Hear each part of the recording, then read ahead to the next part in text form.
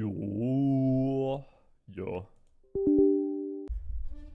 Hell yeah, brother. Hell yeah, brother.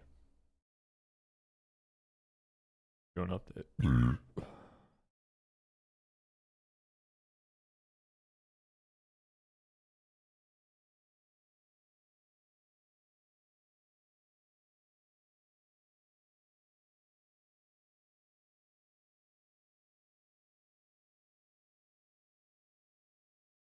Oh yeah.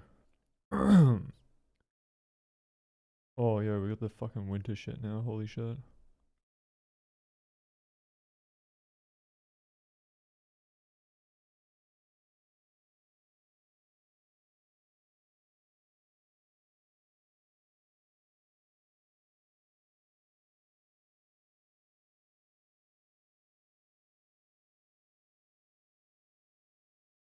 Damn.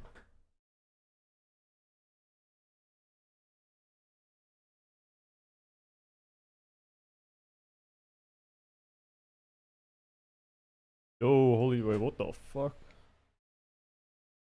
What is it? Fucking London chat. Holy shit. Is this my fucking chat? No, it's not my chat. What the yeah.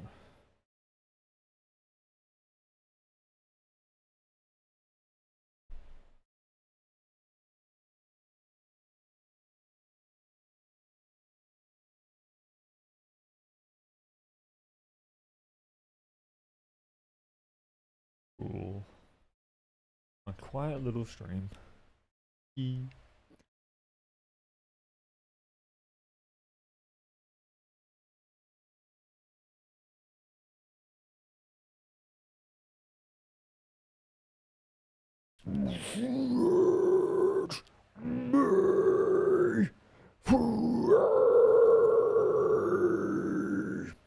Let the dead rise and swallow me.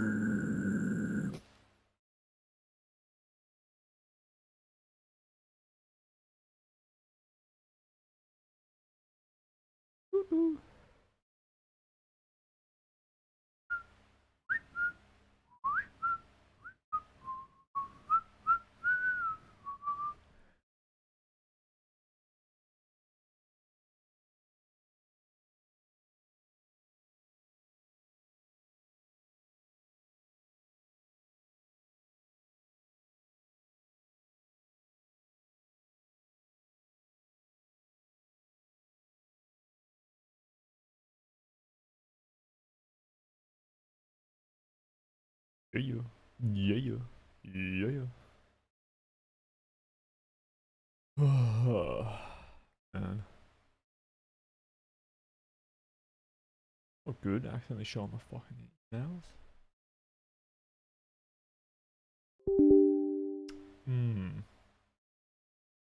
Application was unable to start correctly. It's bullshit.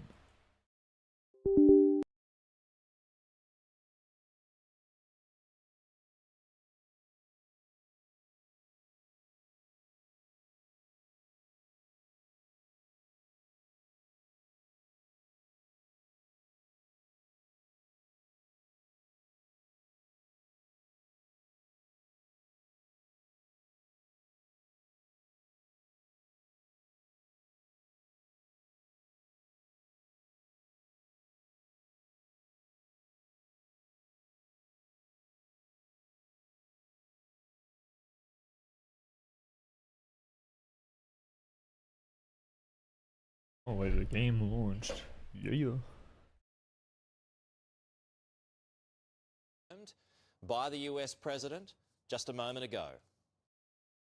As you probably know, we've just seized a tanker on the coast of Venezuela, a large tanker, very large.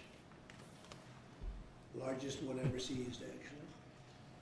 And other things are happening, so you'll be seeing that later, and you'll be talking about that later with some other people. When he says other things are happening, these other things have been happening for a while now. In recent weeks, the US has been increasing its military presence around the Caribbean country, moving its assets to the region. The pressure from the US has still not moved the Venezuelan president Nicolas Maduro, though. Michael Clark explained this military situation to our colleagues at Sky News in the UK earlier this morning. It's the biggest naval deployment. Oh, eh? The biggest.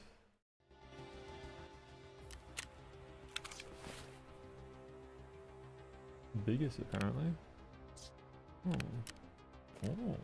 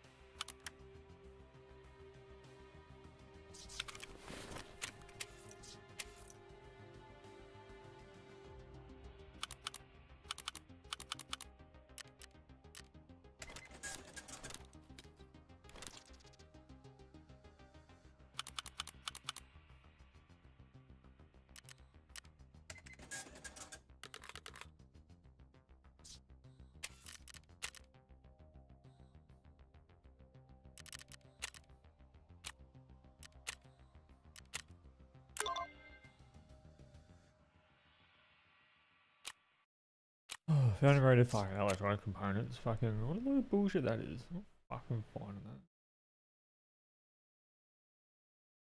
that. Electronic components.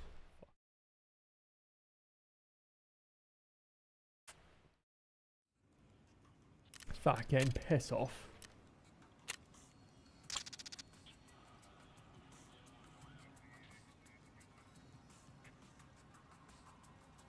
There's the T-shaped plugs.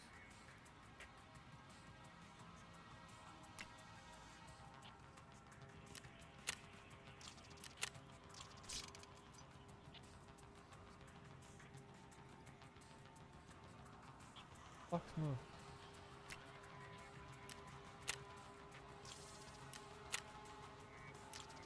Okay, how good's that?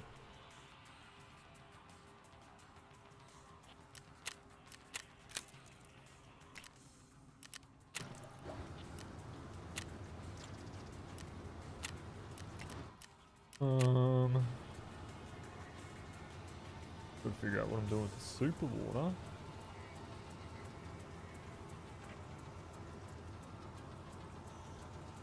Make a bunch of beer. Ooh. Ooh.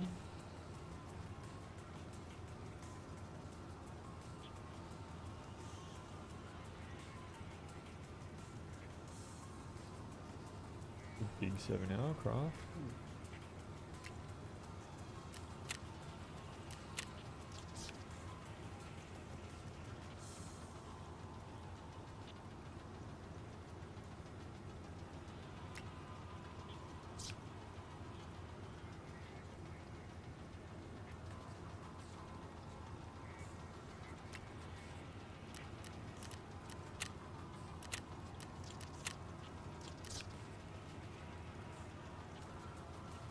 That's going to be a favourite, sure.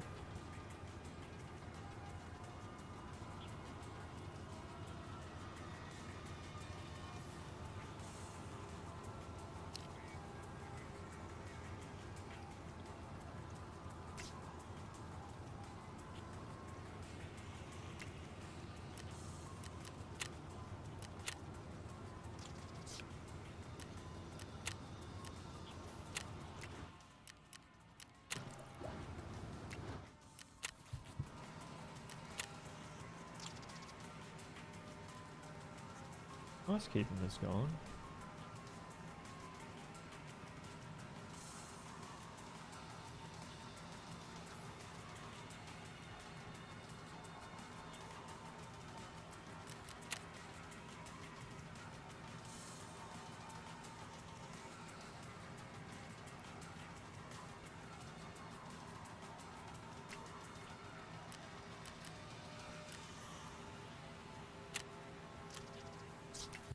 Why not use some of that actually?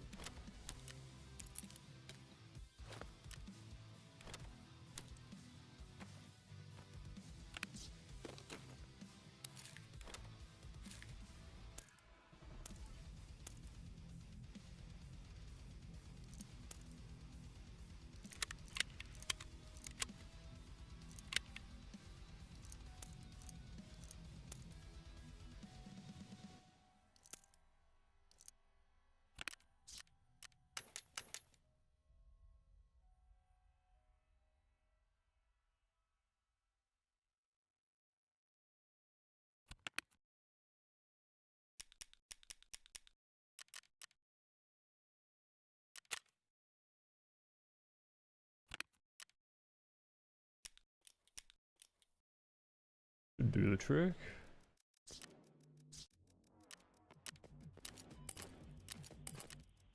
These ones.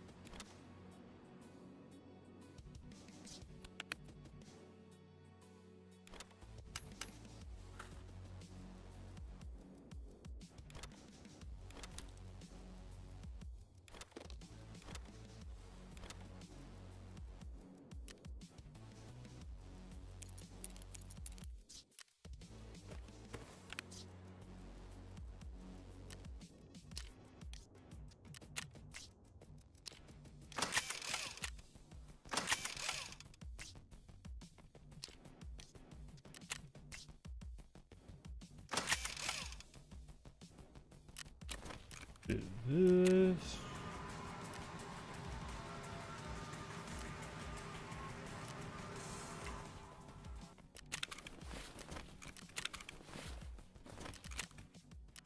What?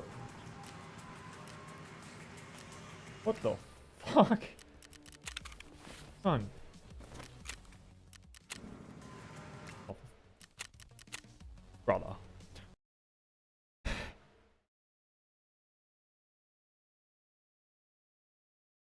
Why?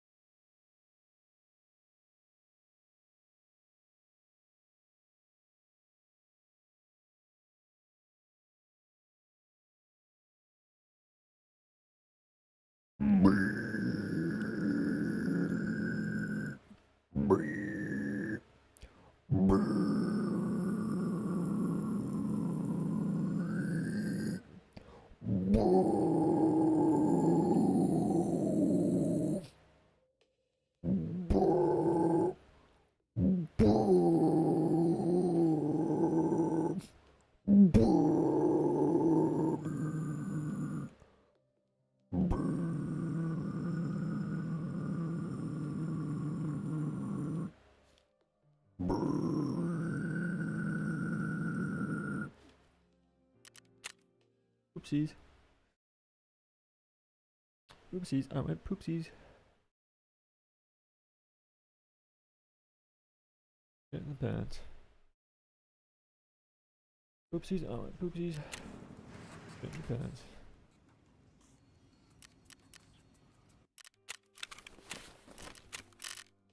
Working on it.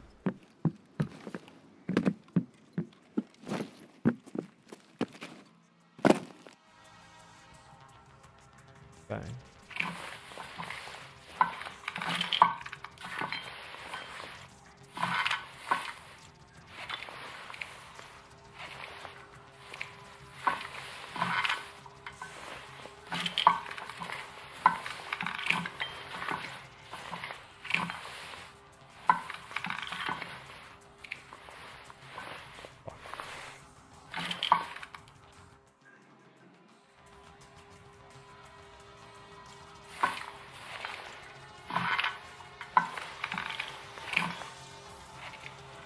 No! Aim. What the fuck?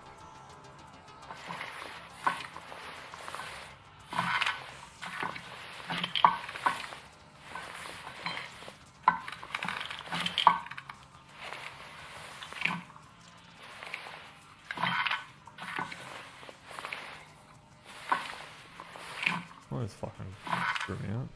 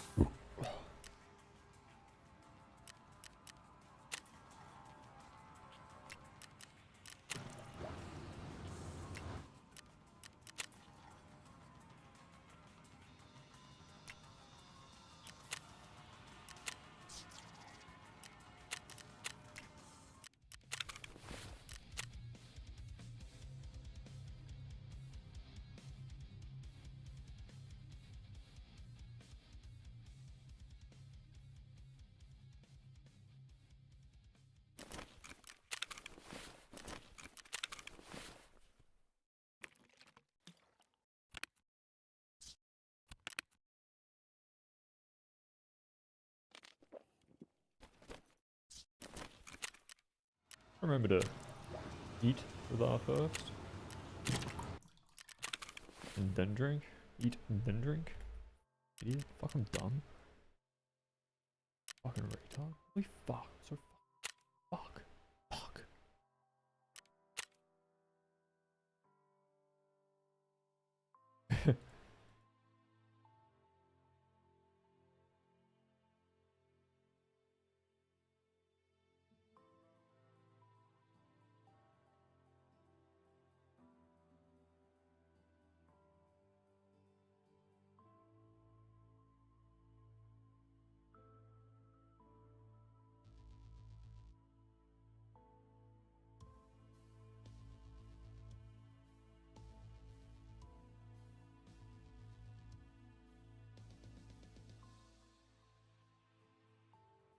Whoa. Almost on easy job part 2. Eliminate any target around the helicopter area. How's that 8 out of 10? That's crazy.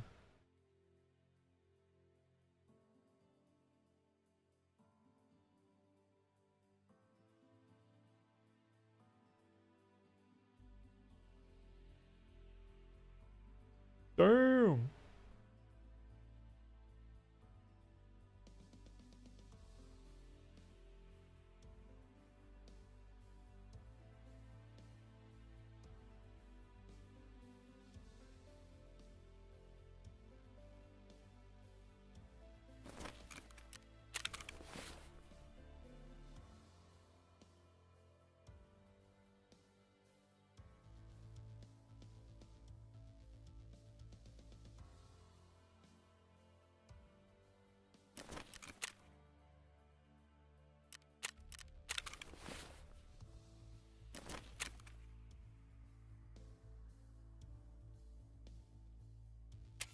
Realized the quest line from Ref.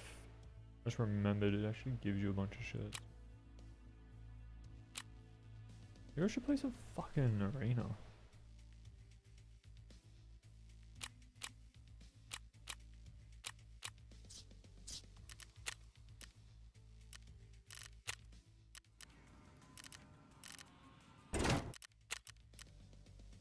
GP coins falling. That might be a fucking.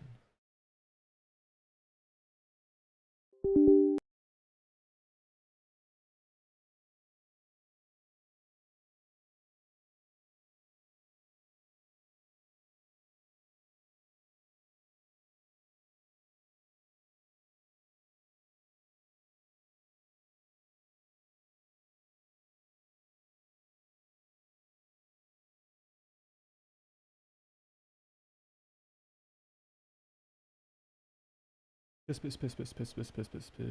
and poo.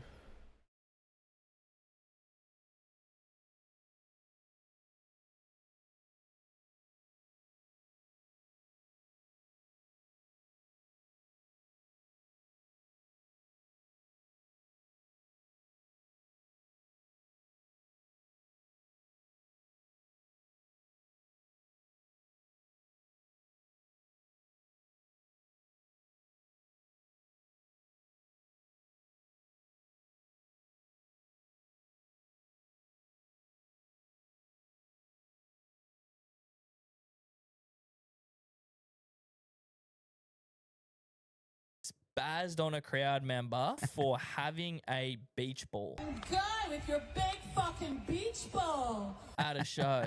Gone off at this, like calling him a fuck face. And you're a fucking fuckface. She's saying, I should tell people to be like punching you in the head right now. Literally want to fucking ask people to punch you in the fucking face. By the sounds of it, she's got a bit going on at home. Yeah. Sounds like a period. I'm just joking. The Australians did their thing and this was their next set.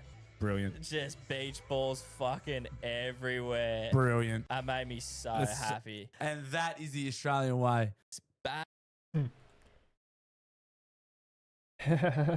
Fuck.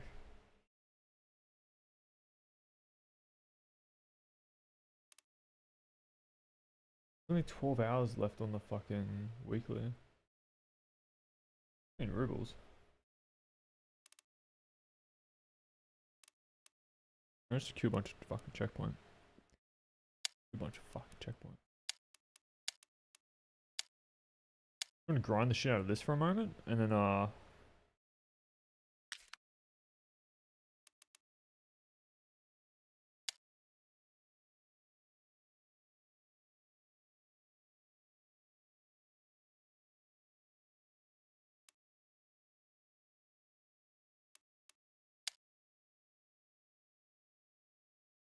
that's 54.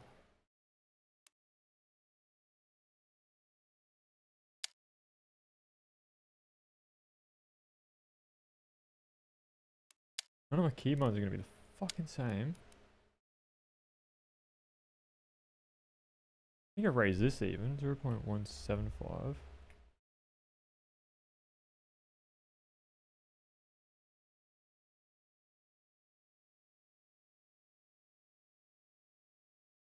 A VNR. Oh mate, I hate how this is like.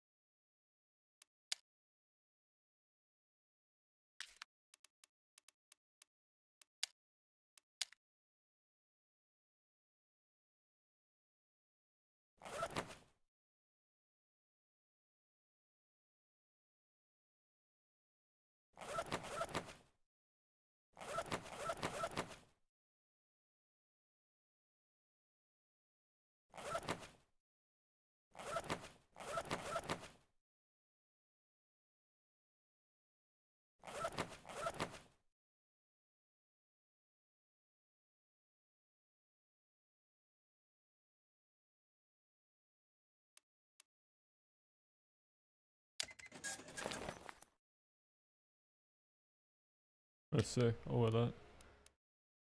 Oh, okay. I guess I'm not wearing that.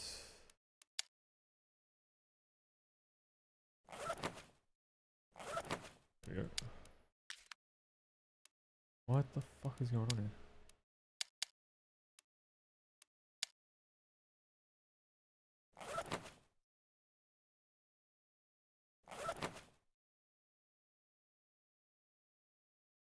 Yep. Nope.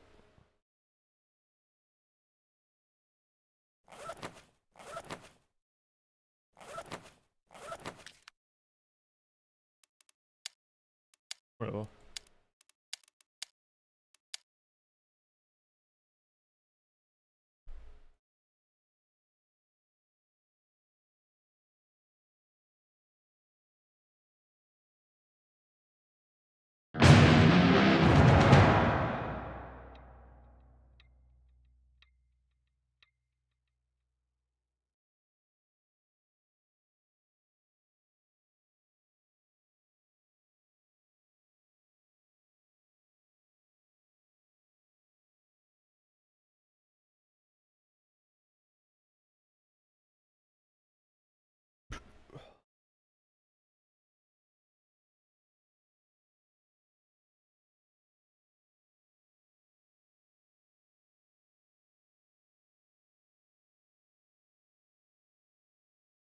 You know, I started writing my final Australian column for the year last night, and I was focusing on a bit of a wrap-up of the year. And I was thinking it's one that, for a change, leaves me a lot more pessimistic, a lot more troubled, and a lot about this social media ban for teenagers. It might just work. It should at least help to keep kids away from the worst excesses of social media. And it's something that's had bipartisan support and broad community support. So let's hope we'll look back on this week as a bit of a watershed in that regard. But the development that really worries me, and for our media, perhaps 100,000 people joining what was ostensibly a march to support the Palestinian people, especially those in Gaza, and no doubt there were many well-intentioned but probably misinformed people there on the day. But at the heart of the rally was a strident anti-Israeli streak, and driving that was a hardline Islamist bent.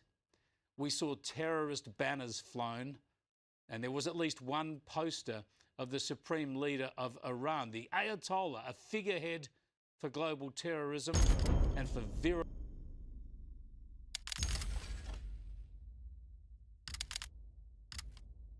virulent anti-Semitism aimed at eliminating Israel. Sheikh Ibrahim Dadoun was there, the man who, on our streets 2 years ago, led celebrations of the October the 7th atrocities just hours after they happened, and while Israelis were still finding out who was dead. Oh my god, it's actually, oh my, it's crazy. It's crazy. What's going on here? It's fucking crazy.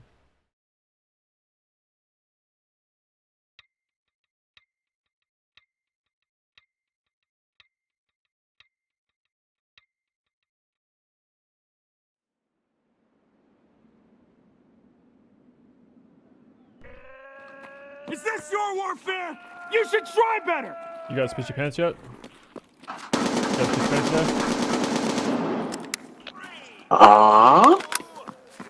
Got any pants pissers in here? Give a potatoes a dummy.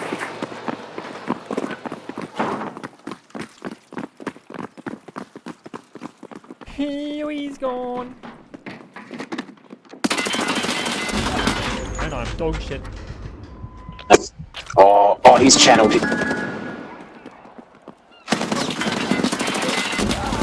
just fucking headshot that guy. Oh.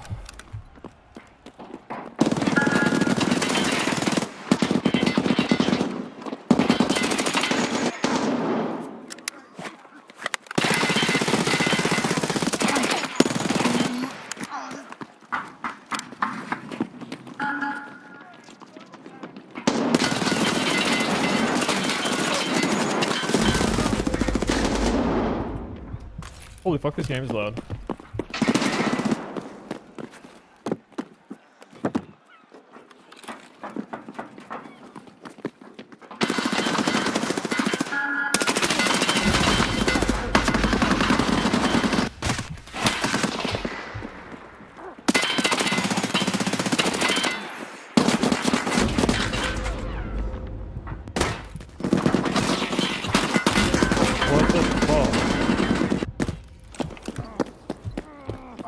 dude camping us spawn.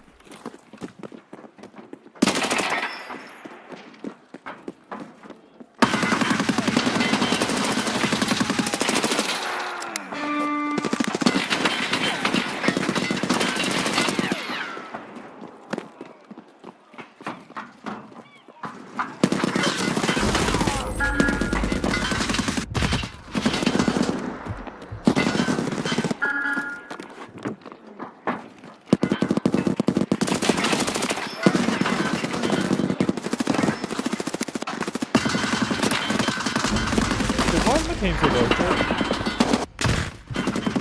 Oh, it's really fast.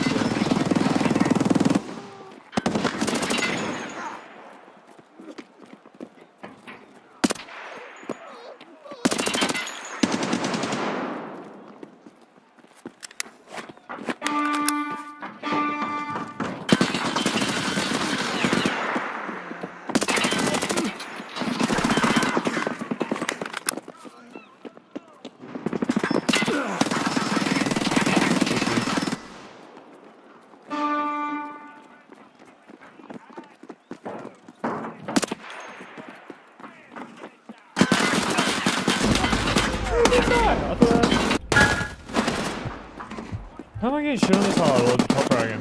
I don't understand.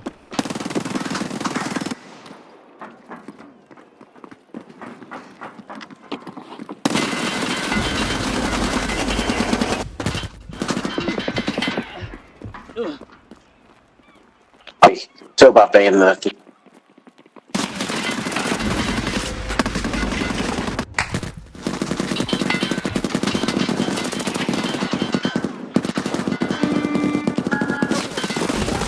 Why am I hearing you reloading to my left?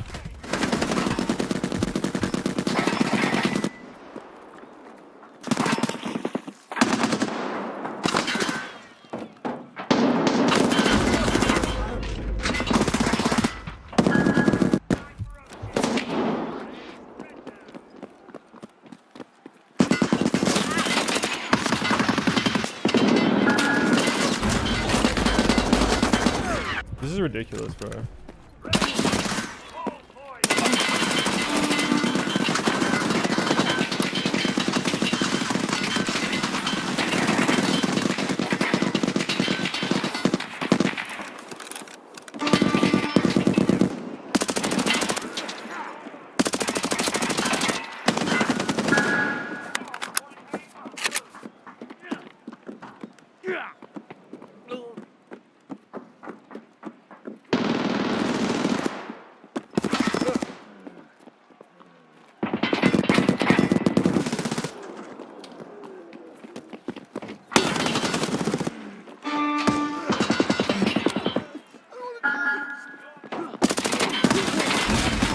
This is fucking ridiculous.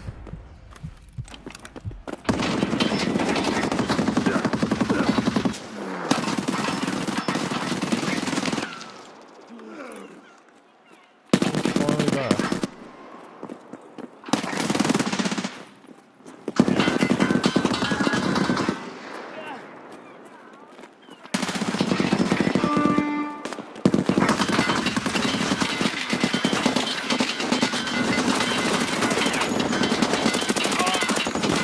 Why am I getting shot through the fucking thing? Are these guys cheating? They're just like spamming through walls. And like all collectively turning around while the shots are going off. What the fuck is going on here?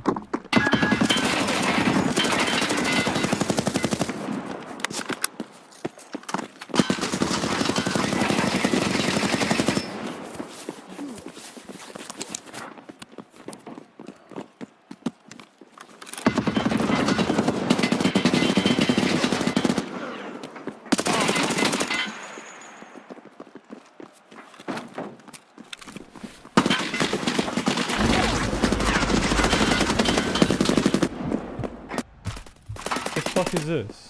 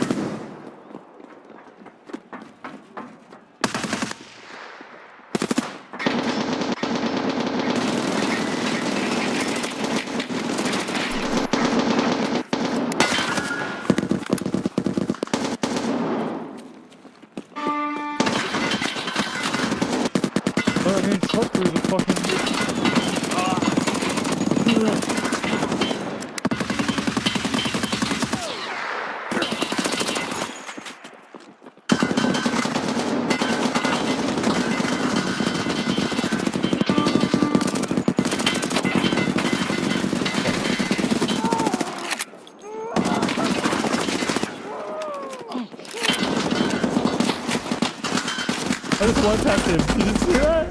Oh my god.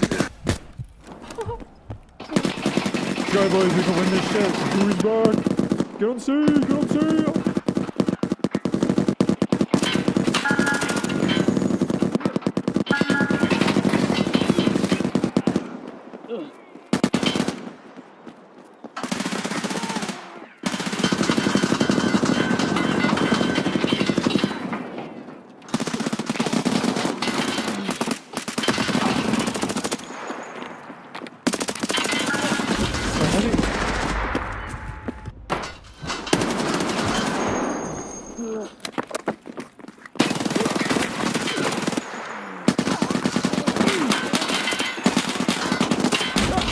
Dude, this is insane. These guys are just laying at the fuck.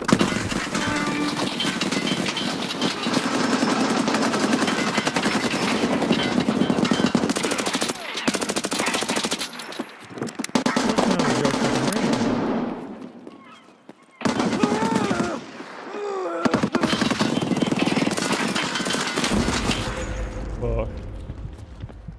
Why are they different guns?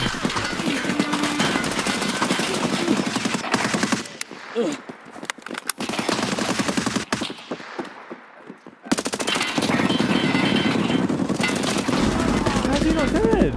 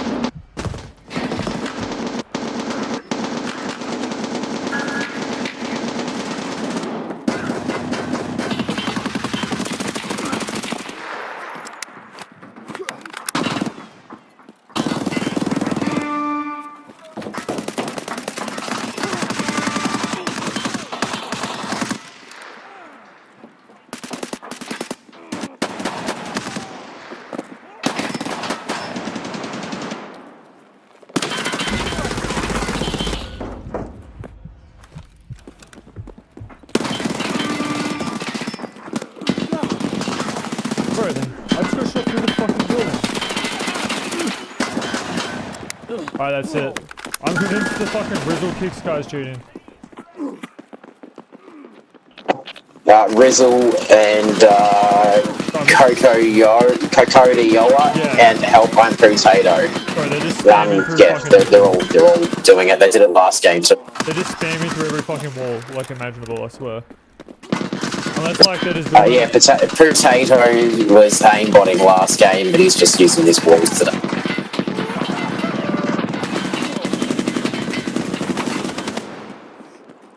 Yeah, 3 shaders must feel good. They're still so shit though, there's no way. They're still so shit, like there's no way they're all cheating like that.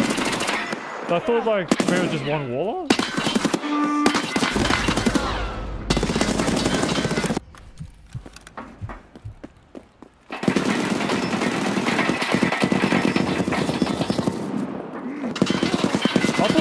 dude walling, bro.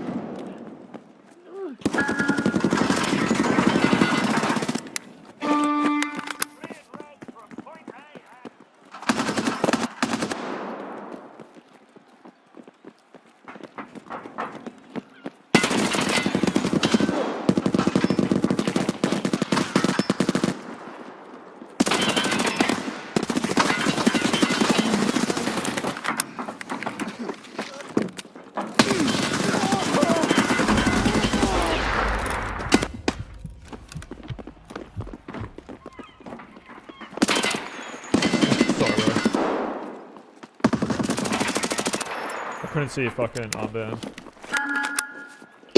Imagine if it wasn't 4v5 for the first 10 minutes. Yeah.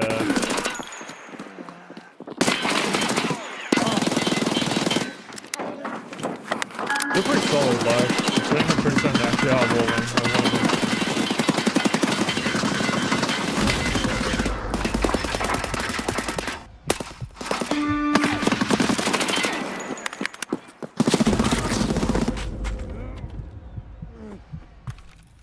Like, for a bunch of fucking cheaters, like, I still killed him 40 fucking times, you know? On a warm-up game, I fucking fragged him that many times.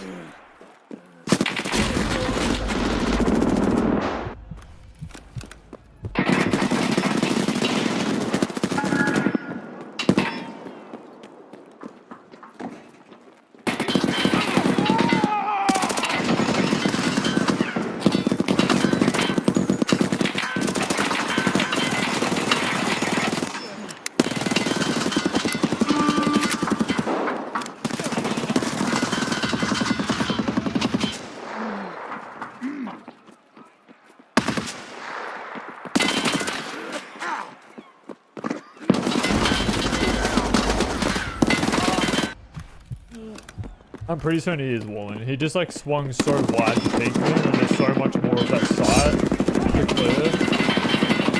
Back.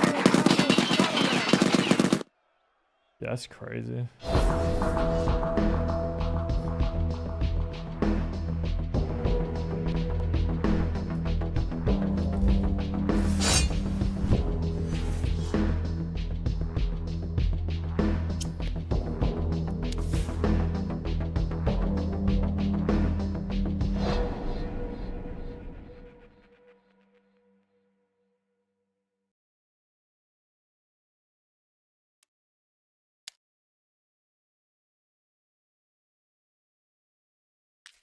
Is what it is, I guess. I don't know, like, that's...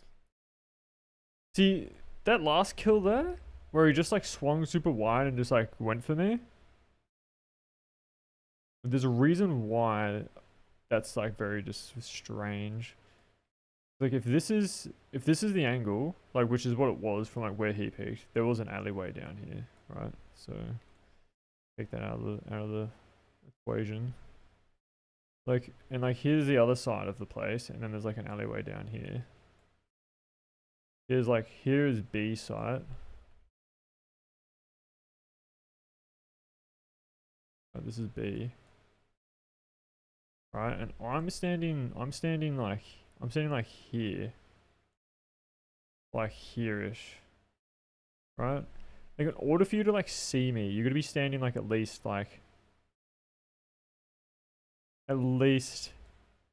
here, right? Just at least here.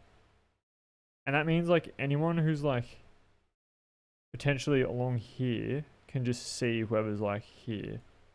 And he's just like full sprinted. Like, it's not like a guy here, here, here, here, here, here, here, here, here, like anywhere here, right? Like, you don't have precise fucking awareness in this game. You just don't. Unless like you're walling. So like, he's come out swinging this way, and he's just full sprinted, and like just breached this line of sight right here, right? He's just like come to this point right here and just like shot me. Like he just came to here and just shot me. Like he doesn't care about this at all. And then I had like a teammate which I heard behind me like back here, right? So he just like knows, right?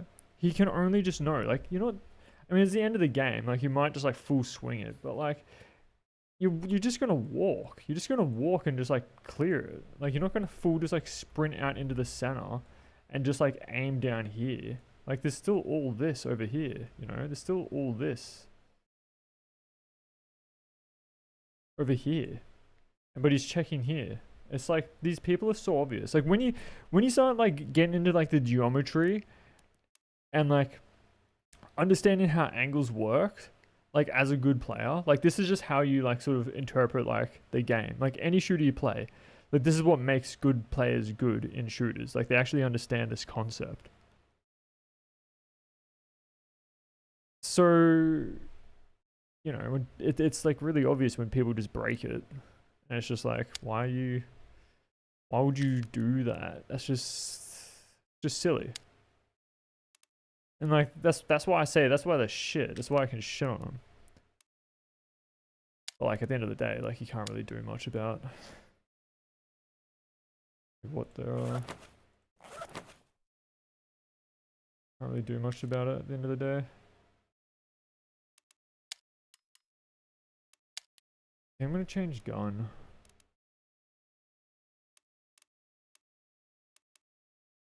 To be honest. Because kind of gets overheated and it's kind of fucked. Not good when it overheats like that.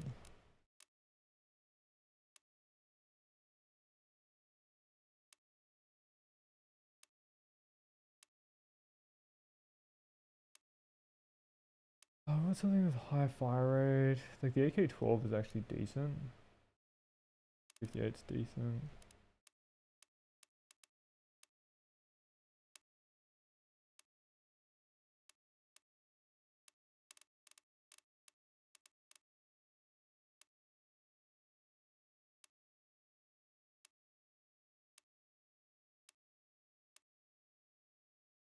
And so is the MCX.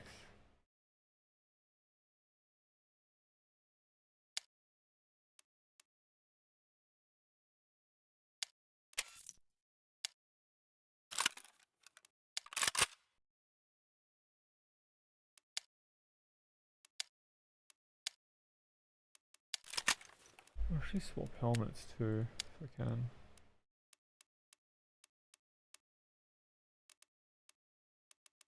Where's the Neo Steel?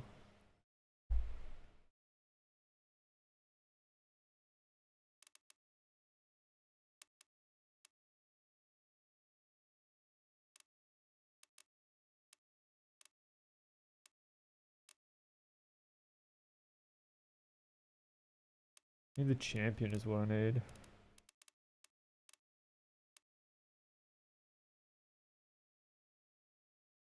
I think this is it, right?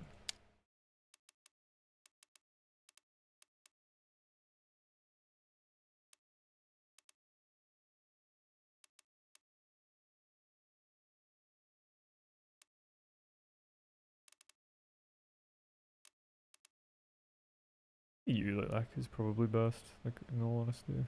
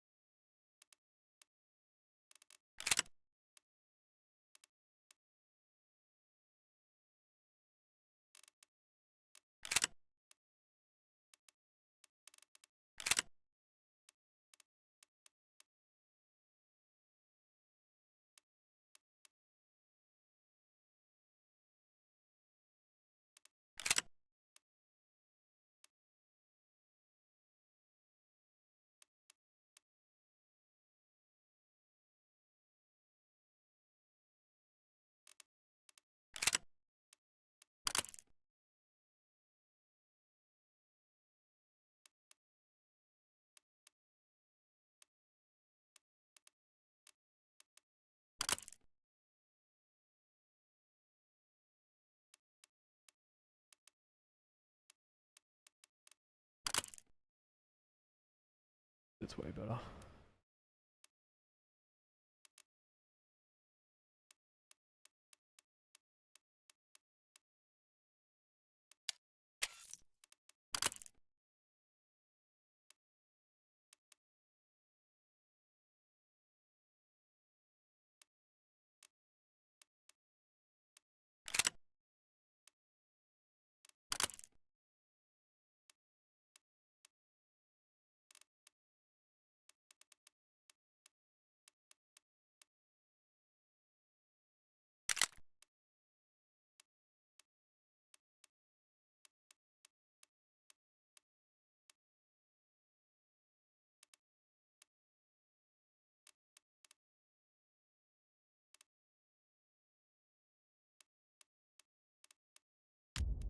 I'll do.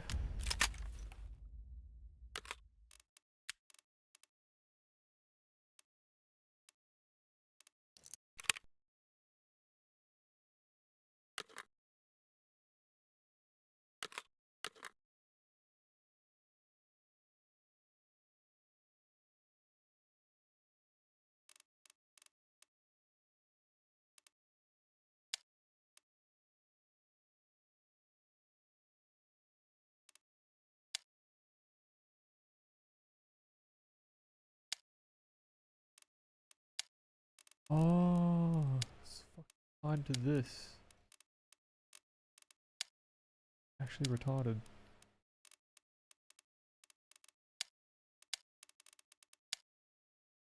What's a paladin? That's it, apparently. Oh, it looks wider. Alright.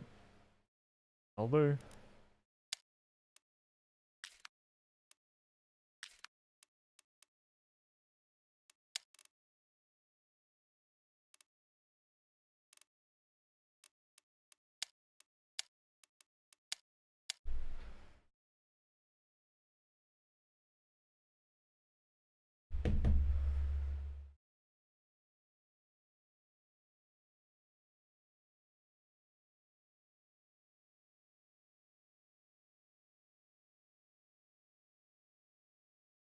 And who'd been taken hostage. We stand on the Harbour Bridge on an iconic day when we are protesting and we're marching for humanity. Celebrating the slaughter of innocent Israelis 1 minute, marching for humanity the next. It was just sickening. And we heard aggressive chants for death directed at Israel.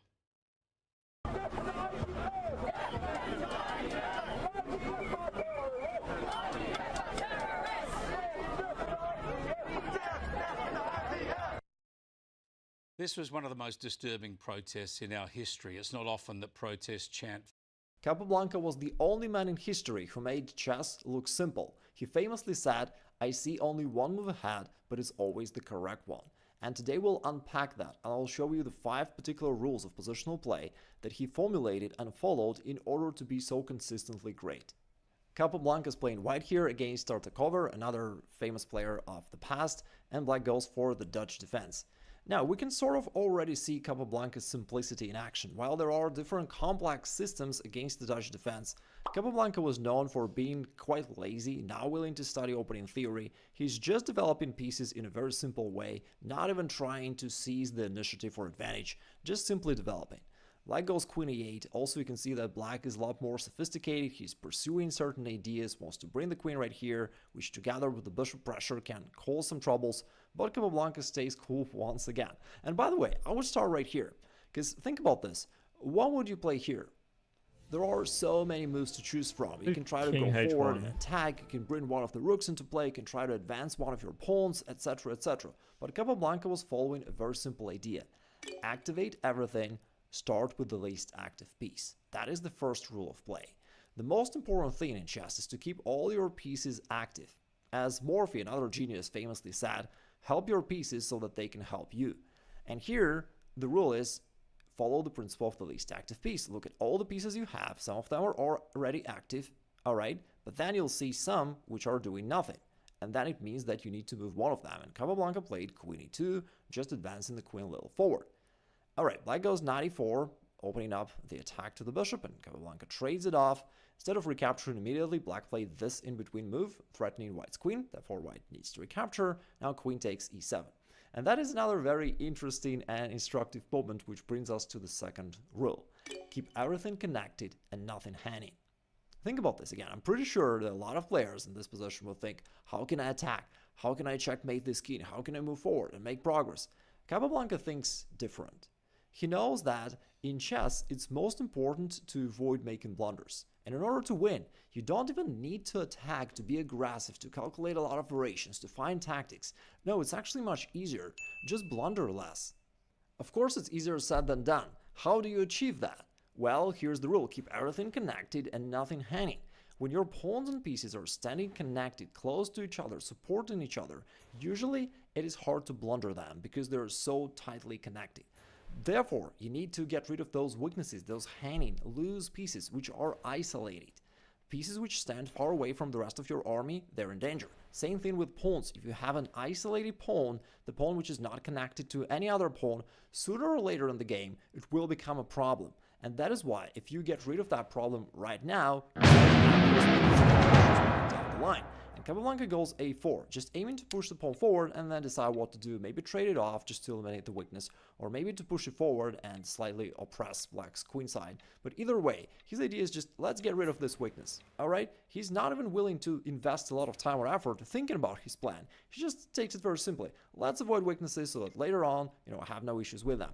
Alright, here black decided to trade off this knight on l3.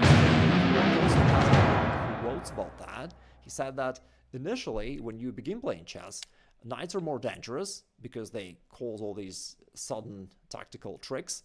However, as you advance and stop blundering, you realize that in most positions, bishop is stronger, and therefore I'm pretty sure that Capablanca was happy about the trade.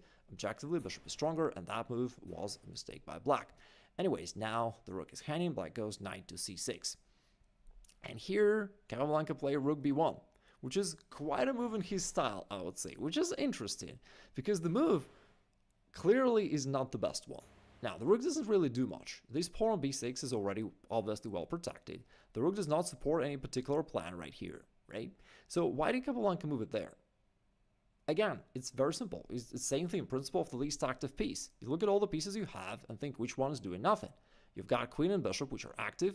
This rook, potentially active if you can push the pawn forward to a5, and the rook on f1 is the only one that does nothing. And so he thinks, okay, let's move it somewhere, and he moved it to a more open position, right? That is it. There is no plan behind it, which is very controversial to, common chess wisdom, which says that you need to come up with a plan and execute it methodically. But Capablanca takes it easy. All right, black goes rook to e8, which brings us to another super important point of Capablanca's play. Once your opponent made a move, ask yourself, what does my opponent want? That again brings us back to his core strategy. It's not about being genius or brilliant on fighting brilliant moves. It's about reducing your blunders, not blundering, okay? That strategy, although sounds simple, clearly worked great for Capablanca. He was the world champ with the lowest blunder rate among all champions. And he's also, as far as I know, the only person in history who made Fischer being humble. What do you think about Capablanca? Šta misli Fischer o Capablanca? Well, he was one of the best, one of the best of all time. Would you beat Capablanca in the match? Da li bi Fischer pobedio Capablanca? I don't know if I beat him. If I don't make any mistakes, Ako ne I bih can't lose. greške, onda ne bih izgubio. But if he doesn't make any mistakes, he can't lose. And that compliment from Fischer actually means a lot. I don't think I've ever seen Fischer being humble like. Alright. Who's pissed their pants today? Alright, but I'll shit myself. Fucking Jesus Christ.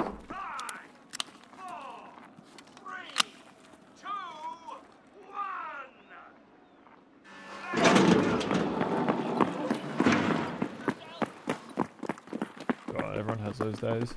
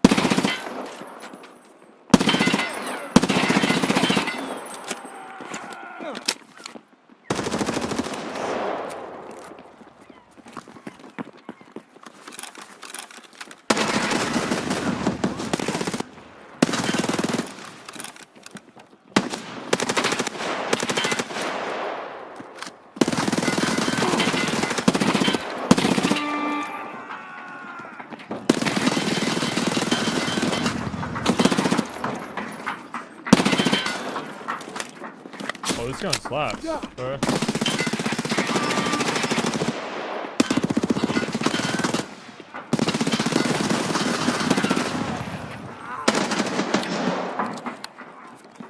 The M6 is high key nuts.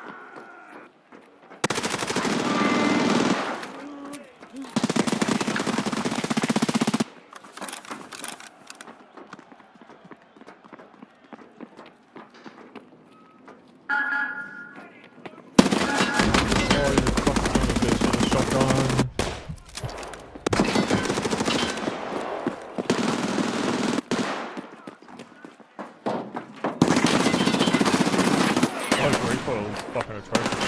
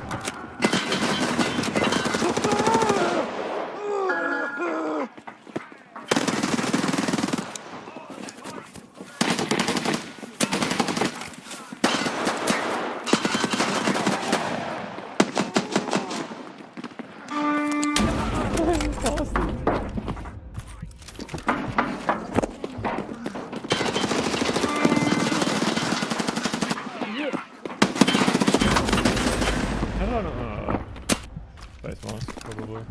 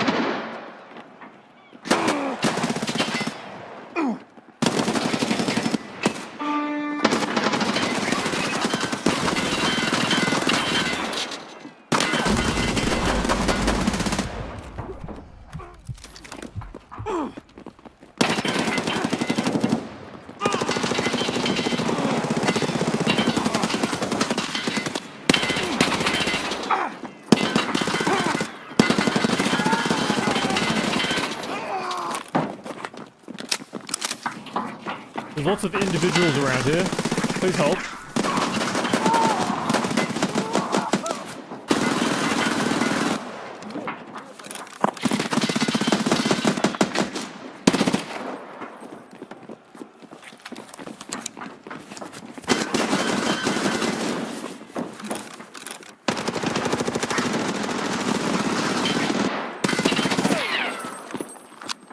Where's the drop shot go?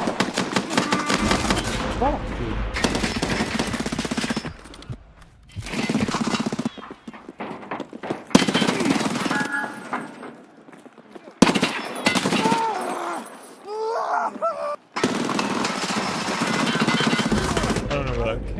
What the fuck?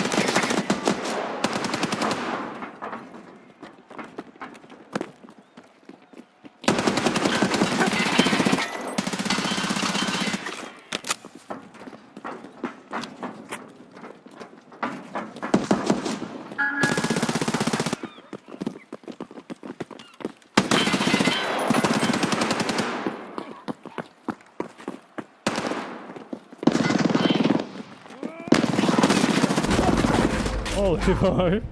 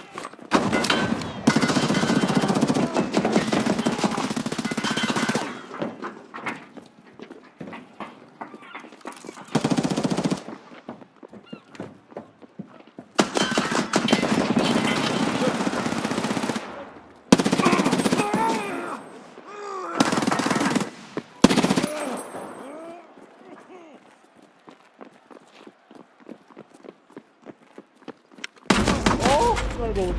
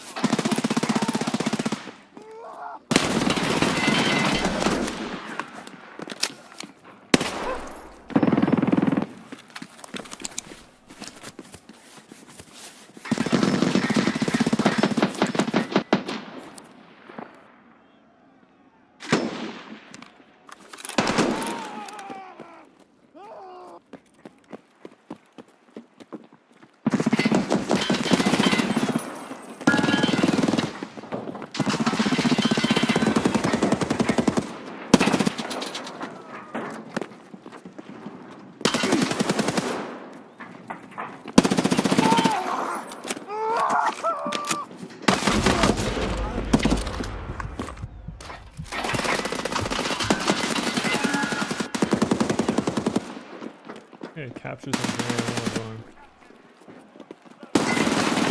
Why is there a guy there, bro? What the fuck? Bro, the bee's being captured and this guy's in our spawn. What the fuck is he doing?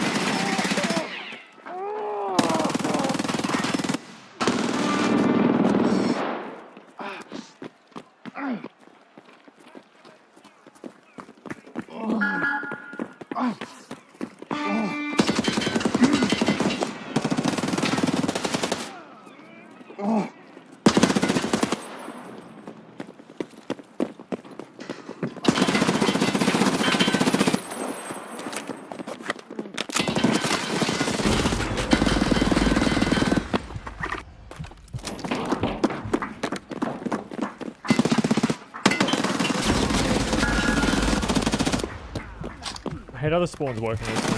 They're so bad. They're seriously terrible. Like, oh, this is not good. How are we losing? How are we losing, boys?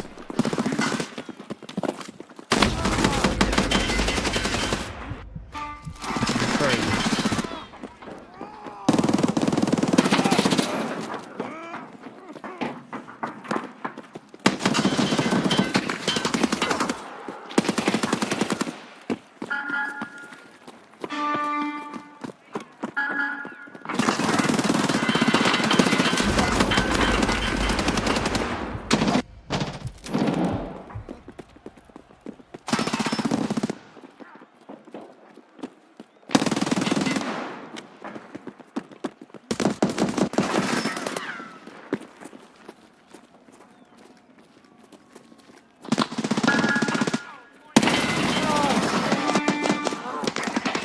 Keep counter-strafing. It's really bad.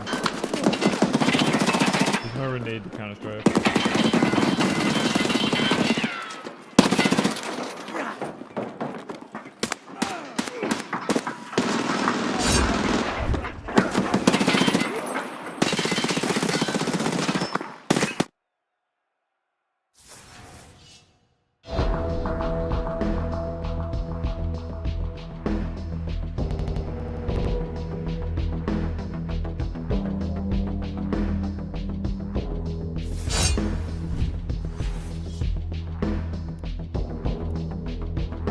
It just felt pretty clean. I think that Nanchang guy was kind of weird, but that's pretty clean.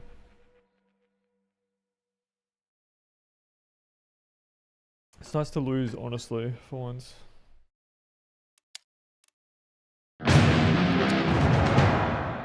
How rare is that? Anyway, how let's rare come is back to that, the game. bro? Therefore, Black has just An moved the honest rook right loss. here, and Capablanca asks himself, what does Black want? Well, clearly he wants to push this pawn forward to e5, and maybe from there even to e4 and begin the attack. And therefore, Capablanca asks himself, okay, how do I stop that? That feels a little bit uncomfortable, right? These rooks come into play and start attacking, and he plays queen to h3. The idea is to stop this move. Black now cannot play that move because now this pawn f5 will be hanging, and from there you attack this one, that is just disastrous for Black. Therefore you shut it down. Black played rook f6. Once again, same idea. What does he want? Oh, Clearly Black wants to bring the rook right here, attack somehow, and again maybe somehow expand on the king side one way or the other, and Capablanca shuts it down with f4, keeping the position locked so that these pawns can never move forward, and Capablanca is safe. Black goes knight a5, he realized that there's no easy way to make progress on the king side, and he tries to put pressure down here, but the pawn is right now protected anyways. And Capablanca goes queen f3. How did he come up with that move? Again, principle of the stacked piece, right?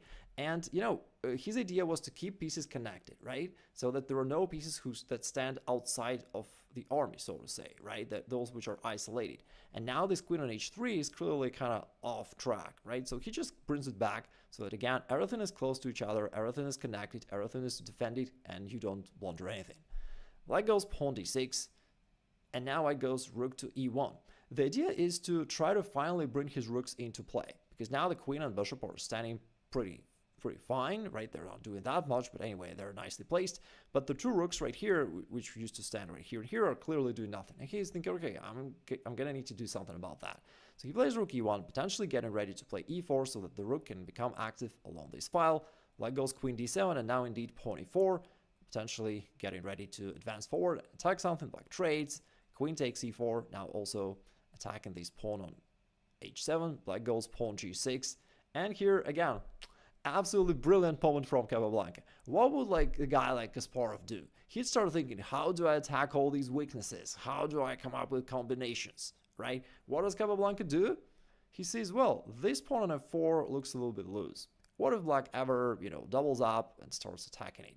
I'd better defend it in advance. And he goes pawn g3, just defending this pawn, which is not even attacked really, right? Because the queen is defending it. There was no real danger. But he protects it just in case in advance, so that once again, everything is super rock solid, everything protects everything, and he's safe. Black goes king f8. Not sure, maybe he was worried about some potential threats along the e-file. Anyways, and Capablanca goes king g2. Another move which doesn't make that much sense, but he just fills in all the holes and keeps everything protected. Black goes rook f7. Finally, this brings us to one of the very few aggressive ideas of Capablanca. Attack pawns.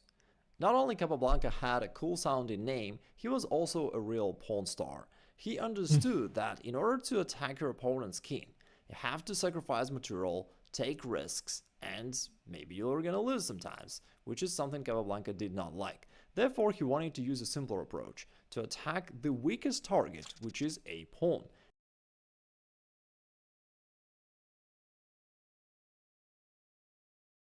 And if you can capture your opponent's pawn, you just increase the chances of you winning the game, you increase your domination, and gradually you're going to convert it into a win.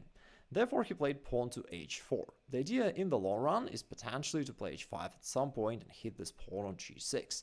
Maybe with rook to h1. Again, I'm pretty sure Capablanca would not rush to do that. He would prepare that very well, but eventually he might do something like that. Nevertheless, that idea, even though right now it's not even a threat yet, Black can just capture, but it already made Black worry, and he played pawn d5 seeking counterplay. Well, in reality, it's only good for White. This pawn on c4 used to be a weakness, a double pawn attacked by Black, but now Capablanca can just get rid of it. I'm pretty sure he was happy about that, because that's part of his strategy, to get rid of weaknesses in advance so that you never have to worry about them. And after the trade, now the queen is attacked, also with the rook, and Capablanca trades queens. It's also interesting that very often people are thinking that in an endgame there is no way to attack and it's unclear what to do, etc. But Capablanca actually had a totally different opinion of that. He actually suggested that people master endgames first, because he felt that in an endgame, when the position is simple and clear, you can master those positional ideas we're talking about today. And then you can use those same ideas throughout the game. And secondly, also he's got a quote about rook endgames in particular. He said that the majority of endgames are actually rook endgames, and yet very few spend time trying to master them. Alright, anyway, what do you do in an endgame? Same thing, you attack pawns. If you're Capablanca, it's easy. You still attack those pawns, and he goes pawn h5, putting pressure to this pawn. It's not even a pawn sacrifice, because capturing this pawn on h5 is not a bright idea by Black. He didn't play that in the game, because after rook h1, White would recapture this pawn right on the next turn, and from there, he's gonna attack that one, and Black would be in trouble.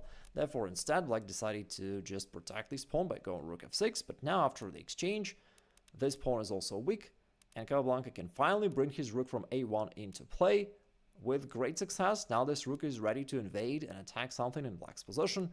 King f8, Black is trying to bring his king closer, but it's too late. Rook h7, Capablanca enters the 7th rank, hitting this pawn, and from there the other one potentially.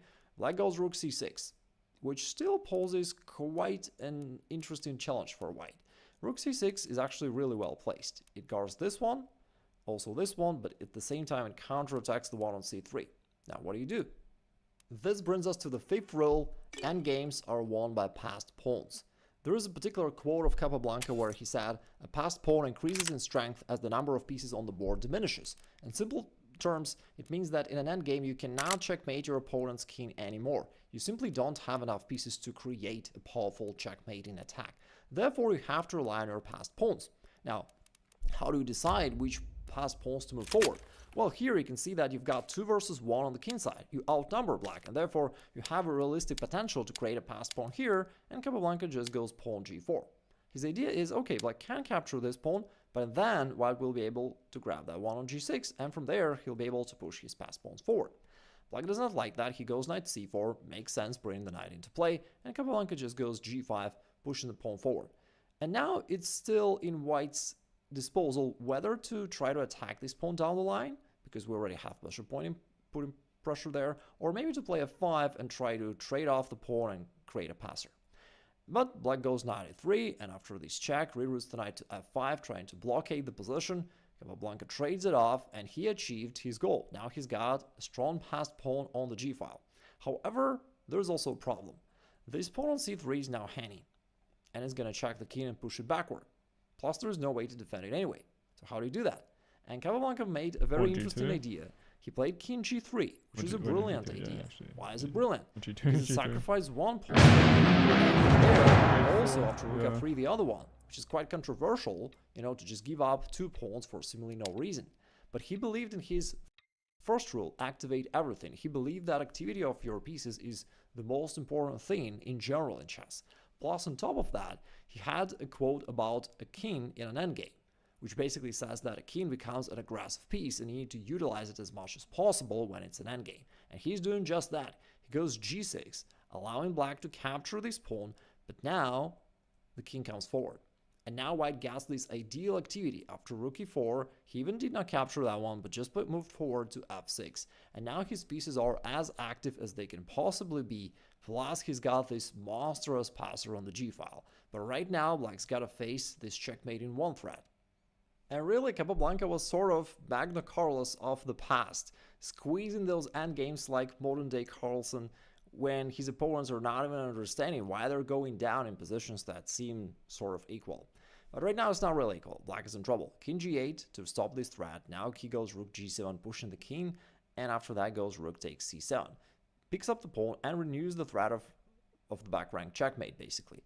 Now this rook has to come back. And that is another interesting moment. I'm pretty sure a lot of aggressive players would try to advance the king, push the pawn, do something to win the game right away, but Capablanca sees that, yeah, like this move would make sense trying to support the pawn and, you know, maybe reroute the rook somewhere here with a checkmate. There are a lot of interesting ideas here, but at the same time it means that black will also have some counterplay. This pawn is alive and can potentially go forward, and Capablanca doesn't want that. He chooses an easier path, king takes f5, he sees that black has nothing to do anyway, the king is pushed back and cut off, it's not active. The rook has to stand right there. If it ever tries to come forward, which is something that black did, the king comes back, once again threatening back rank checkmate, and therefore black can't do much. Black tries rook f4, check, but now king e5, which attacks the rook, guards the pawn, and attacks that one. Rook g4, black is seeking counterplay, but now Capablanca uses a little tactics, pawn g7.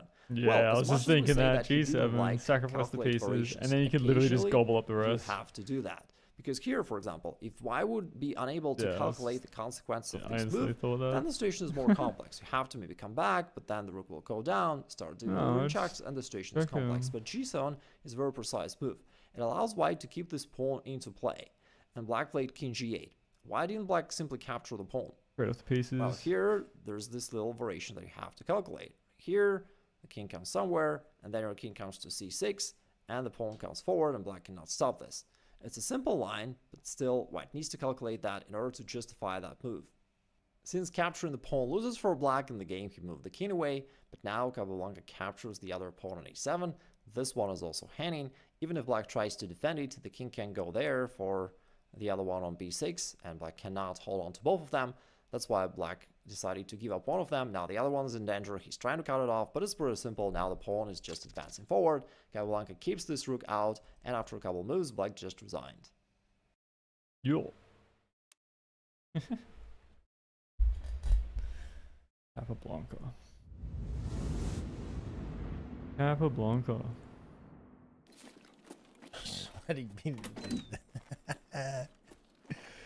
Dude, I don't know why is IGN always.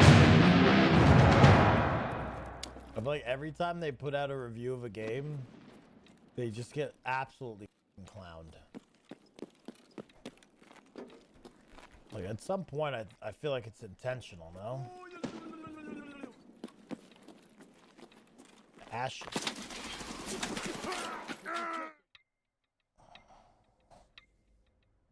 What is Killa doing there, bro? What the f is he just standing there? Oh my god. Well, we're not going back to interchange, I'll tell you that. Okay. Let's try something different. Let's try something different. Give me my trusty Vector. Oh, let me buy... Did I buy ammo from him? Yeah. You can't do that new stock on here, right? No, that like MCX stock doesn't look like it.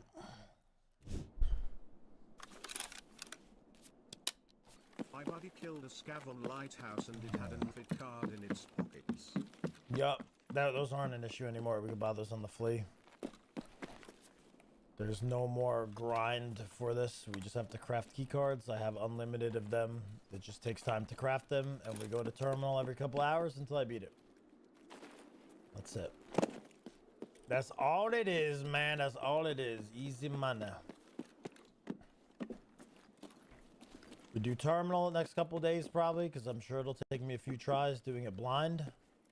So we'll do terminal next couple days. We'll have, you know, a run or two per day that we'll do until we finish it, and then I'll prestige. And then we will I don't know, I guess we'll just reset, prestige again, do a different ending maybe. Or I don't think I have to prestige actually. I mean, I don't think you have to do an ending on the next prestige. I think prestige 5 and 6 you do need to. Triz, thank you for the 5 gifted. Dude, if they have this fog in the game, when they add the snow, I think legitimately I'm just gonna be staring into a CSGO flashbang. Like, I'm just gonna be pop flashed perma pop flash while we're playing. Could you imagine that combination? Like, what the?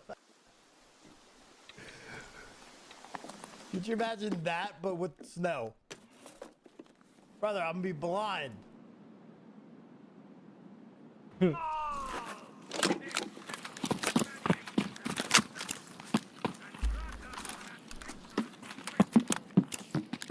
Who's pissed their pants today?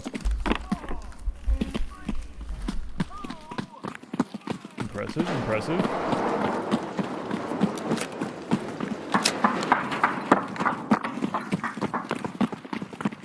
Yeah, keep talking your shit!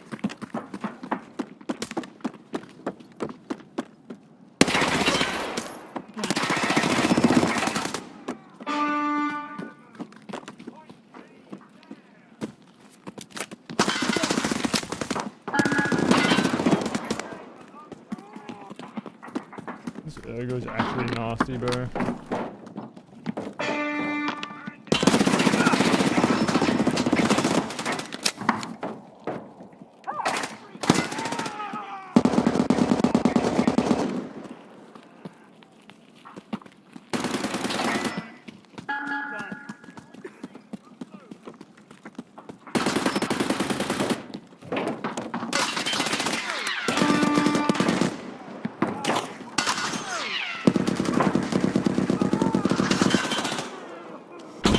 I don't know what's going on.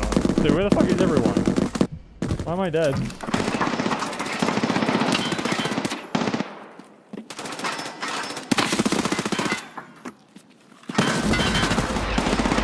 What the fuck just shot me?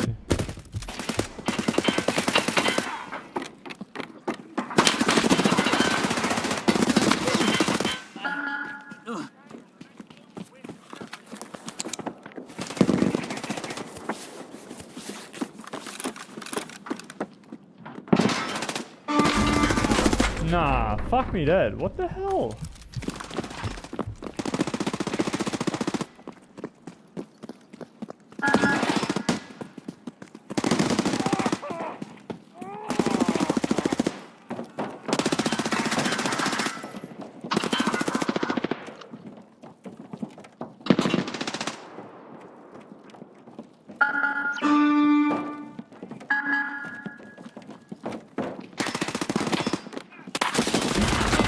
Dude, where the fuck are these faggots? Holy shit.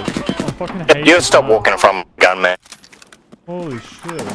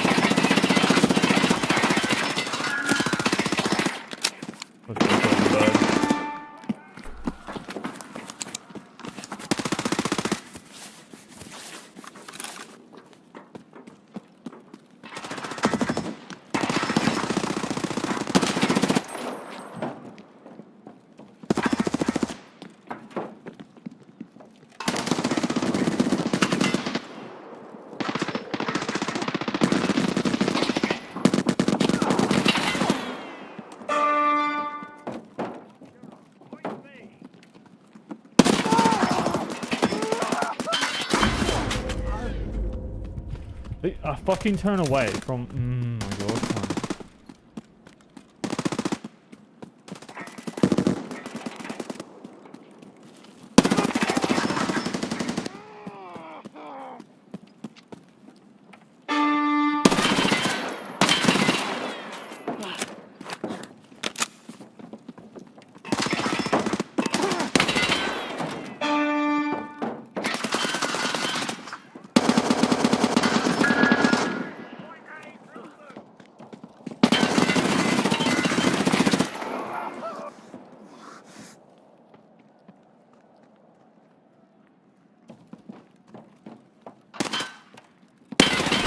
Oh, I got caught on the fucking box, bro. He headshots me. I think this guy is sus.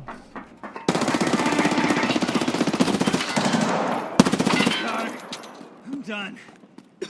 Fucking got an SVT. He just headshot me like instantly.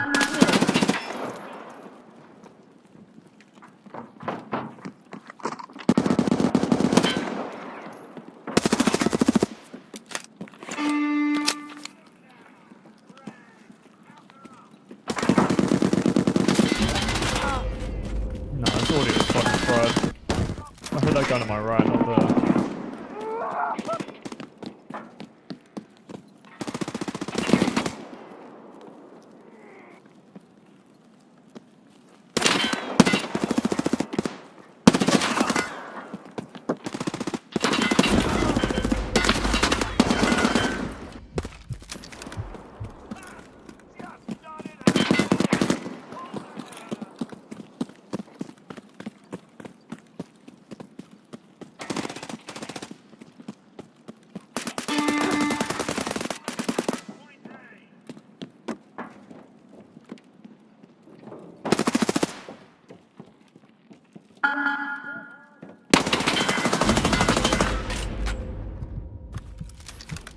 You're cheating with an SVT.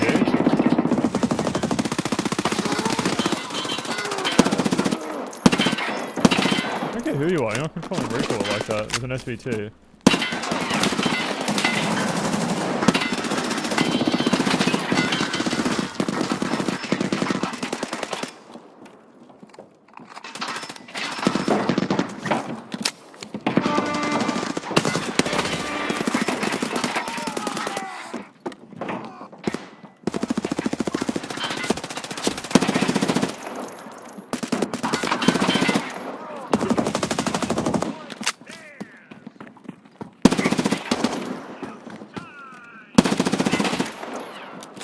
Wait, this guy with the SVT kind of cracked or not?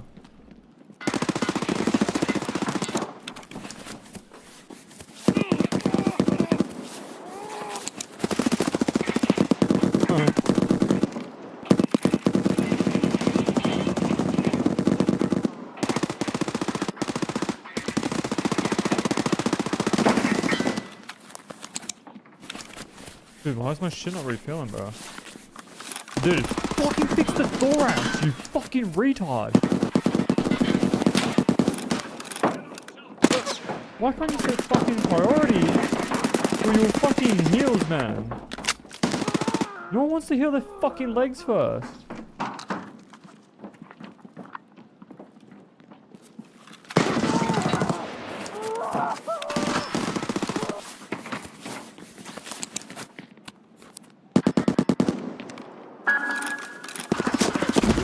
are you ready for me there? Why?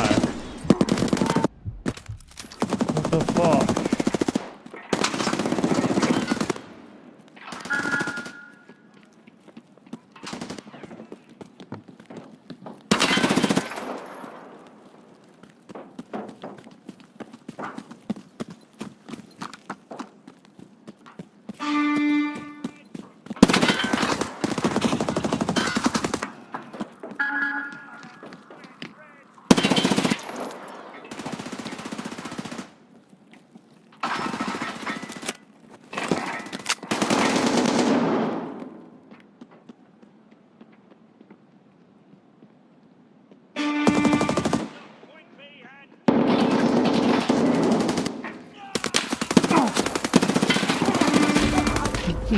Oh fuck.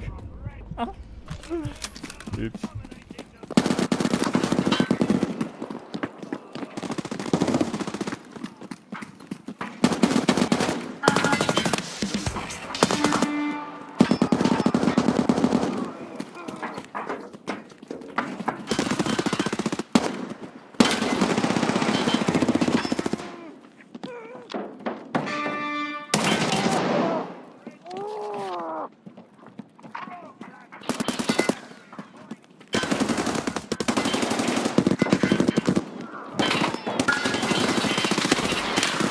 Hey, I'll go B, I'll go B, I'll go B. I'll go B. That's terrible.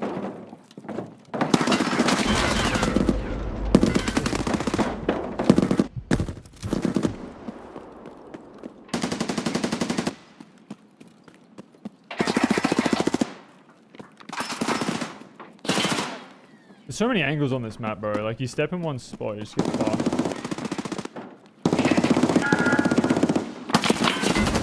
Step in one, like... I peeked the fucking landing there, and there's a guy below. You just overstep this a little bit, you get fucked.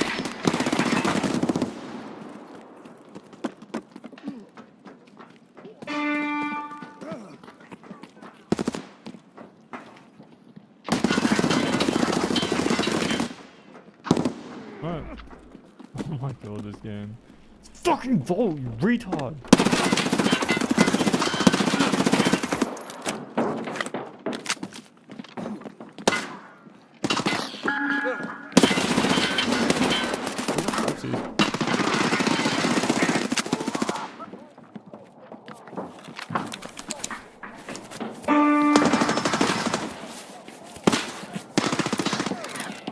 What the fuck?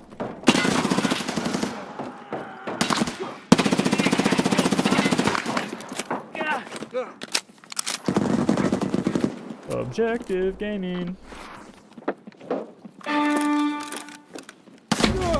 Dude, no. Where the fuck did that just come from? He was like all in front of me apparently.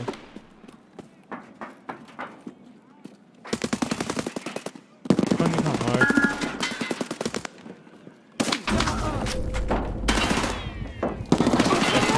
I'm playing.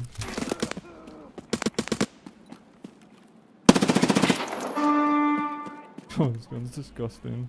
Imagine when I like, get better recoil. Holy fuck. Dude, what's this guy there? What the fuck?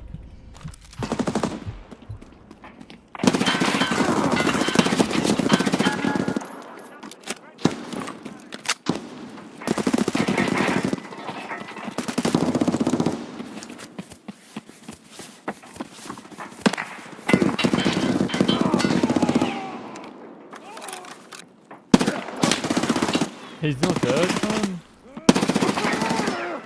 Sorry. You did shoot at me. Nah, why is he aiming at my head, bro? I'm like, these guys must have ping, surely. Ping is proof? Either this guy is just fucking... Like, he was aiming already at my head when he spawned. Or fucking... He's got peek his proof and he just like, found me quickly. Yeah.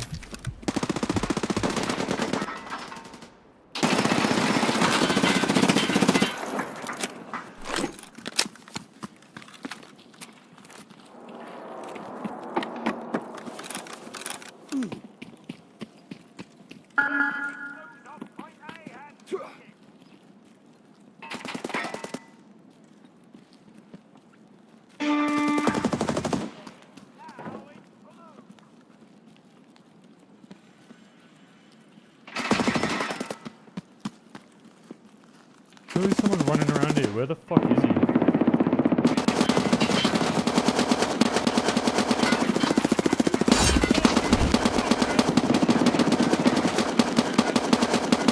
Well, that was easy. A little bit. Holy shit. I didn't have to do anything. Who the fuck was it? Room 40 or?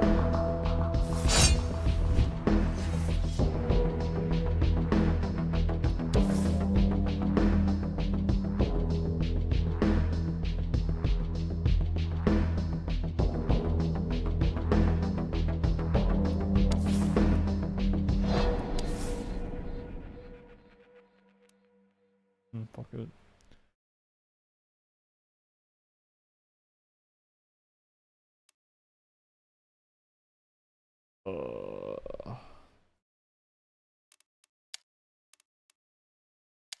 People, man. Bit suspect. What is out here? I need this.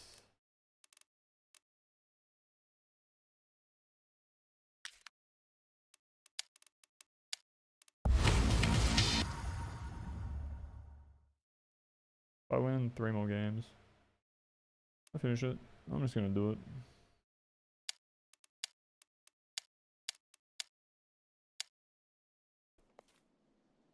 Or like win 2, lose 1 with like 500 points.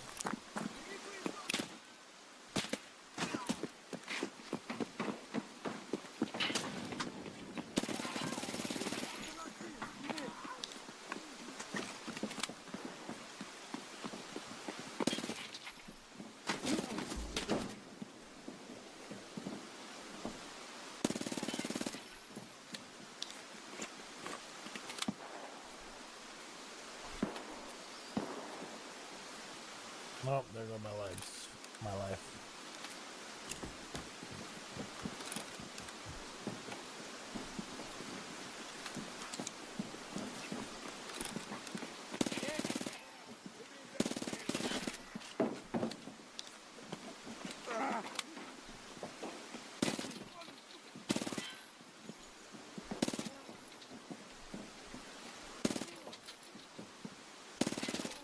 Dude, he has a face mask on.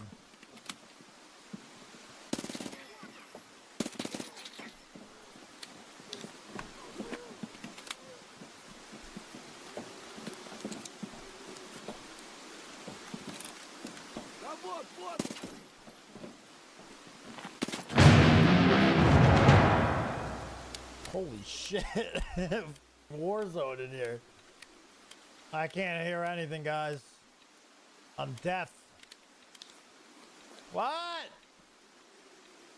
What did he say? Thank you, bad aim man.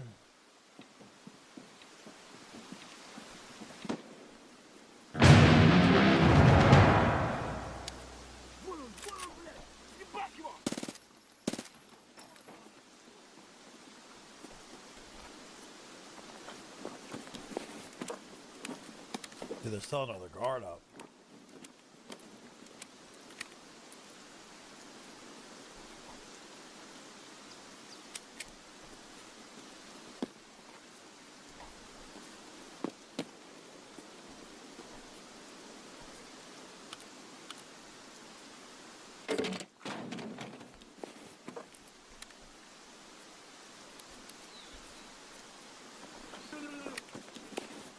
McDavid, thank you.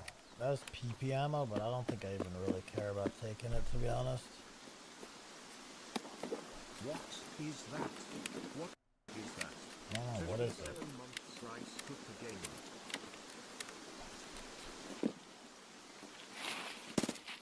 What is that? Ooh, what is that? I need axes, man. I need axes. I need to ask you a question.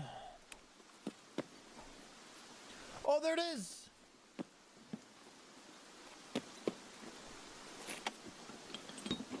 Oh, that's convenient.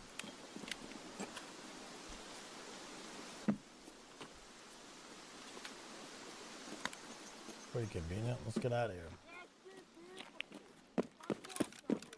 crane? Was it crane? No, the crane. Where the crane? What for the crane?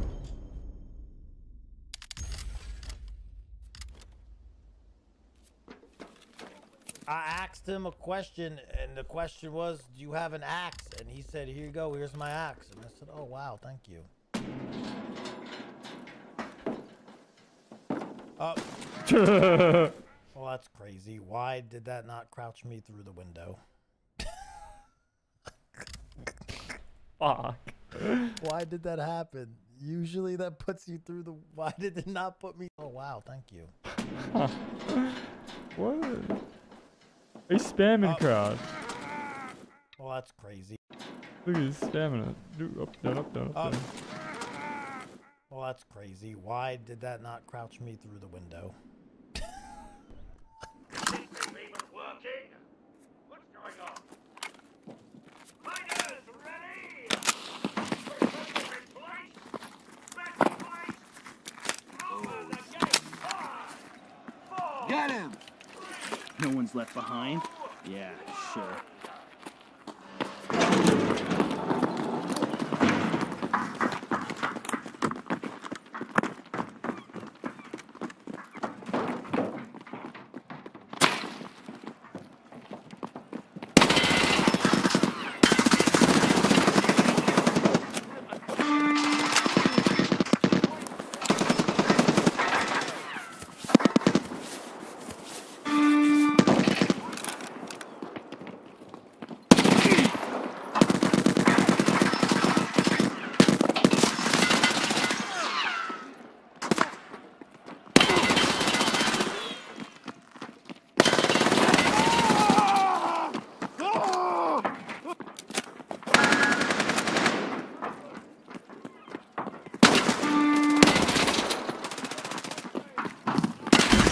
My healing thing, what, bro? Fuck, I should have scrolled to cancel it. I was trying to think if there was a way to like just get rid of it like instantly.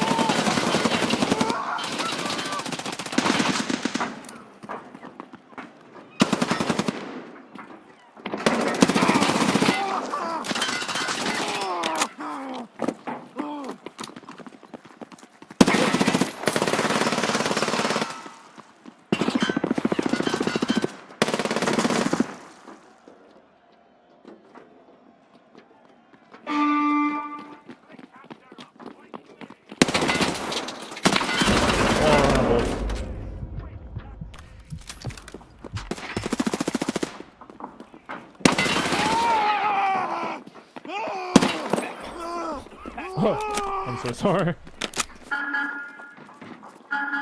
I'll show you wall falling. I'll show you wall falling, bro. I'm so sorry.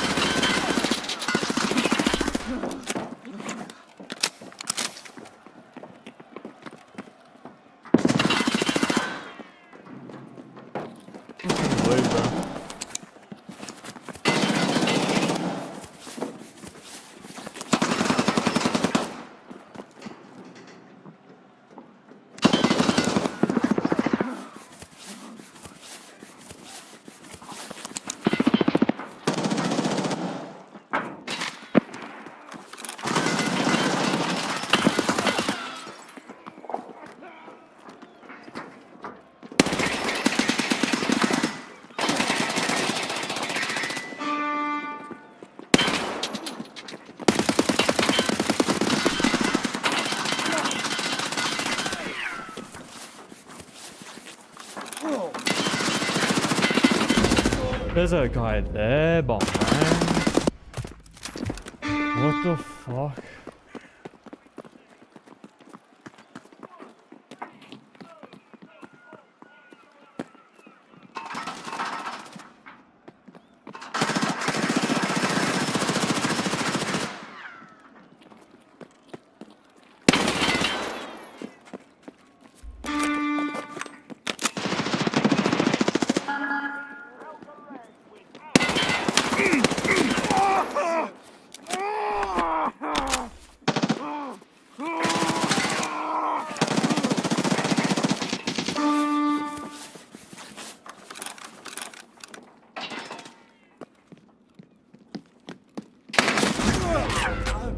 Son of a...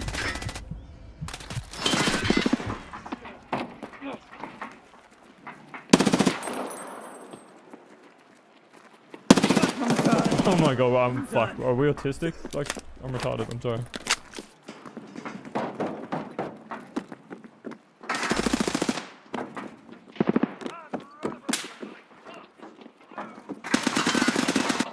Dude, I picked my buffer blade, man. I'm fucking fragging, man. Buffer blade's a bitch. Who decided it's a good idea to make it a thing's a bitch.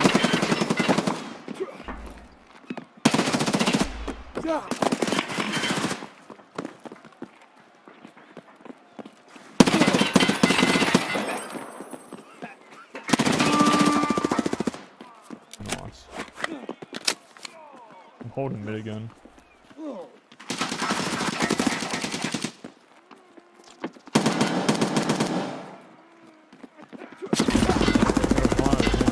The head.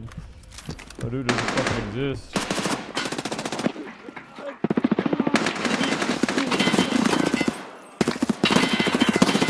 Fucking shoulder my rifle, please.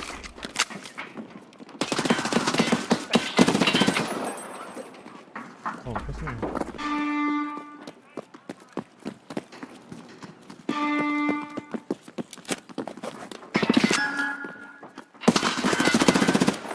Oh, get laid out. Holy shit.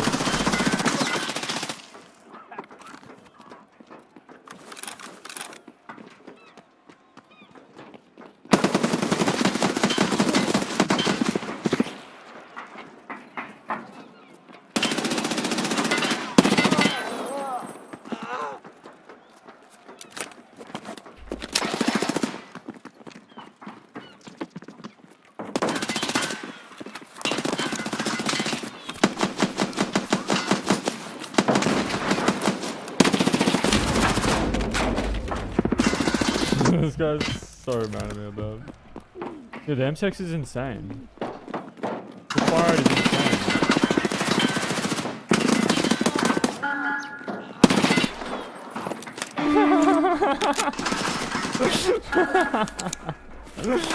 was fun.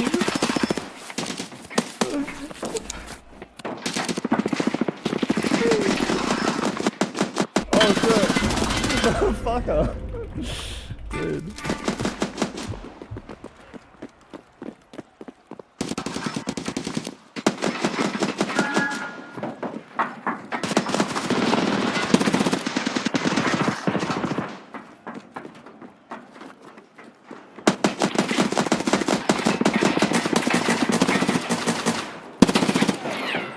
Oh, this gun is disgusting. Oh! Oh, you got us. I'm just not even max upgraded. I'm just melted. It just dies, man. Any favorite gun? Oh, shit. Ah, who? Fuck you.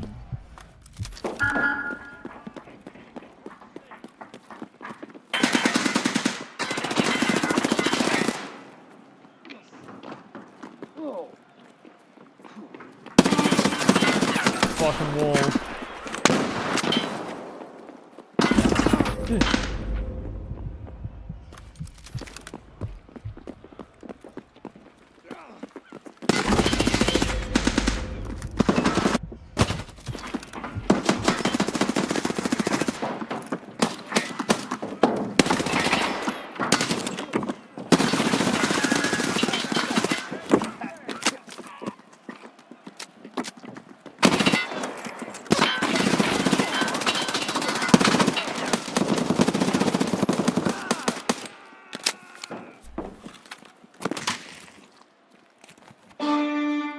They're coming for the snail.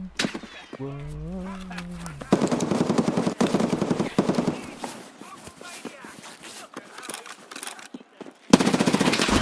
What? But he died. I thought he would have died.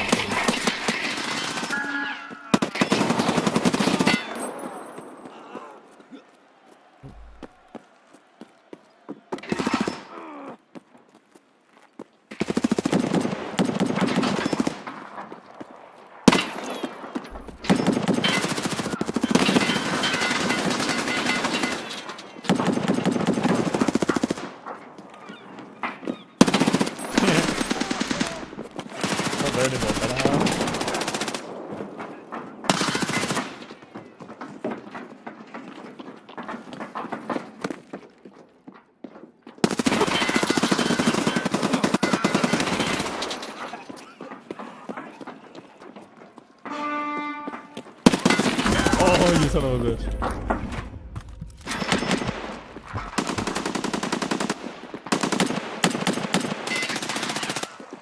They're coming for the snail.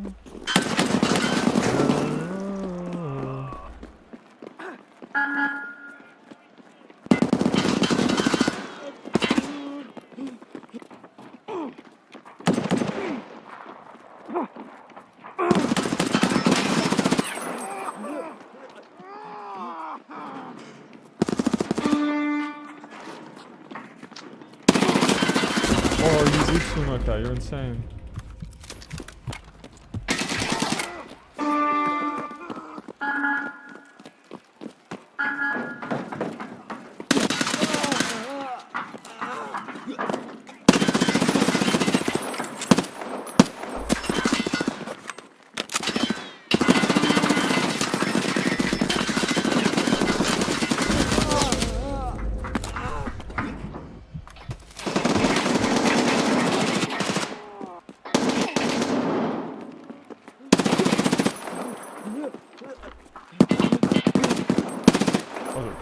Oopsies.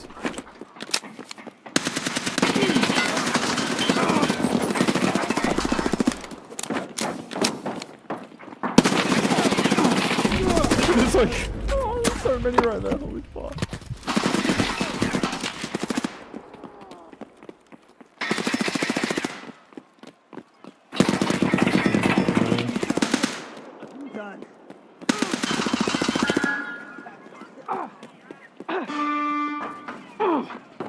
Son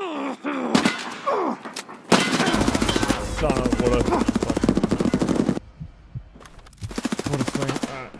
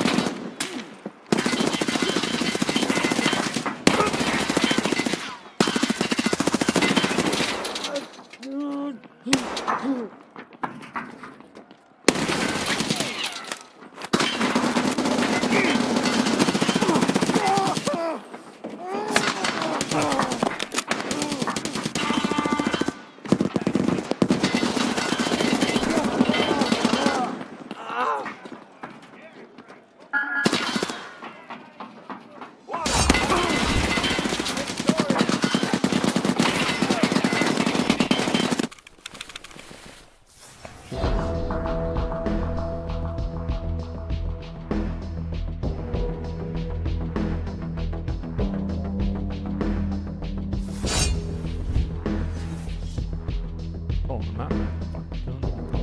Shooting.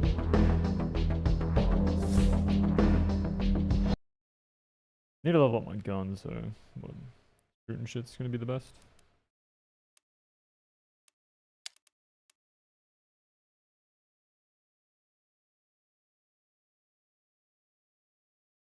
Going up.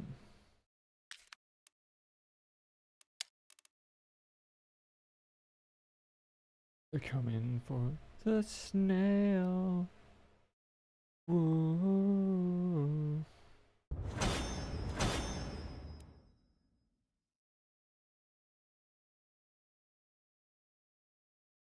I'm pretty sure if I literally or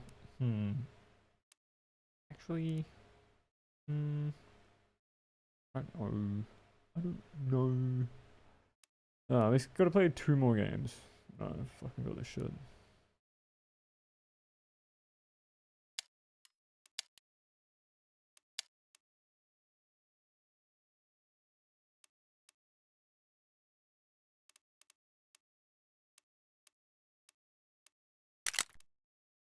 A bit of that maybe would help. Bit of recoil. Nothing's still going on the end of this yet. What fuck piss.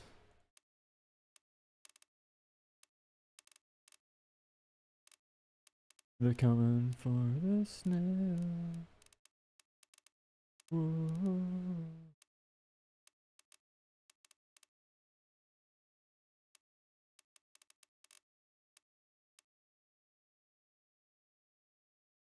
And 411's insane.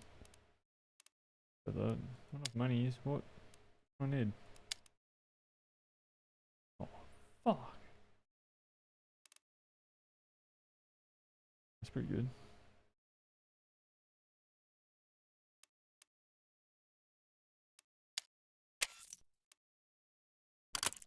I'll put that on there. I'll grab this.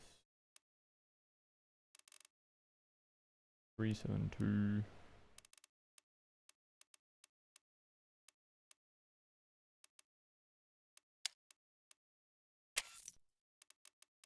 Cube.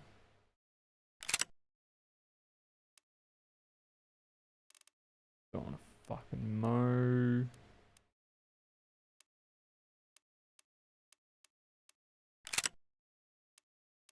Fucking mow stock.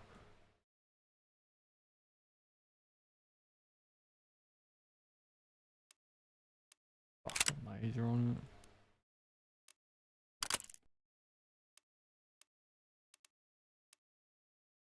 Put a fucking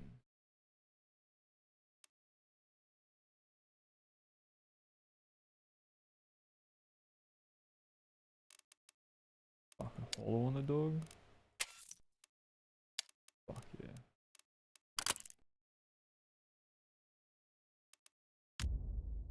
Ready to fucking go.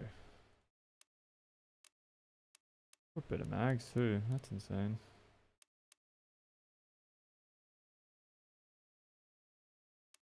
I can't be fucked.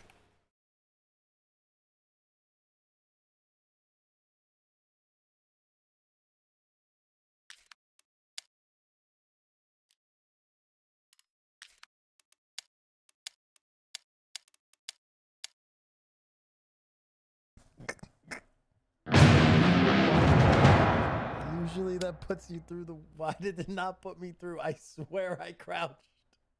I swear I crouched. I swear I crouched. Oh my god. Well, there goes the axe. And a lot of money. Okay. Yo, that's great. Well, I don't think I'm ever doing that way again.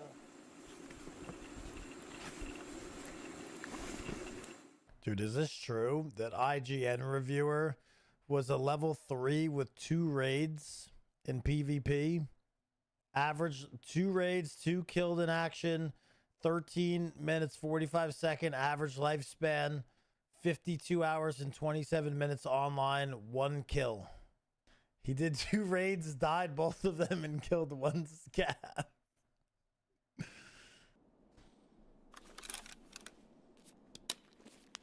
How does IGN even make money? Like, what do they even do that they make money? I don't understand. Like, just clicks and ads on their, like, articles and whatnot?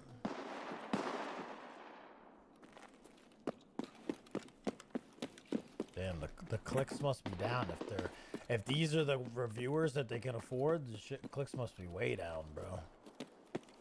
Maybe it's a... You know what? Maybe it's a like reverse psychology scheme. They put out dog shit reviews about games that people obviously love, and they like low quality reviews, and then people rage about them online and they get more clicks. They're just rage baiting us. They're totally rage baited. Well, that's actually fucking genius. IGN is actually just rage baiting.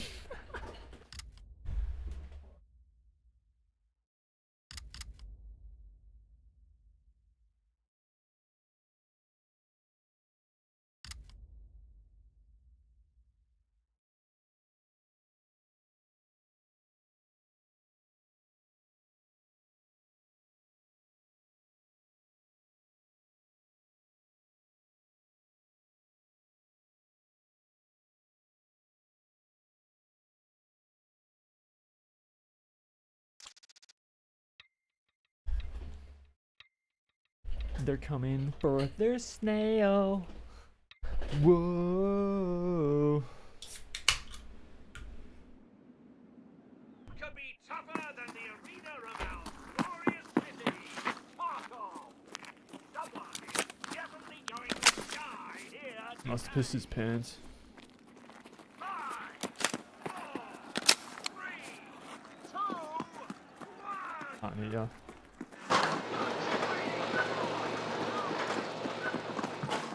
Fucking banana again. Holy shit.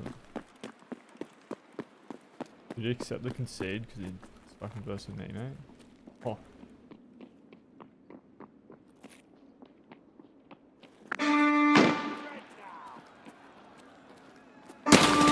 Oh, he's a filthy man. Oh. I'd never stop using it.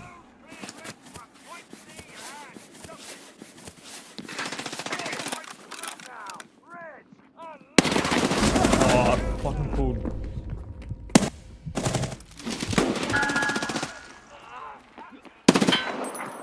Pulling weird. Zoom makes you a bit more accurate.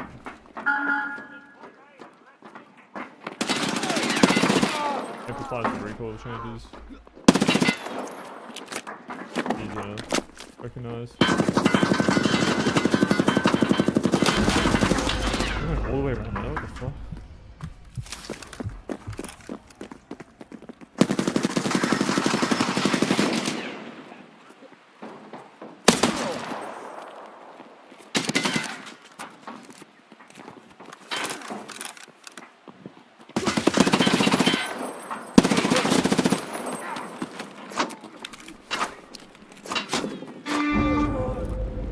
What the fuck?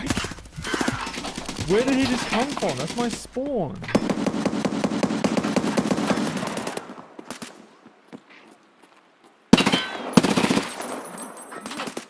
What?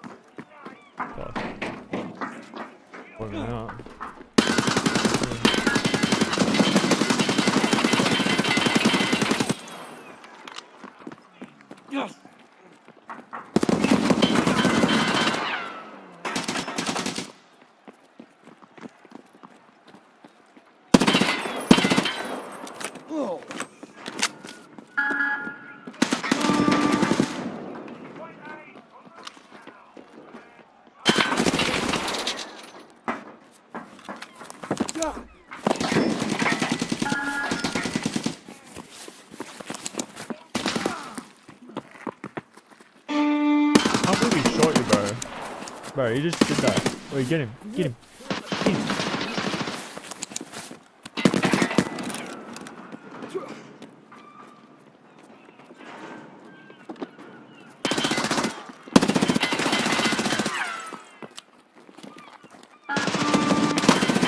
Stop him from fucking killing me and pushing. I was just about to say I'm a fucking genius. Holy shit. Rather than like peeking and dying or like taking the fight, which is probably what happened. I died and he rushes. Poked him off of it.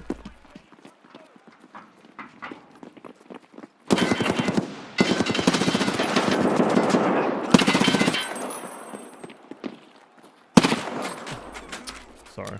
Oopsies, sorry.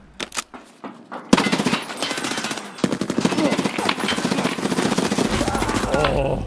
I fucking whiffed so hard just then.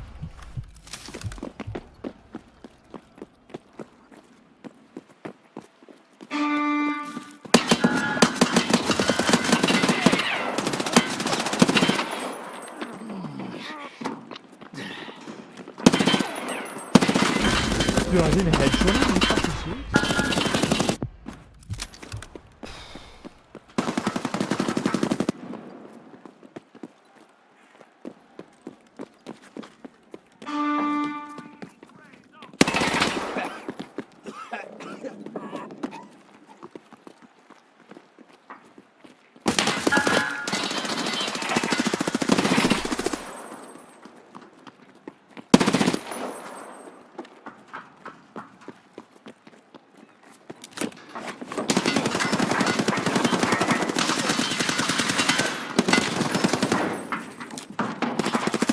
Where is this guy? What? He's in here, right? Motherfucker. What the fuck?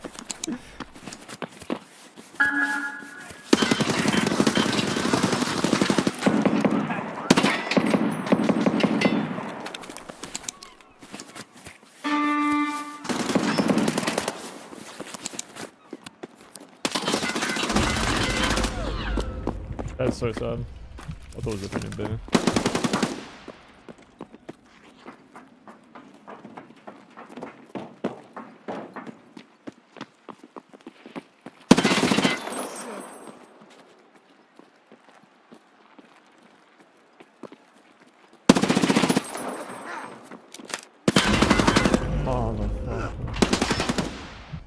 be oh,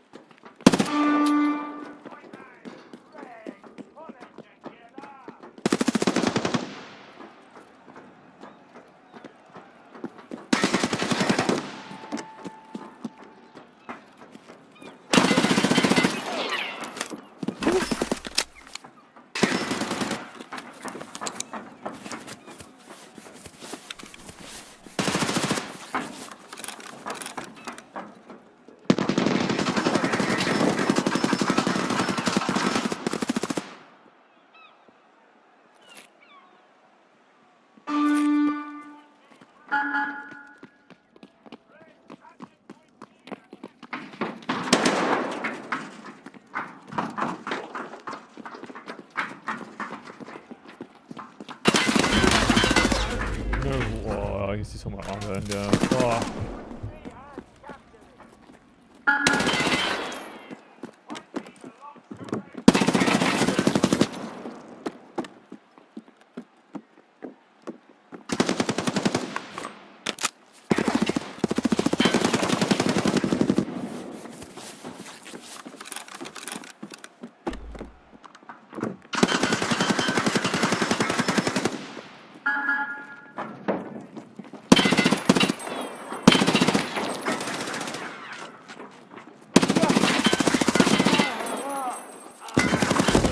This guy, that's how you fucking play it. Holy shit. That was nice. Holy fuck.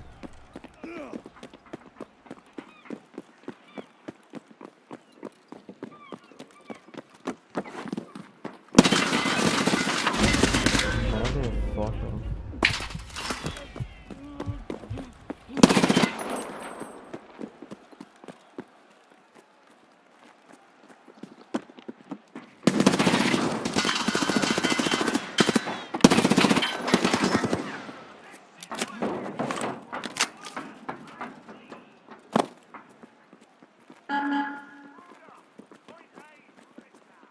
Only sold a cappy, bro.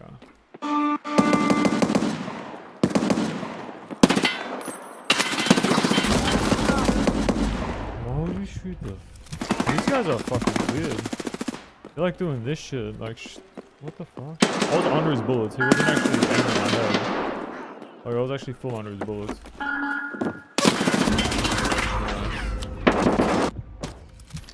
My team do something? Holy fuck. I'm just not. I'm 1v5 with the fucking team, honey. Go.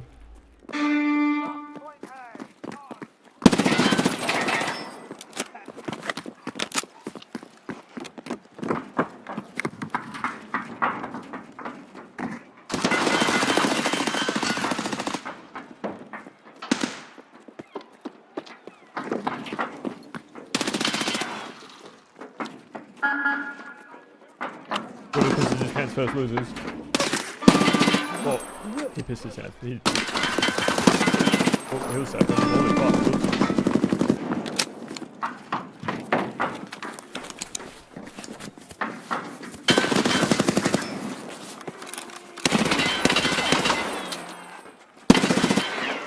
They're so bad, boys. What are you gonna? They're so bad. Fucking help me win this game, please.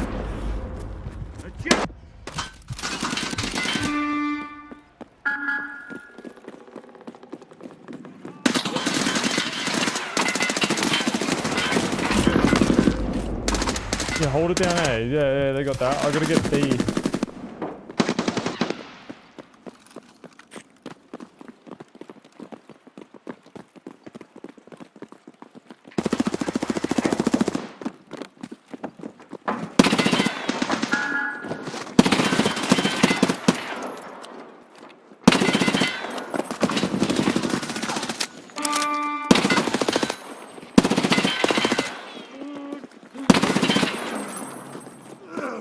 We need A.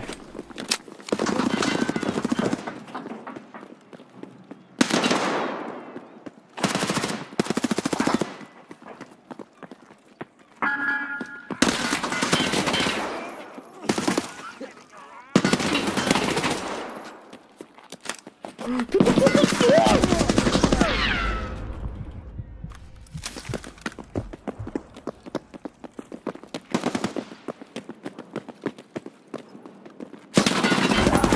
if I don't kill him.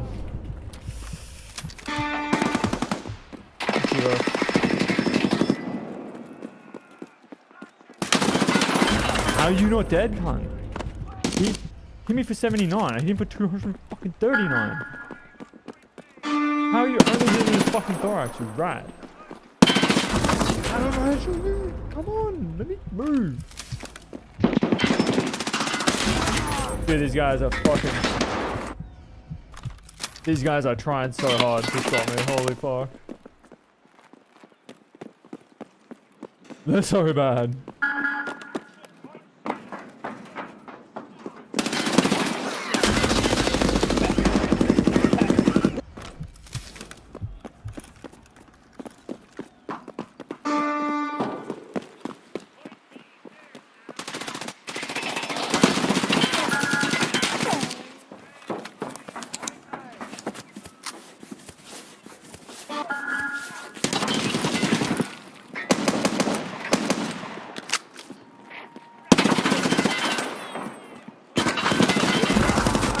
I can't kill anyone all of a sudden. Holy fuck.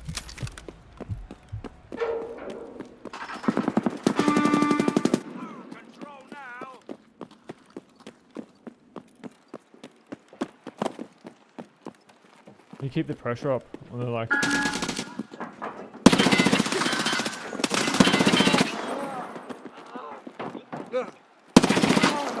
You keep them exploring. It's fucking those things. Holy fuck, I can't move. I'm out of stamina. Help me.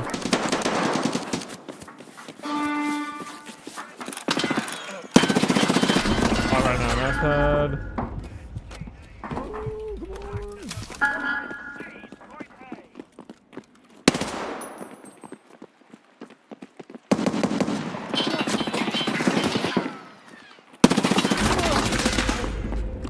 So surprised I don't even shoot in the face there. It's insane. Almost 4v5.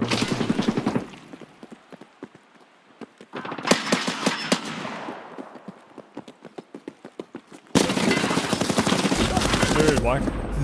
What? He literally looks like a wall. What am I shooting? Fucking hip fired, cunt.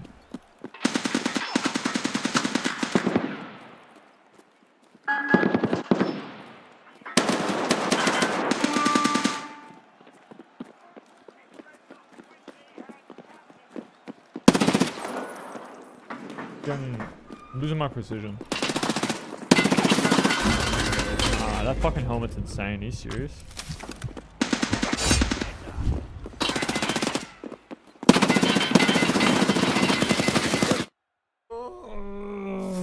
Dude.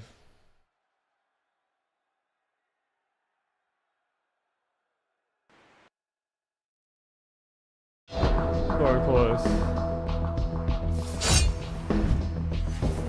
Dude, I bet you if I had a maxed out fucking MCX, I'm fucking killing him. Bro, if I have that thing decked out, they're all dying. I'm fucking telling you, I don't fucking stop killing shit.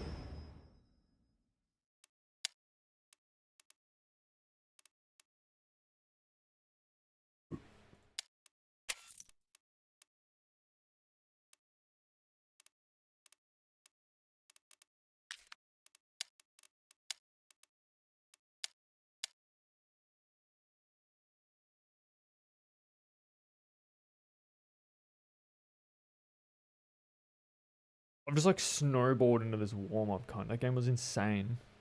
Holy fuck. Did you see like the linear progression of my snowball into that fucking game cunt? That was mental.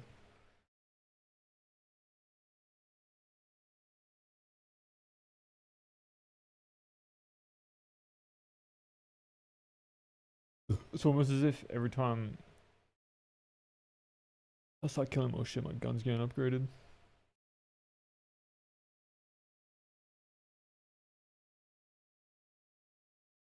Love this so fucking sick.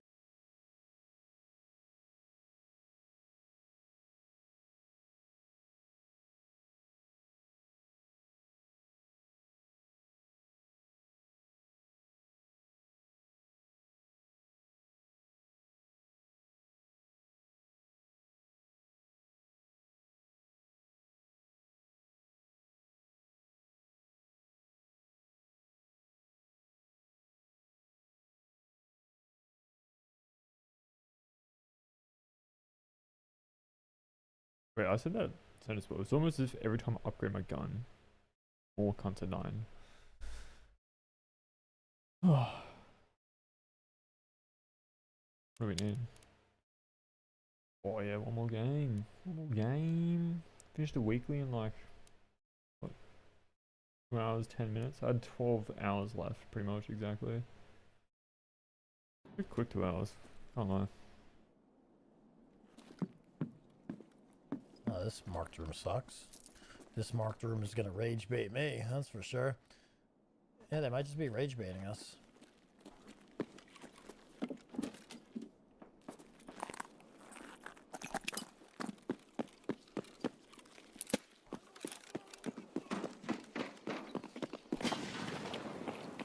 Is this like literally a drill he's running? Boys, we're getting our get back on That's the this same jump as the that I'm first not gonna raid. That's literally the do. exact same thing that happened on the first raid. See that? You just came here.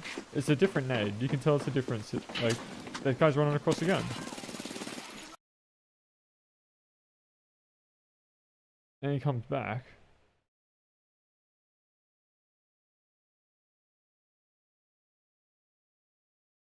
Do. Level 4 nade.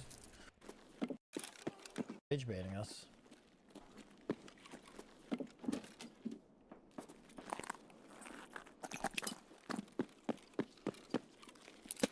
Different nade. The other one was like, he threw it like slightly from the left more.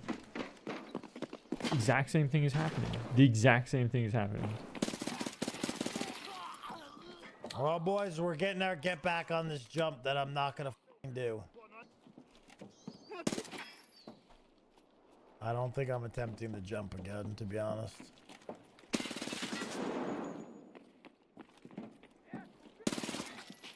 Alright, come on.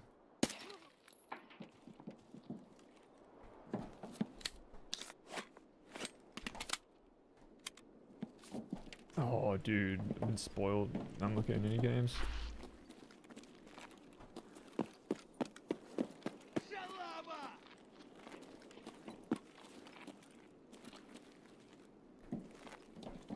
Oh, well, we were.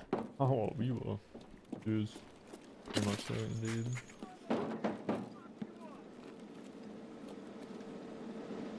Bro, I need fucking... Can I search? I can't search him. I need to start... Oh, Wait, I man, there's can't so much search to this them? game, bro. I get, like, such a mad experience because I haven't been grinding it. Like, I don't even, like... I still don't know streets. Like, I've still haven't fought or ever killed Kaban. Like, myself. I don't think I've ever killed Kaban myself. I've never killed him. Oh, dude. Now I'm bugged. Ooh. So, what do I do? I have to Alt F4? That's fire.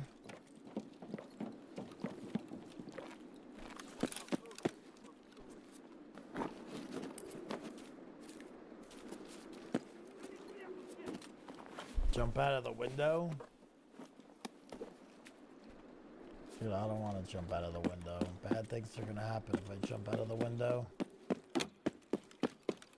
I don't want to do it again.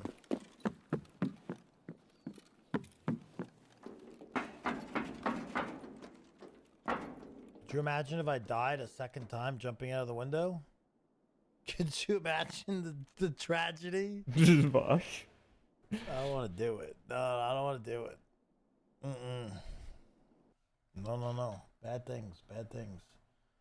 I read the IGN score. The guy had two raids on PvP in 1.0. You can't review it. No games, man. Holy You shit. can't review. You can't run two. I'm like, I can feel myself like just slowly losing like the pump. God damn it. Dude, 6 minutes.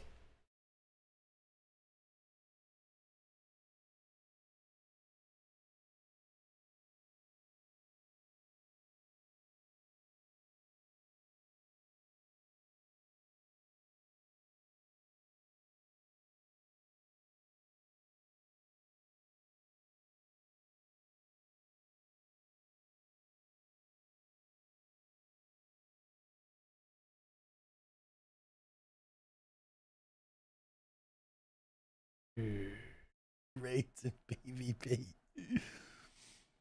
Trying to like hype up He the read team, two- bro. Why does everyone hop off? They got mad because I fucking called him shit. Dude, I'm trying to hype my fucking team up and demoralize the enemy at the same time. Like, fuck. Why are these guys actually like it's done?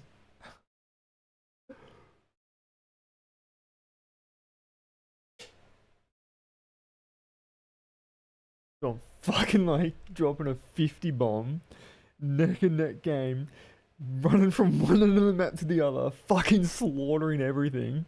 I'm trying to fucking hype my team up. So holy Rated fuck. PvP and then gave it a score. Wait, yeah, isn't one of those raids the tutorial? One of those is the tutorial. No, he had 2 deaths. He had 2 raids. No, but he had 2 raids and 2 deaths. So how was one of them the tutorial? You can't die in the tutorial, I don't think. You can now? I'm pretty sure that when I did it, we did it on a PvE to try and get the Nikita voice. You could not die. I was invincible. Lol, lol. Hello. Thanks, Vahi. Yeah, It's a tutorial. I trust him. I don't think you could die. I don't think you It's could a die in the tutorial. Like you're gonna fucking like it's Anyway, there to like the point teach you how to is- play, the not point to is, fucking like be that like guy's an full on. idiot. That's the point. That guy's an idiot and his reviews suck. Dude.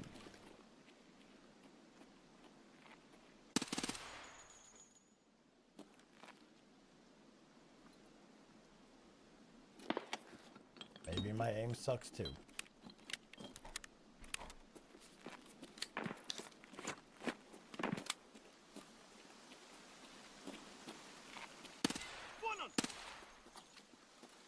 There's another website that gave it a 1 out of 5.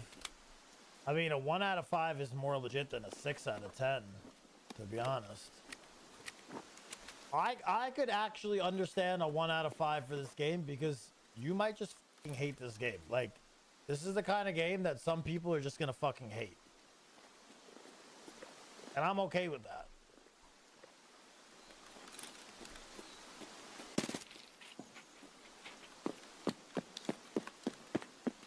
Then don't review it? What do you mean? You can only review things that you like and will give good reviews to? That don't make no sense. I don't even know what the review was, but the IGN one was dumb as shit.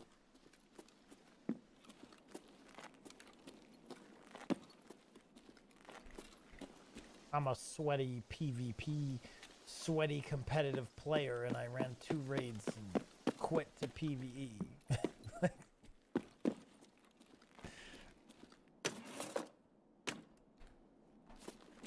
We're gonna take the basement extract out of here. Take the basement extract out of here.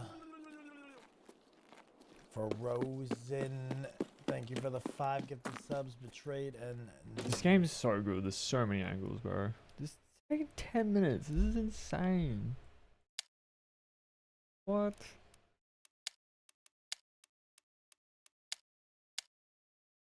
Niken, thank you very much for the subs, guys. We're gonna give it till 200 hours. I don't think there's a set requirement, but you definitely cannot review a game like this. Even within like 10 hours of playing, you couldn't even review it. Like, so I always say when I do like sponsored segments for games and people ask like what I thought of it, I'm always like, you know, I enjoyed what I played, but I don't know enough about the game to like really tell you, but I had a good time playing what I did. Like, I don't I never say like, oh, this game's amazing, this game sucks. Like, after just 2 hours of playing it, you can't. Alright, let's get out of here.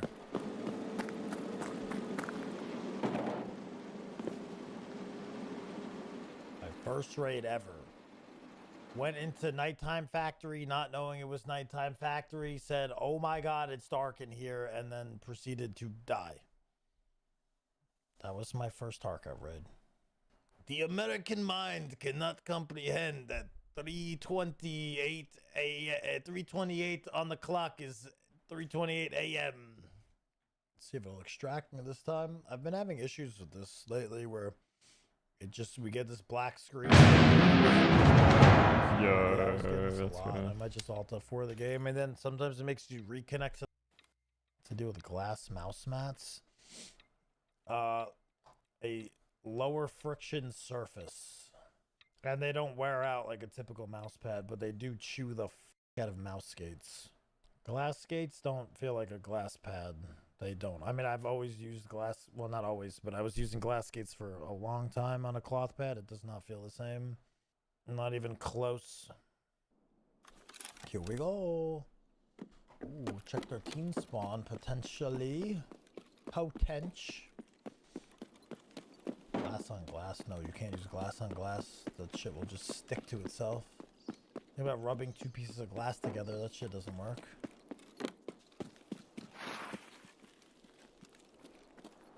Cloth skates. You probably could use cloth skates, I guess. I suppose.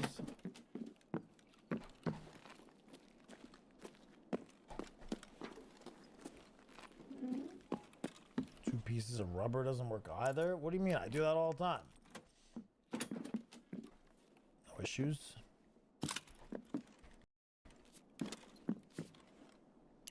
And some shit loot.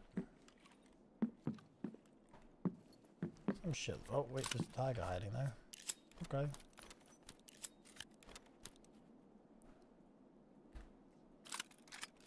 Take the tiger.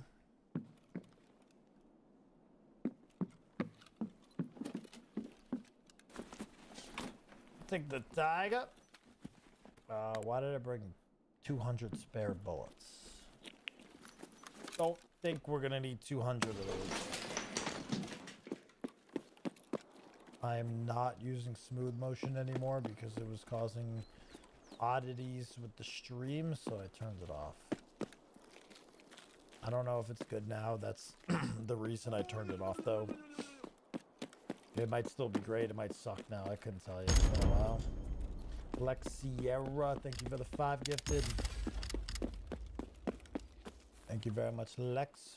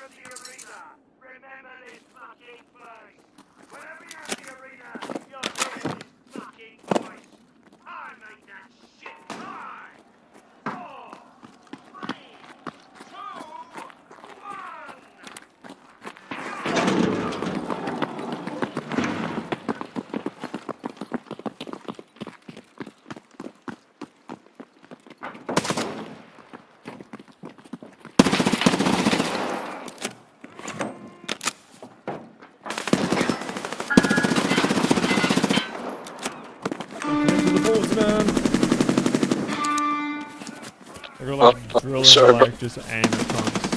I just gotta like do it. I don't do it enough.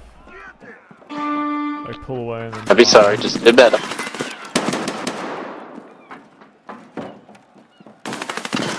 Just swap. What?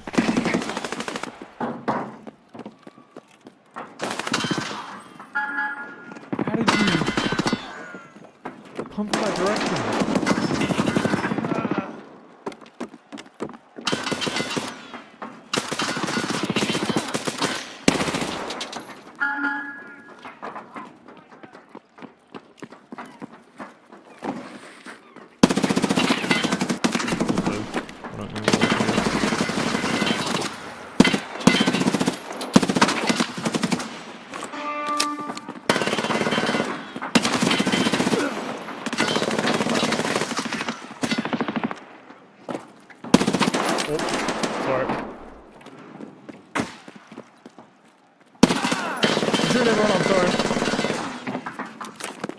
I'd be sorry, just do better.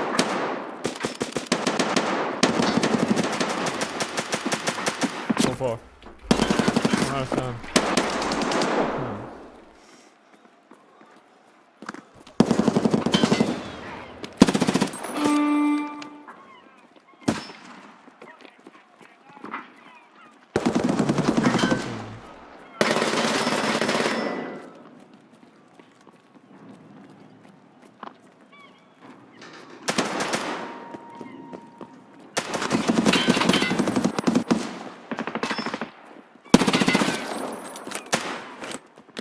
Don't know about that angle.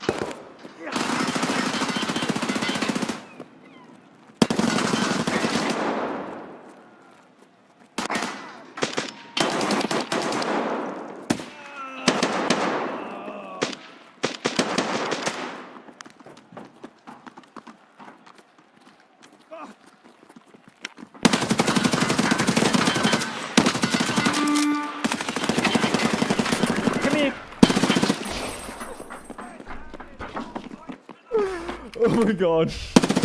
Dude.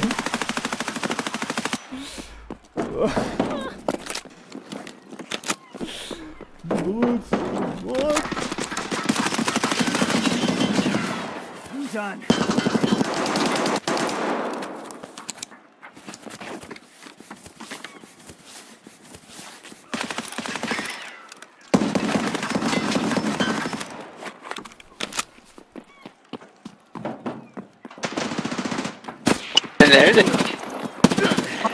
Hello.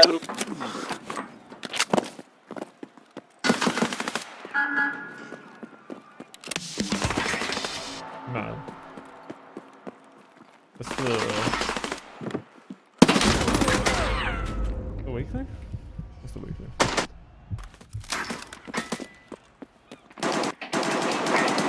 Like a daily, but the weekly?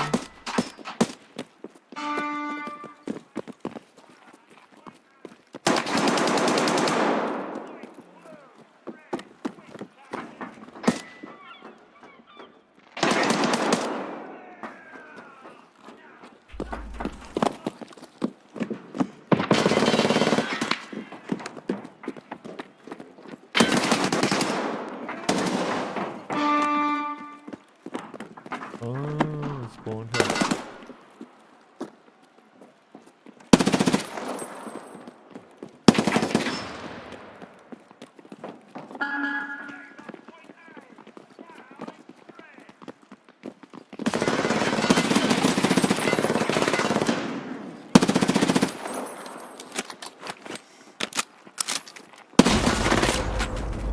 Nah, to rack a bullet, no way.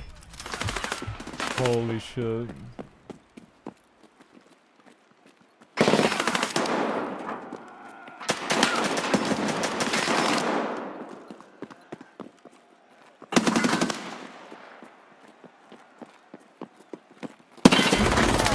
Okay, chill out.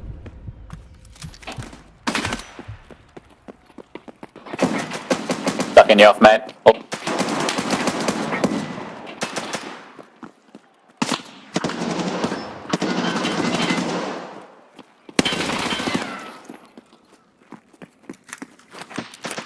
Give up! Come on, fellas, let's put some fucking lead in them. Just fucking. What the fuck?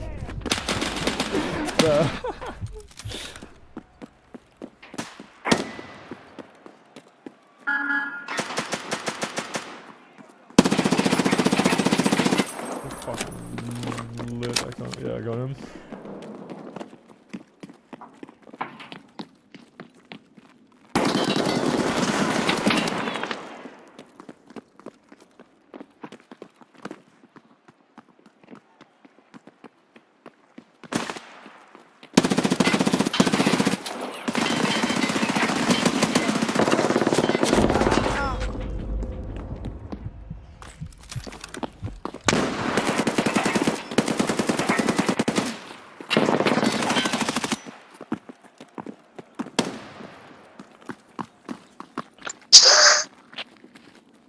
Yeah, this is a bit unfair. How many of them left? I don't know. There's 5. There's 5. It says 5.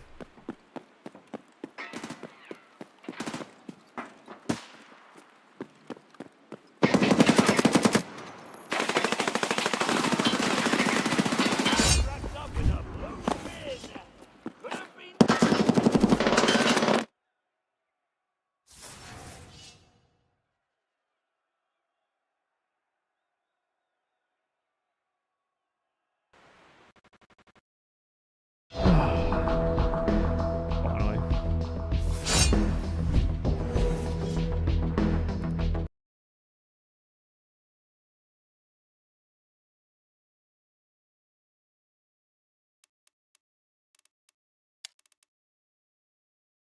Oh.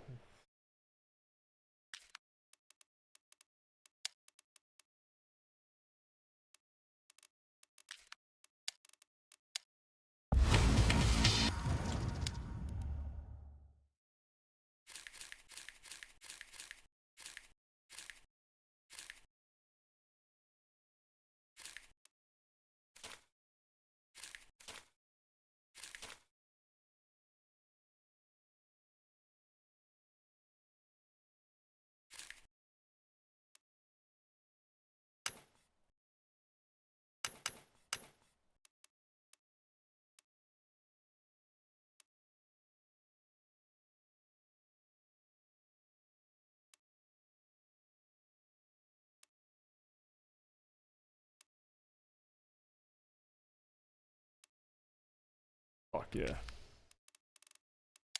Time for some Tarkov.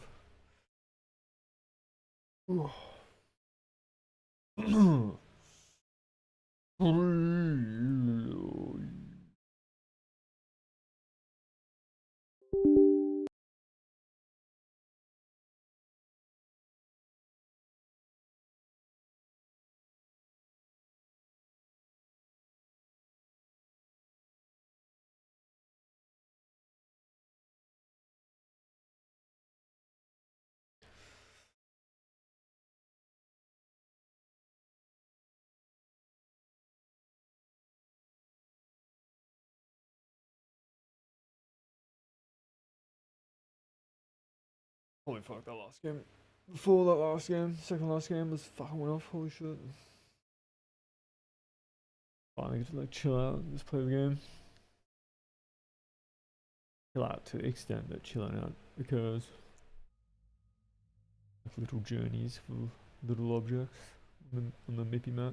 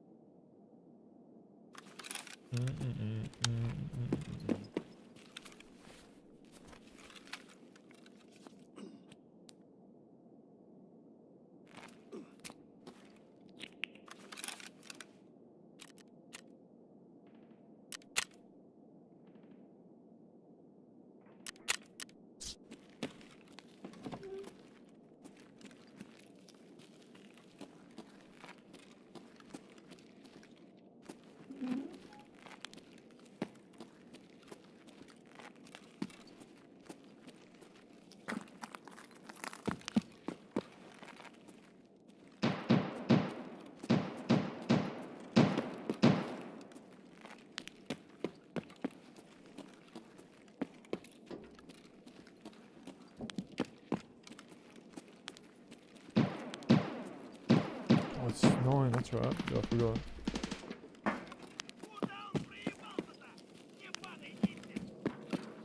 I'm just feeling it. I can't lie. I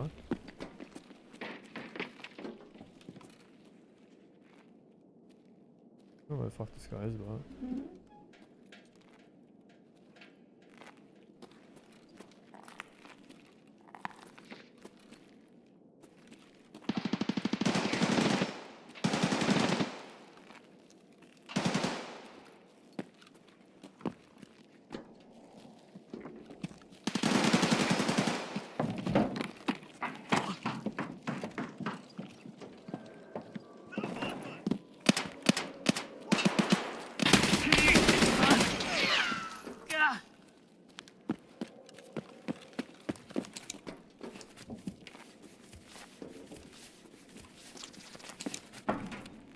The fuck? Oh, the purple up there. Fuck. I'm gonna pop a purple. What am I doing? Why am I using a golden star? I fucking have to heal my stuff.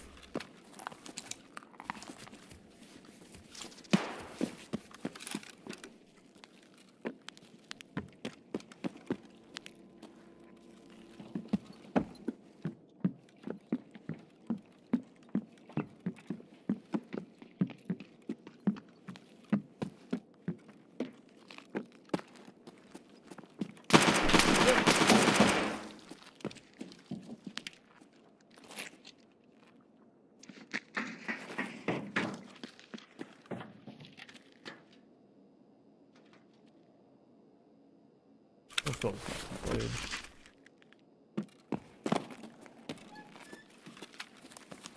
I think I got the back. You got there. Fuck.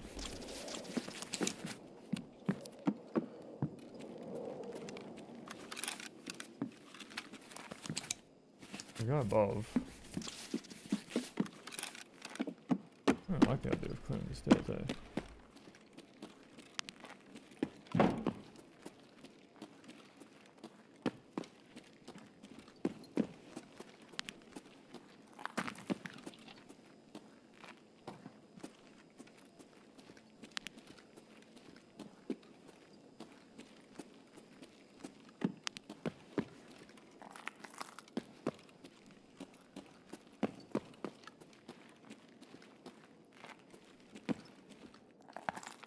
Bitch.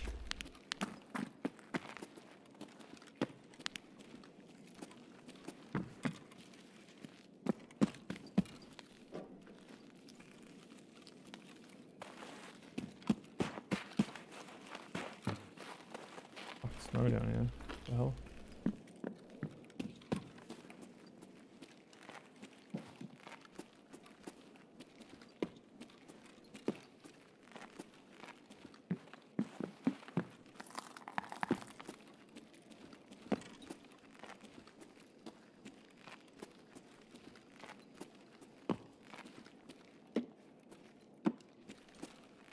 What the fuck?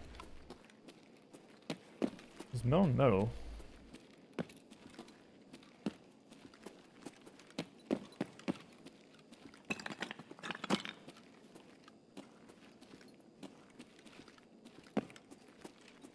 I don't know. Can't see him in the windows.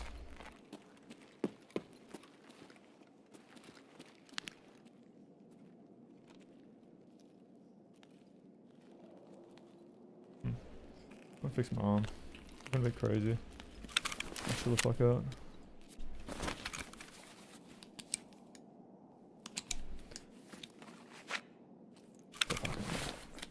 Do something silly.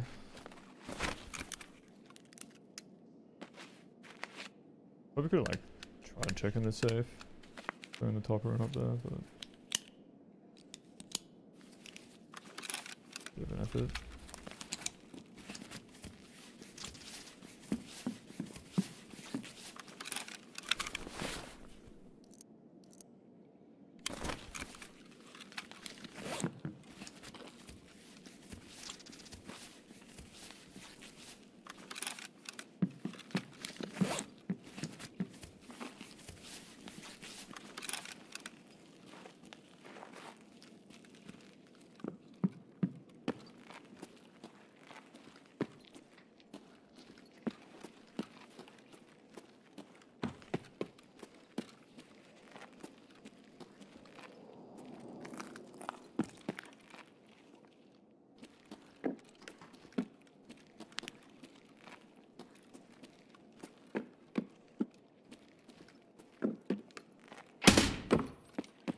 Fuck.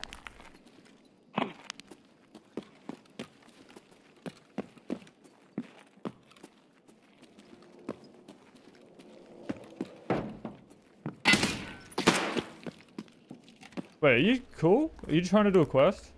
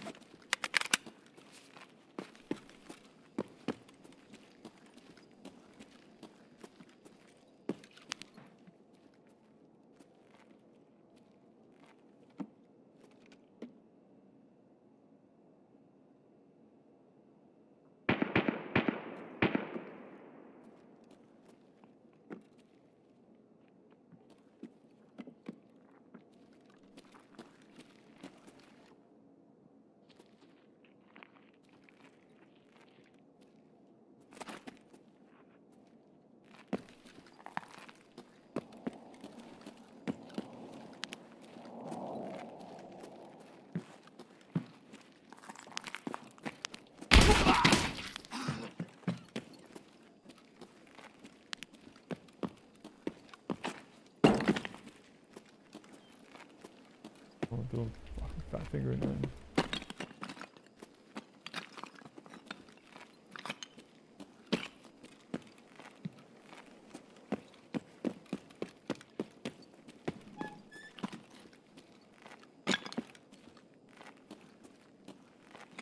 Fucking chill, bro.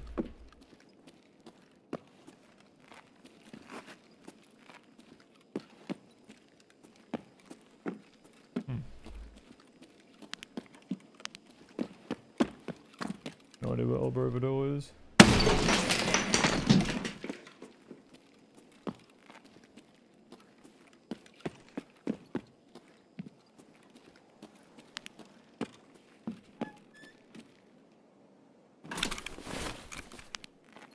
Find this fucking room.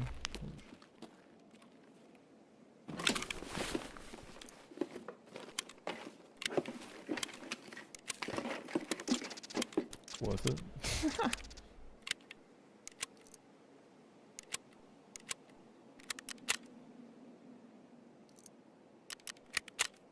What is that? Huh?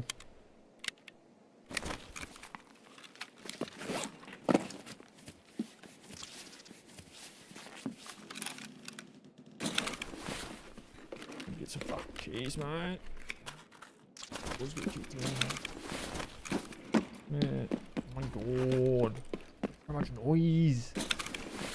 My fucking... my factory. Why are you so much...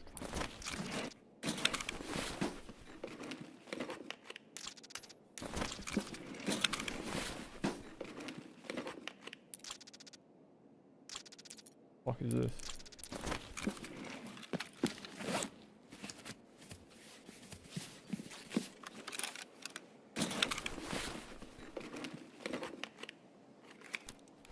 something, right? These are the fucking filing cabinets in the center of the whole joint that everyone like goes to like fucking like, dick around and fight. At the very top of the fucking. Okay.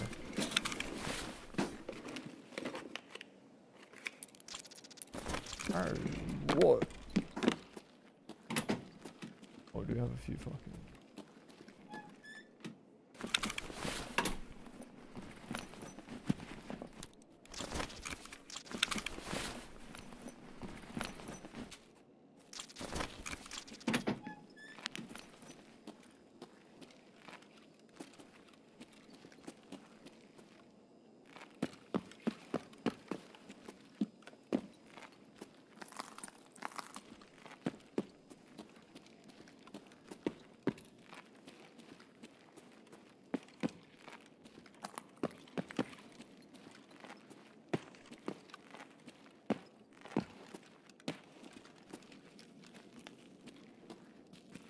Let's twist and turn him down here.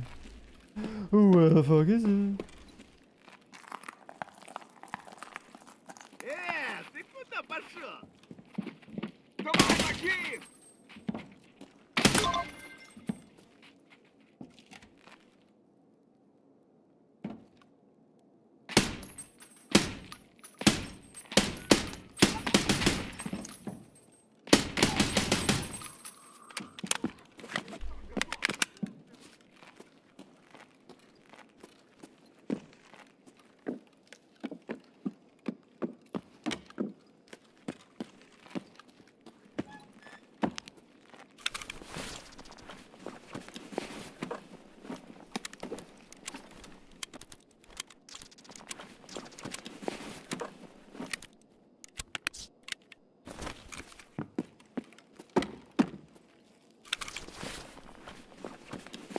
Oh yeah, I need that.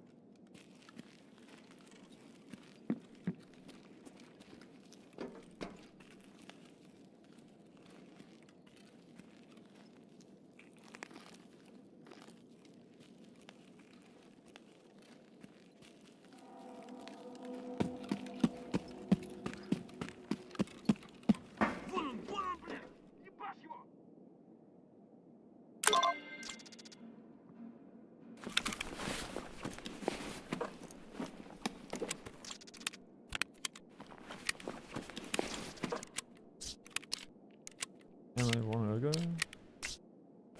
Not bad.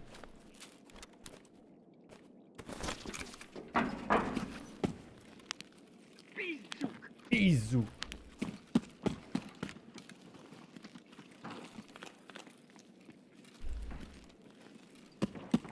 Good there, bro. That's crazy.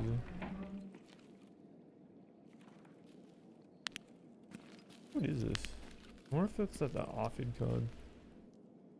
I don't know if there's a thing that. What is that?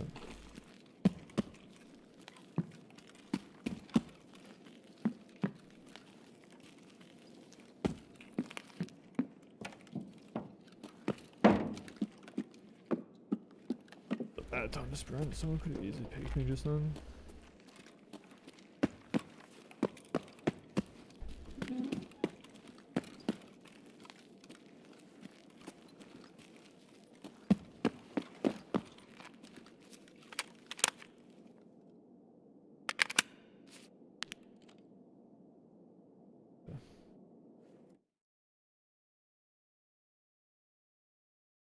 It's pistols. Tried finding someone, but no.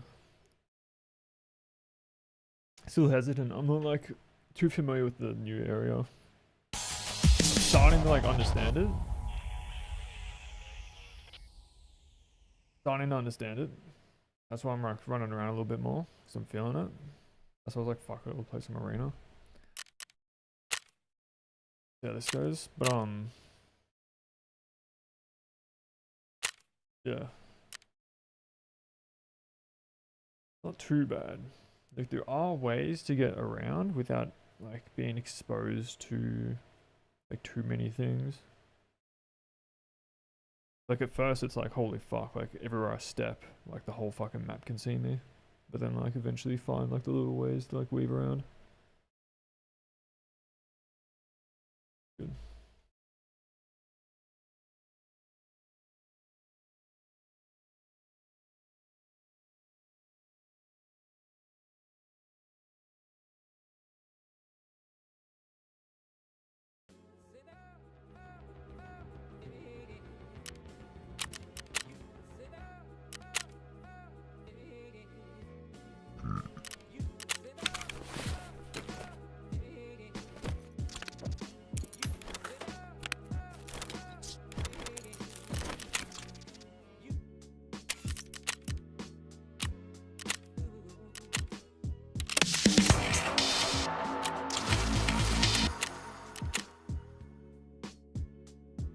Bit loud.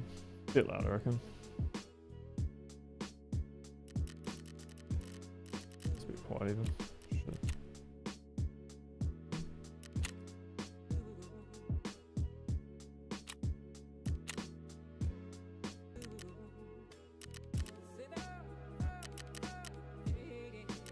That is good.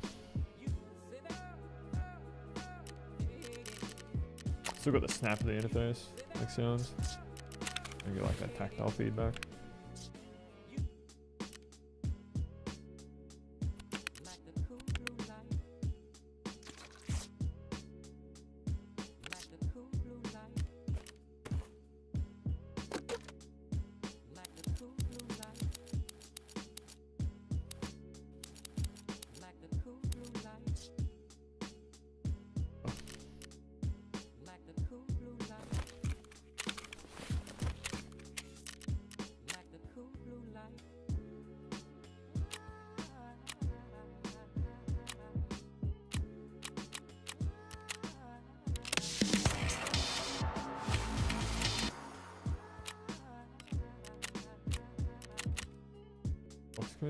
Oh yeah, the fucking rubles from Ref. I forgot to send that. Is I can buy. I'm just thinking about my case. You can get a bigger case than the. What?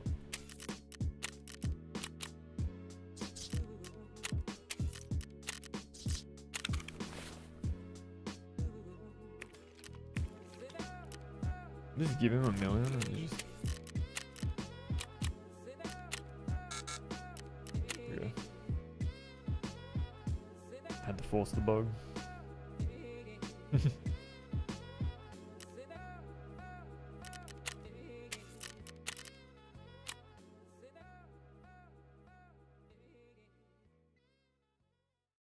you fucking serious? That's how that works? Oh my god. What? I didn't know that's what happened. Wants me to fucking like do that now? Motherfucker.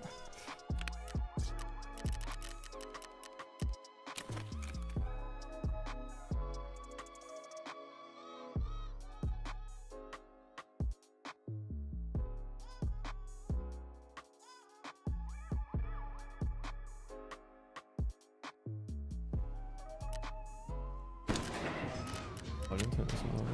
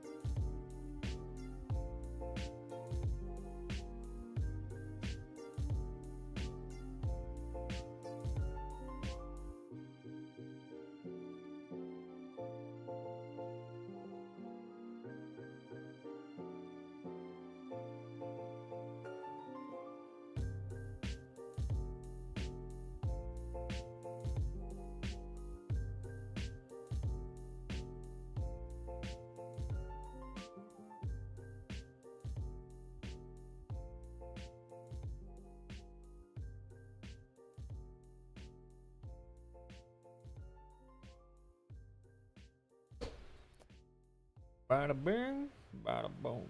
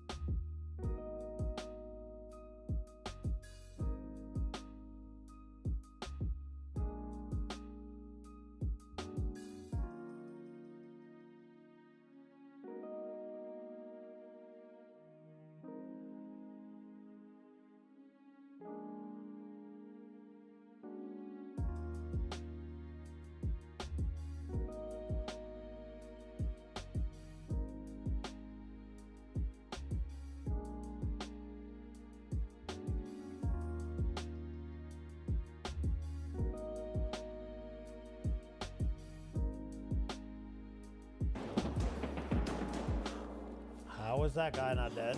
That's getting grenade launched. I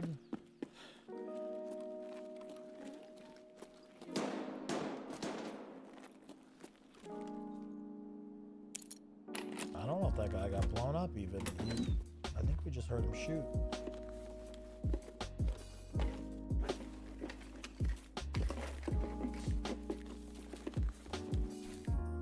Streets is such free money this way. The streets is... Oh my god, he's still going at that guy.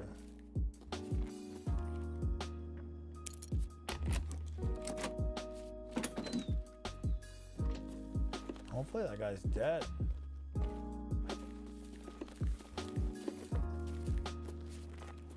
Shall we tussle in the Kabusi Palace?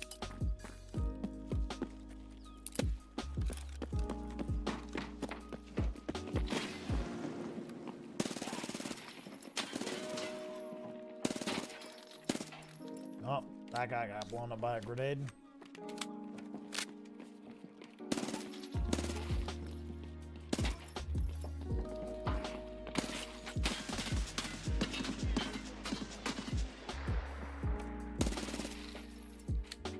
Take that, fat man.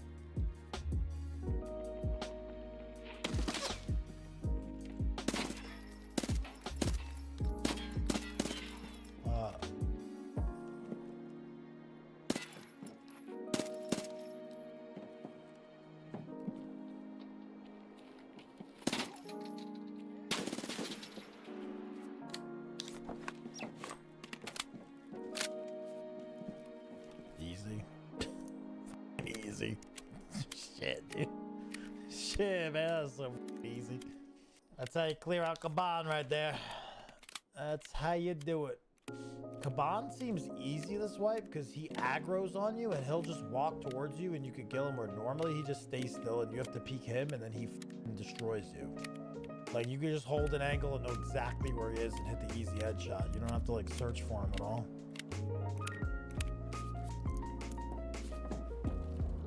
Are you fucking Paul, Texas man? Congratulations, you lost to my fucking Chinese countryman whose extreme stats and probably 5-stack cheater QC word. Guess the internet.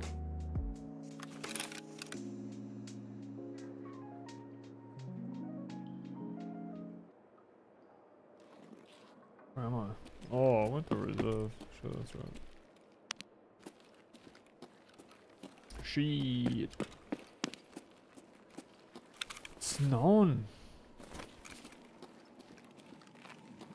That's fucking crazy.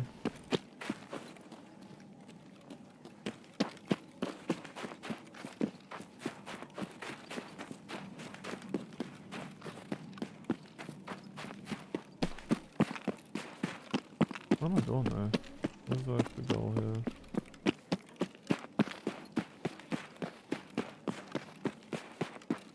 Probably doing needs to be pretty lit. Pretty.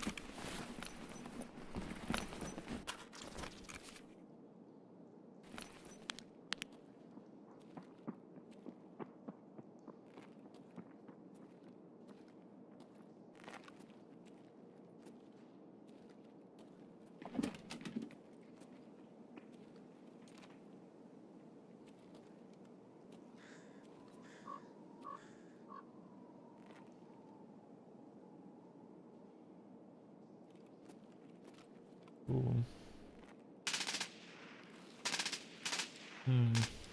They made it run fast. I wonder if they would have heard me in here or what. I'm overweight. I'm expecting to know in here.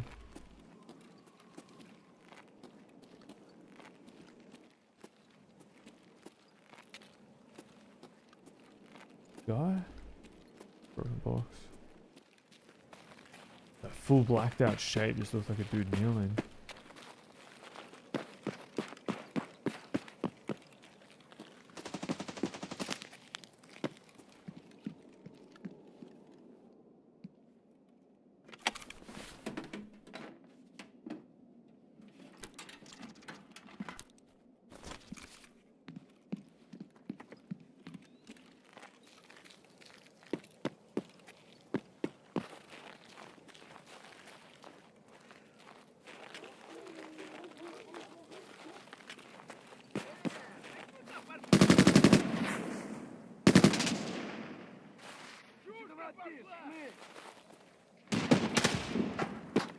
Big boy.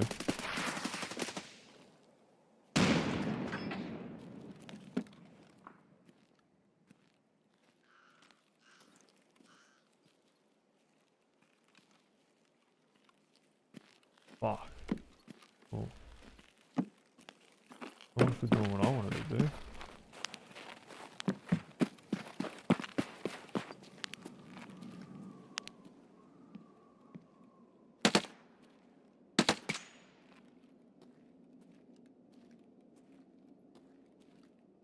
Look bad.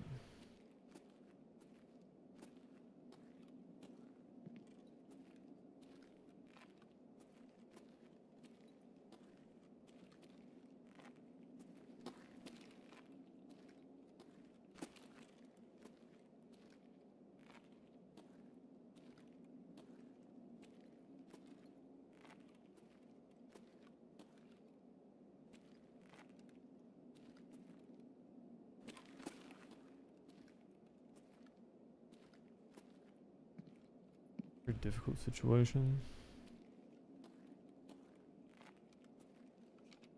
I want to cross through the wood there and let everyone know where I am. Right in the middle of the map, it's just wood. Same time, clearing in here is a bitch.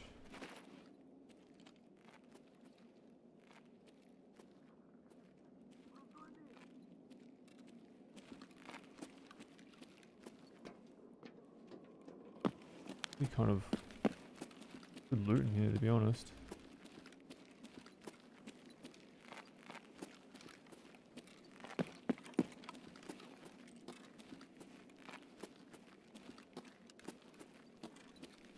Need those thingamabobs.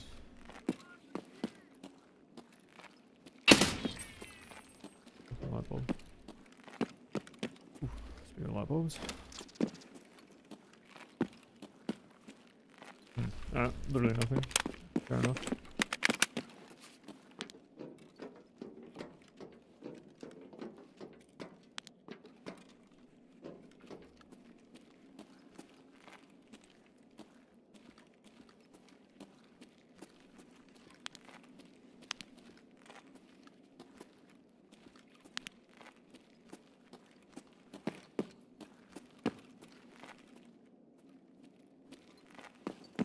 What are you on those windows, bro? Blue hole in this, whoever's sniping. So I did hear like a M1A silenced. Probably blue hole is what that is, but you know, just in case he dies, I don't know. Fuck windows. I'm trying to kill him, but like I'm very skeptical of cheaters on here. And I'm not interested in dealing with them.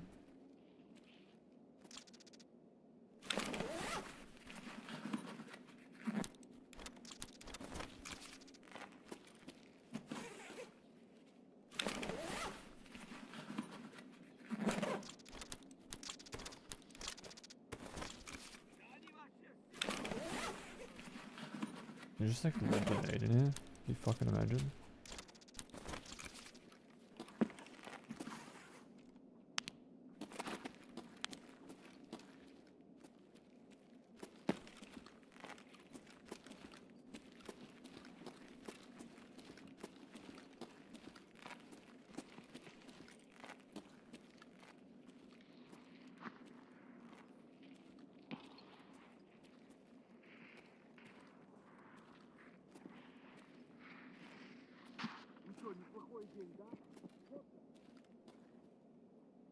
Fuck is pushing me, cunt?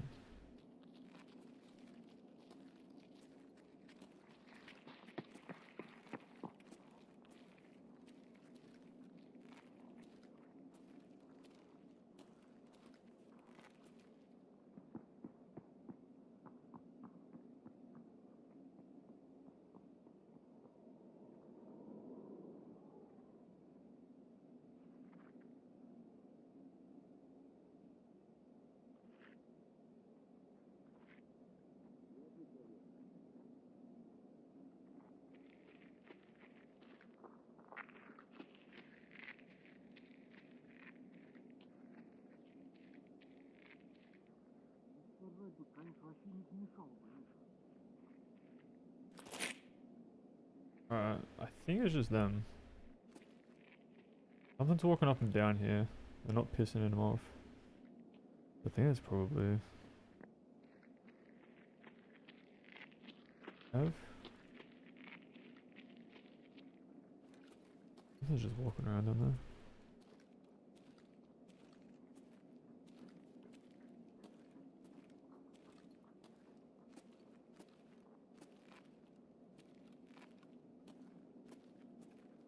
Who's walking around down here?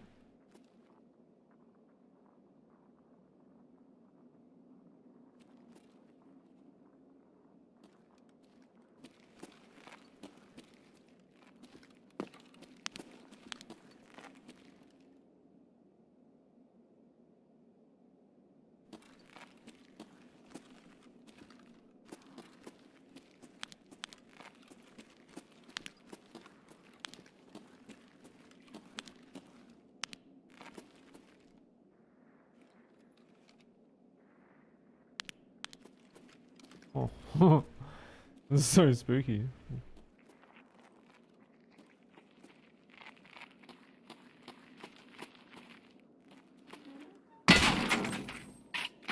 Almost scared.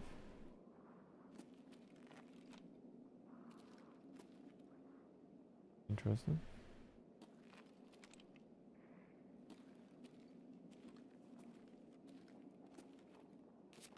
You have an issue.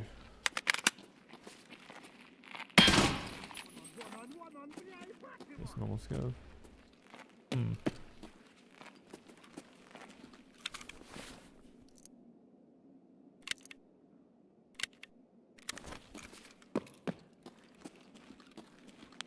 Top up with bullets.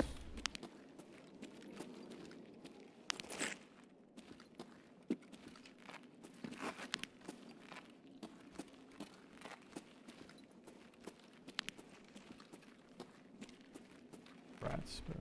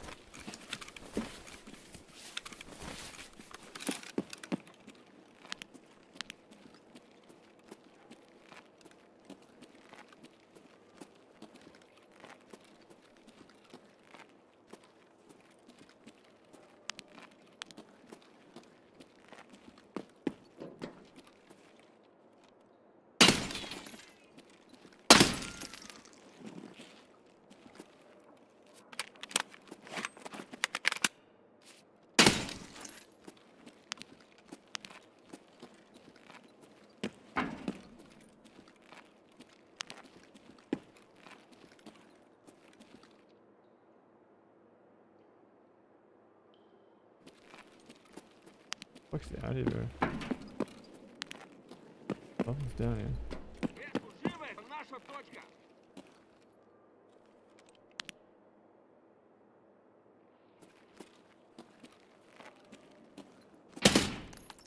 Legit can't see shit.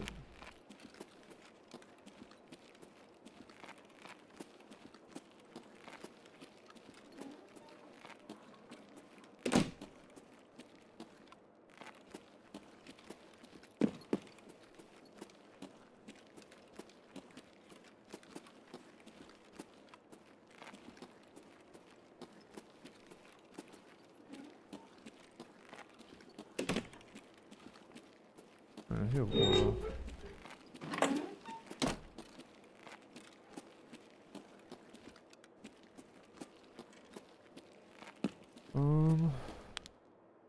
Yo, loot these? Like, is it worth it? Like the keys down here? Maybe we should be like sussing out like the full room and clearing it. So like as I'm in here, people are just gonna rat me. I'm gonna ram. Just like hunker down for a second. Let people move in and then like clear again. It's like probably better than just like full on running around. It's like I'm more likely to leave a hole.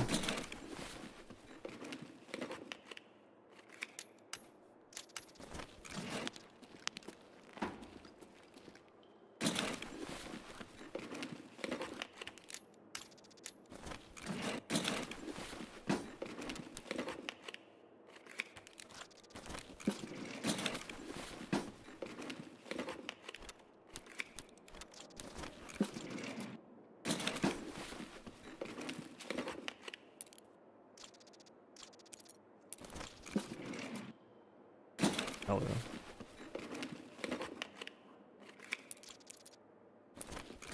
Isn't AK actually good?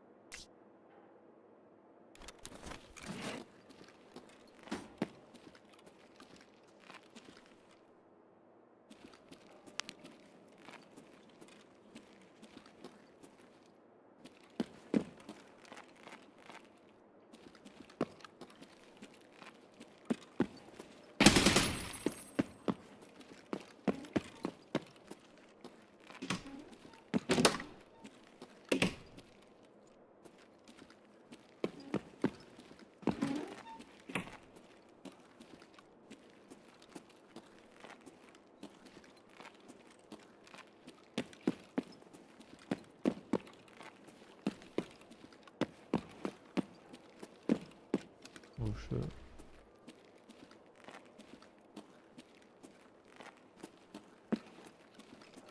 Oh, dude, they did the impact grenade. Ah, they fucking die.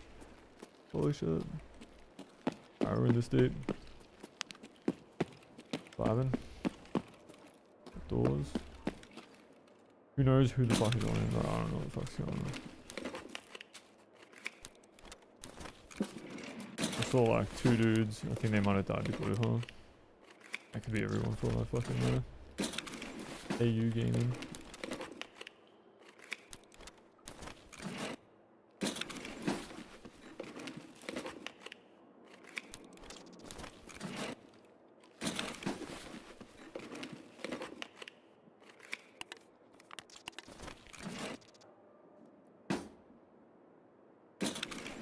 Here's someone.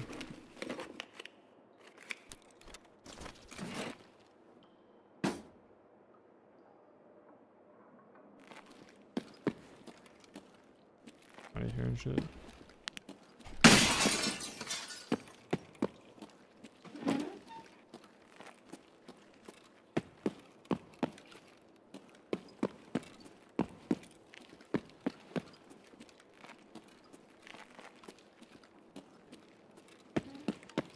Fucking run in there, I guess. Like, I don't know. I'm just like, I don't know. Kind of feeling it.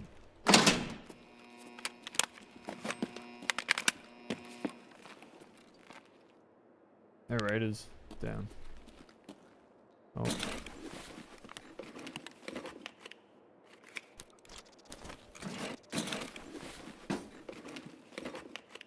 Can I give these a search? I'm gonna like sort of fucking hurry up. I'll just search these. Everyone. This shit's like a decent amount of money. Keeping the fucking lights.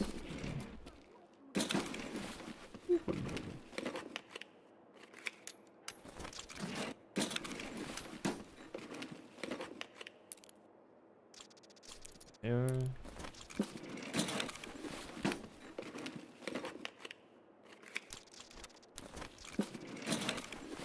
Like all different keys. I'm not having many repeats. Be nice. I forget what they all do.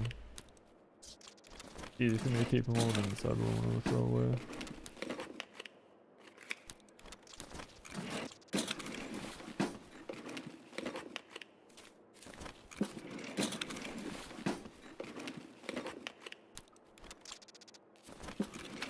Alright.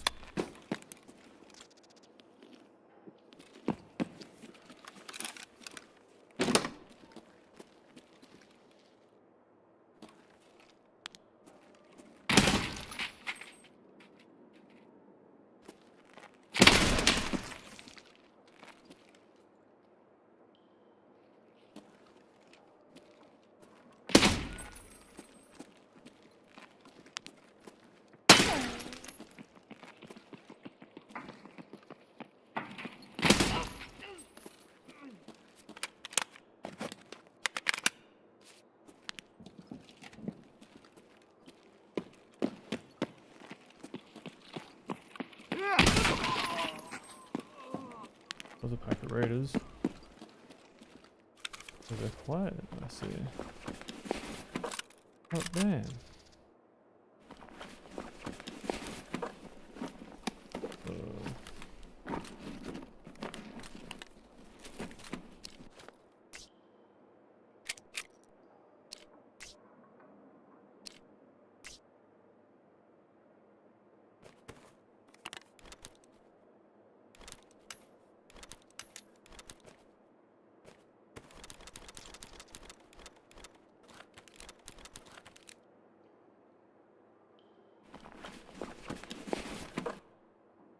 Why is it all like, I feel like this is better.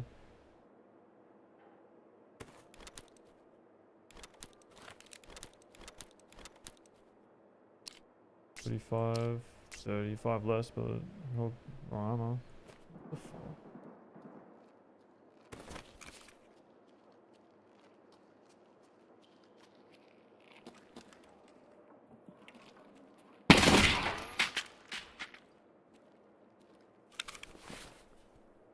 Make up my mind.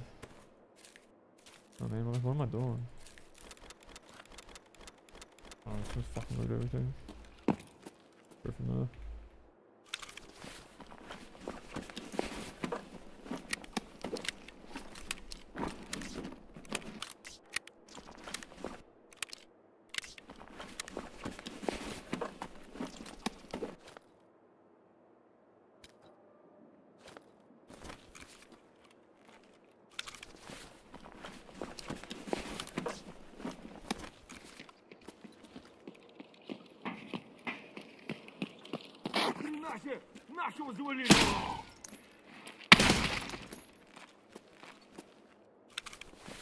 But this is like the ultimate day.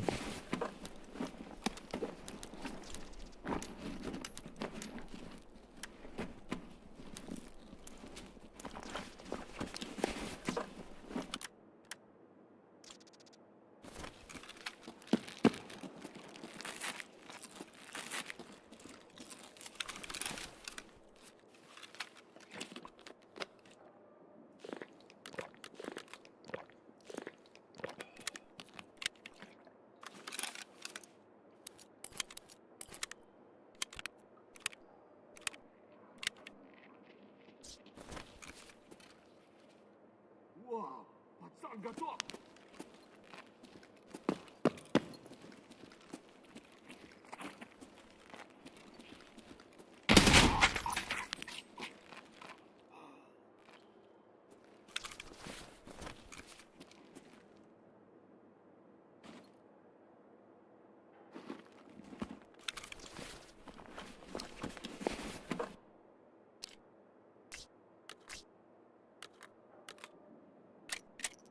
Yes.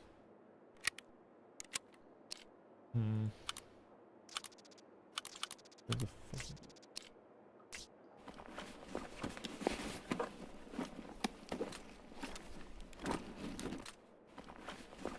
I don't want to be like...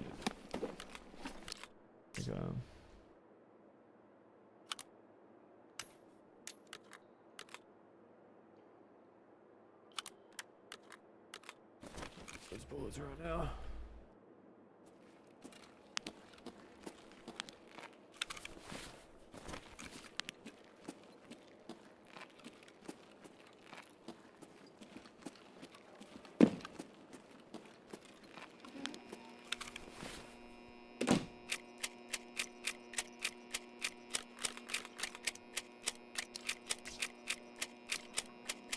What? These are 7?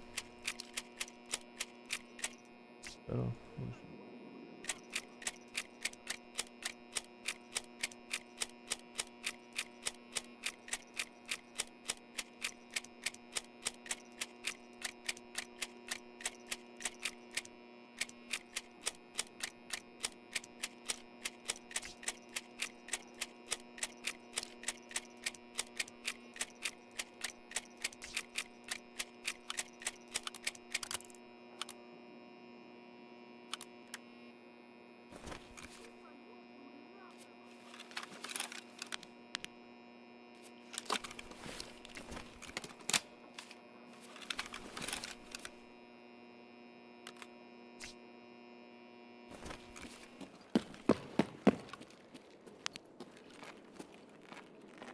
There's way more than that.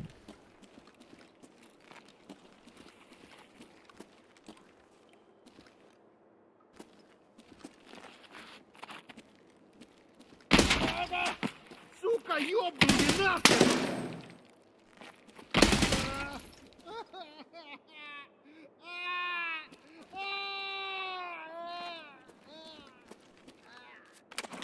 I think there's 2. There was like...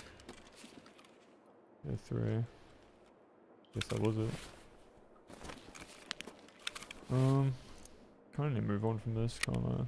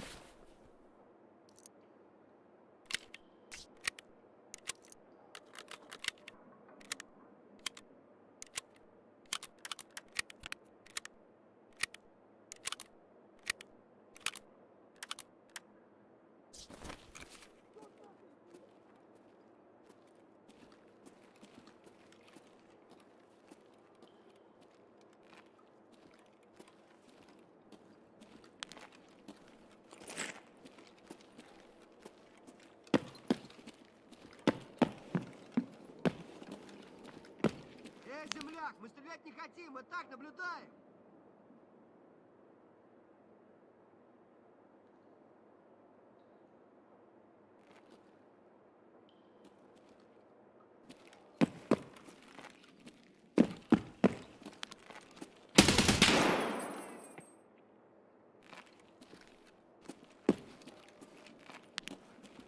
There's a fucking person trying to bait me.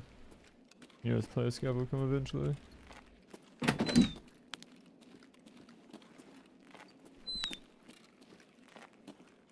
Hey, holy fuck.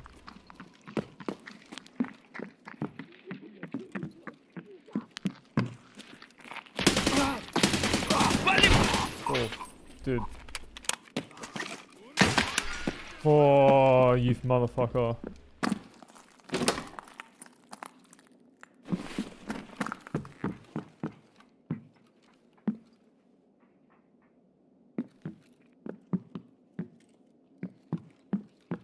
Oh, he's standing there, dog. Fuck.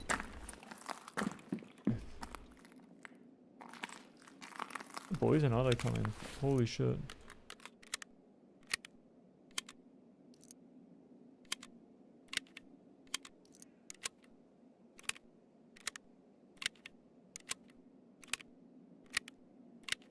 I got shot at so quick. That is glue hole, I'm pretty sure.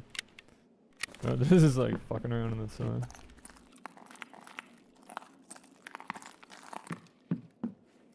This is gonna make it interesting. Climbing the stairs, can't lie.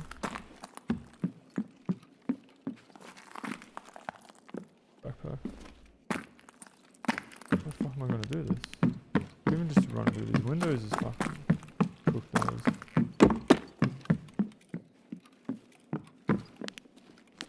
Nah. What?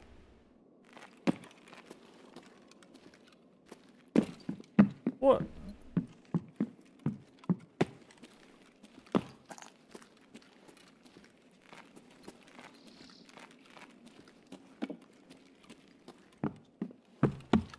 Okay.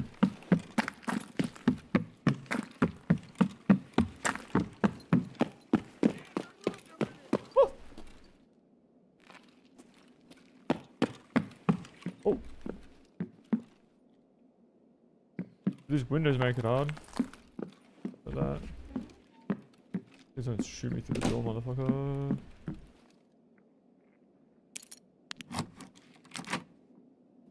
I don't want to like peek him from these doorways.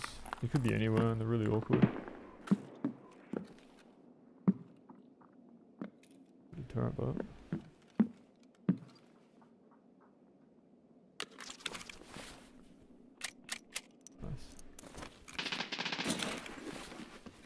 There you go.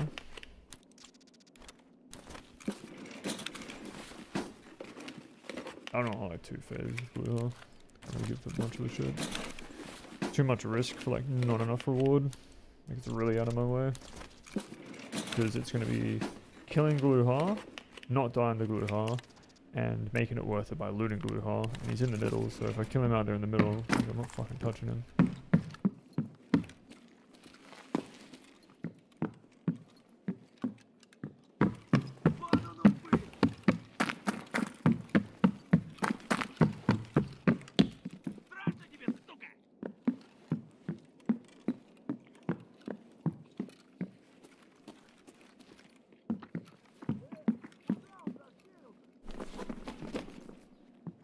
I get rushed?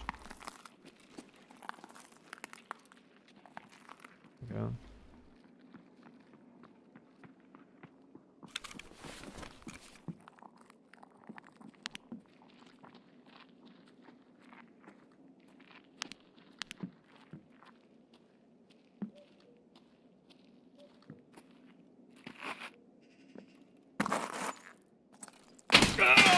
У меня бомба! Hey buddy.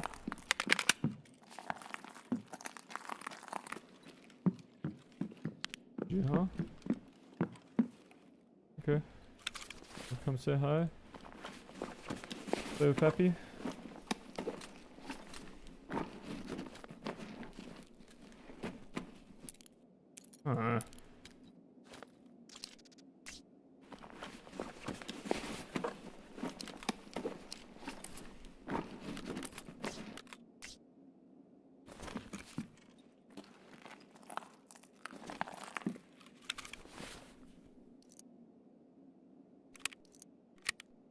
That's glue. Holy shit. Bro has one of those. That's nuts.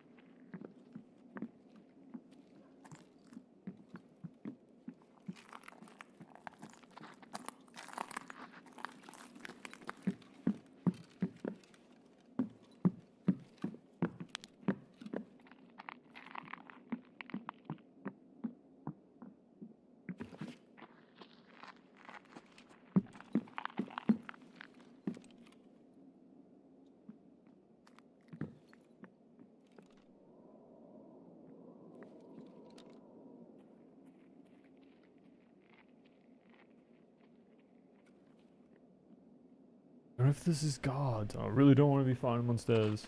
I hate stairs. I don't know how cracked they are. I've not fought this guy yet this work, so I don't know how crazy he is.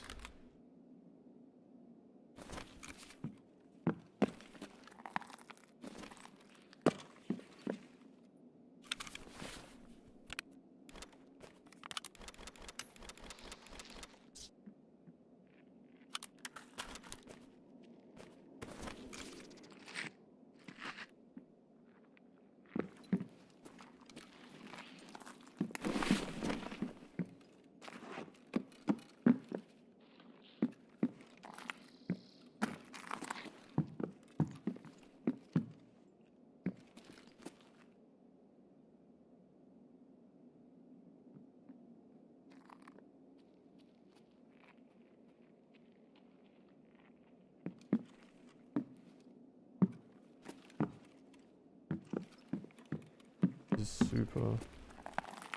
super weird, man.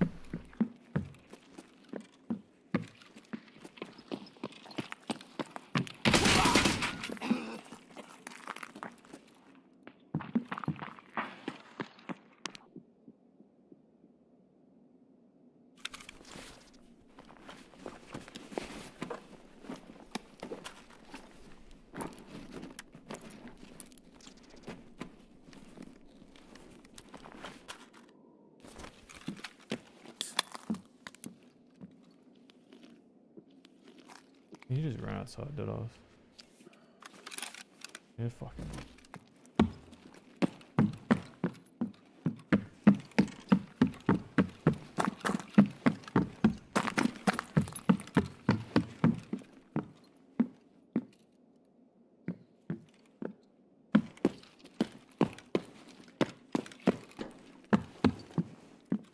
I'm gonna just leave, honestly, because this is gonna be too much stamina.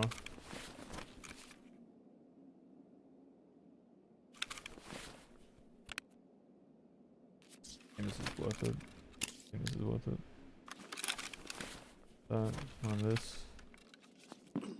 My shit come back. Just gotta get out of here, bro.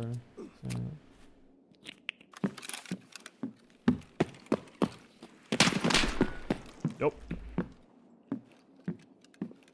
Yup.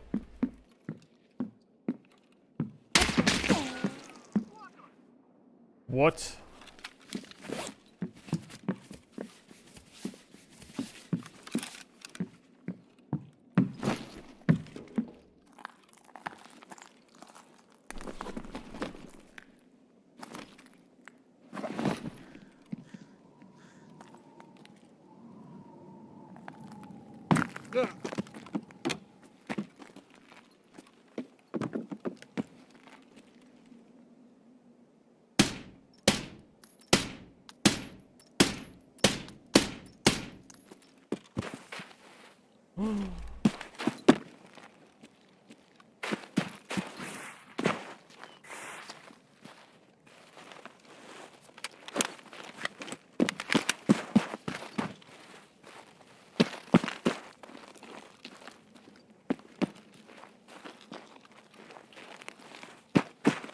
I feel like this guy might extract him, maybe I can't lie.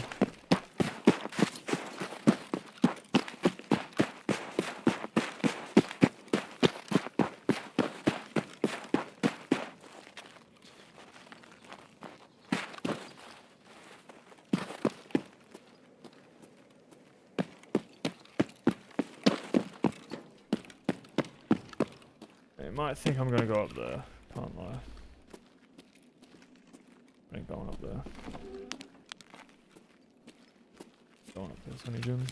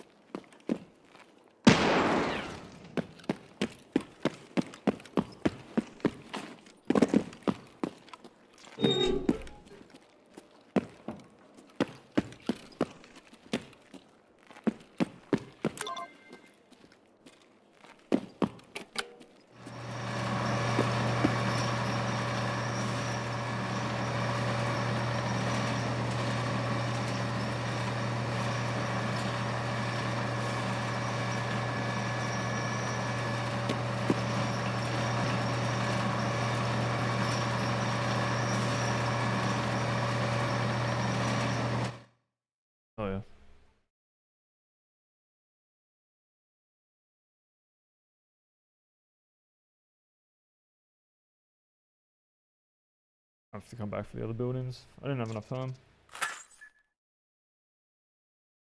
Too much blue half on each of it. The problem with those stairs is that they're gonna shoot me through the windows, like just randomly through the doors like that, like instantly. Very hard to like stand there and get a shot off, especially when the angle's like on stairs. And not to mention stairs. Like I could just like randomly fall forward because the game just thinks I should. 16,000 experience.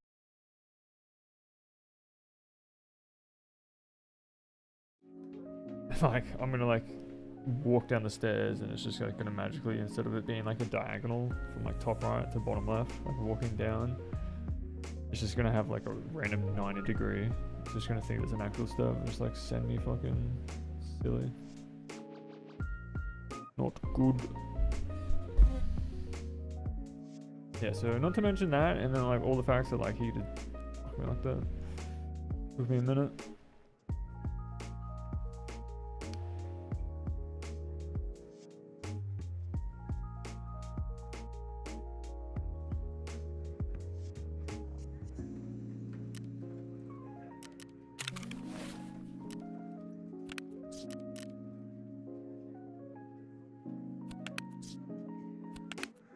Fuck.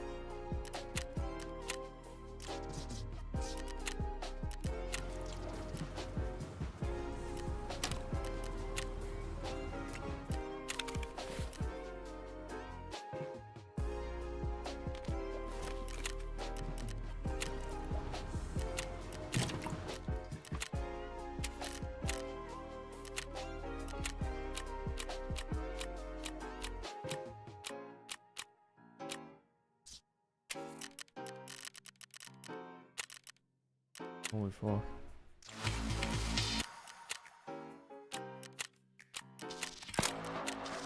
Oh, he's about to have it finally. Holy fuck.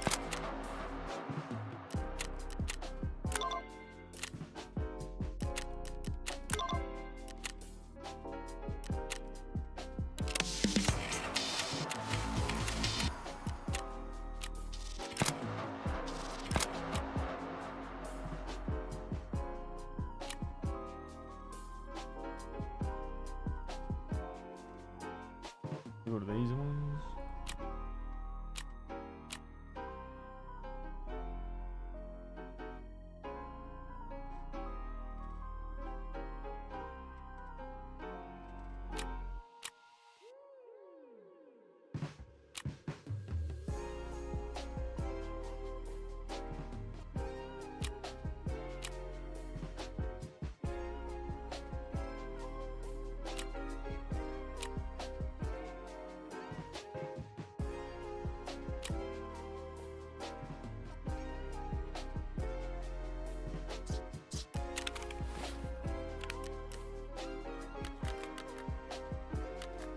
lots of things going on.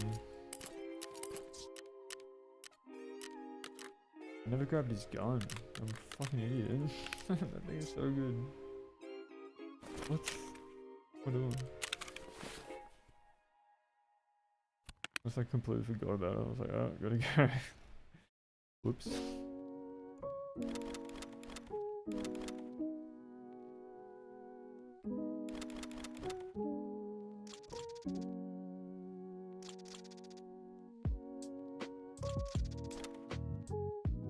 The maximum, what do you mean?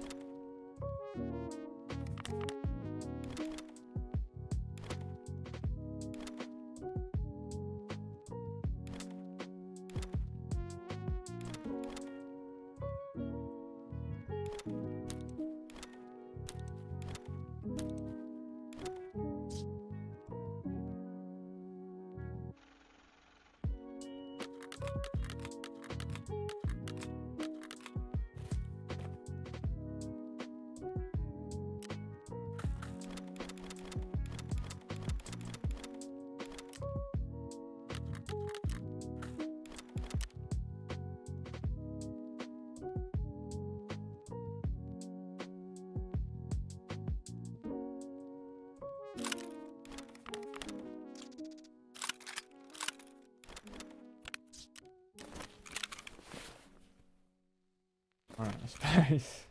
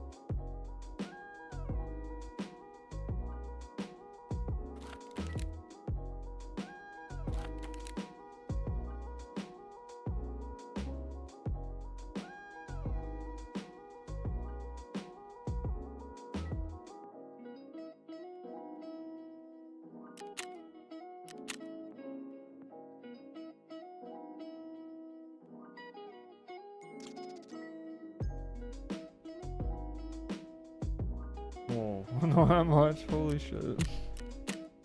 Oops.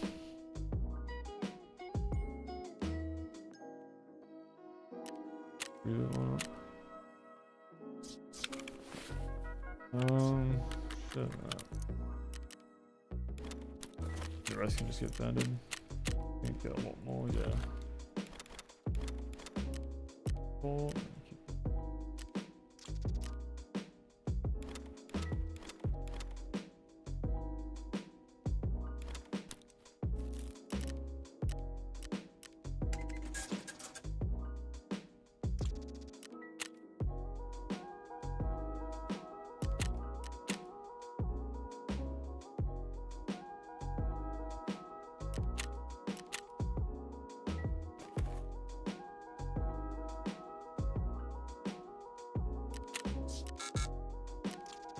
What?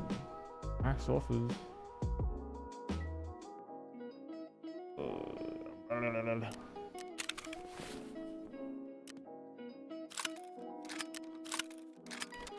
Sorry, some shit. Oh man, come on.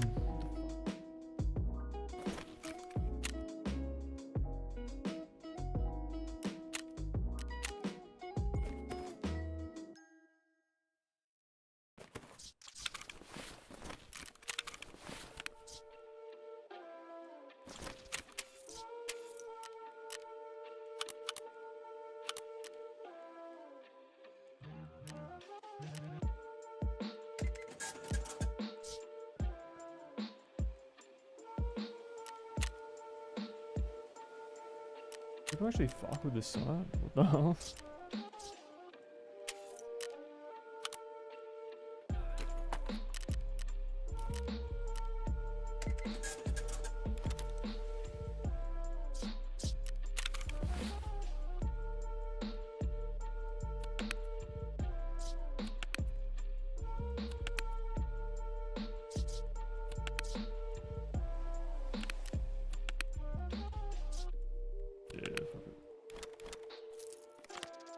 Proper, oh no, it's CPU fans like crazy. Where's the cheap as now? I'll get rid of them. Buy these things later.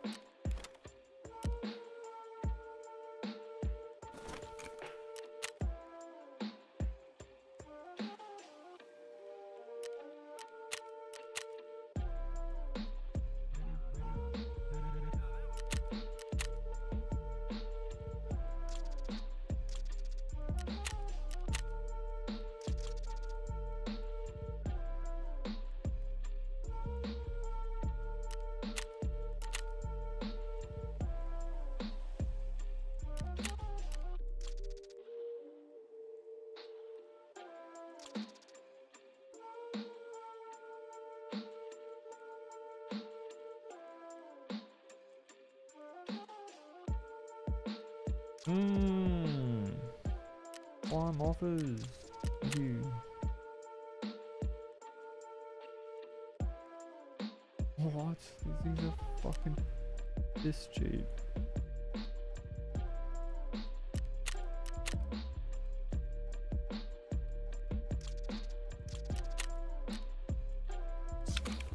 Alright, rest of this vendor info good.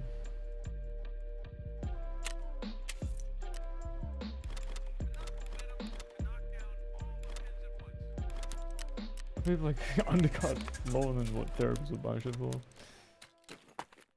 The Wallies? What are they doing? Are the Wallies wasting money? Oh. Come on. I hit receive all. I don't want all this in my inventory. Oh.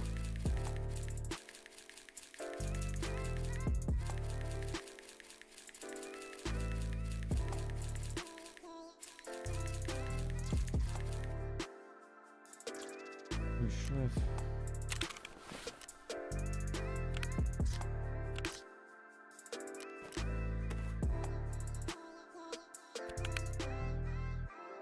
Ah, so fucking tease, so fucking sorting. Yeah. So, these.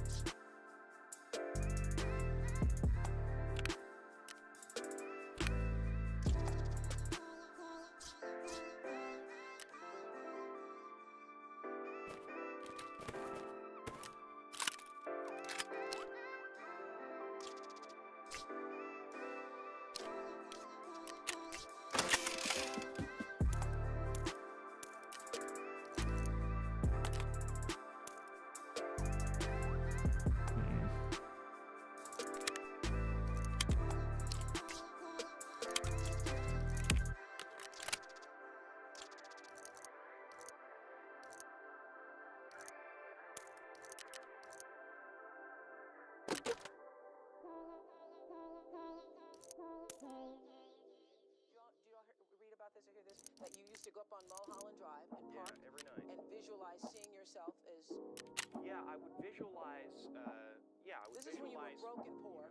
Right, having directors interested in me and people that I respected saying, I like your work or whatever that is, and anything on the bang bang box? Pew pew.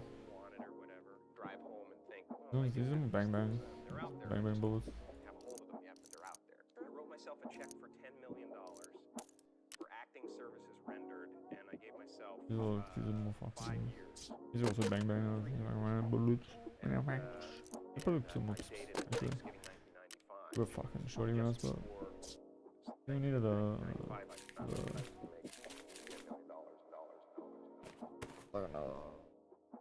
box.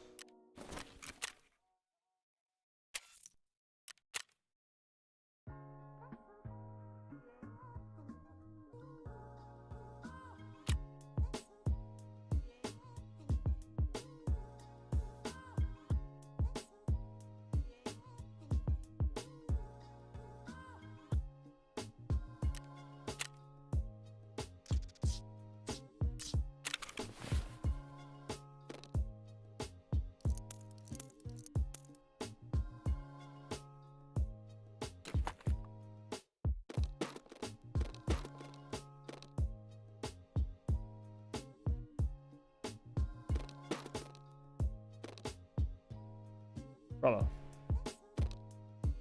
Thank you.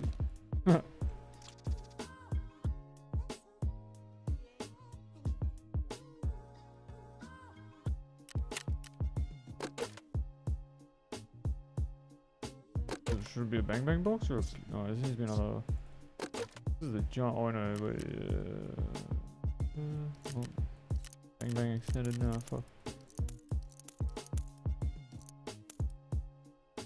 Bang bang and return of the pew.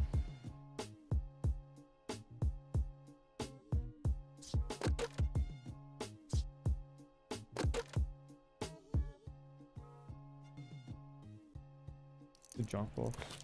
It's a junk box.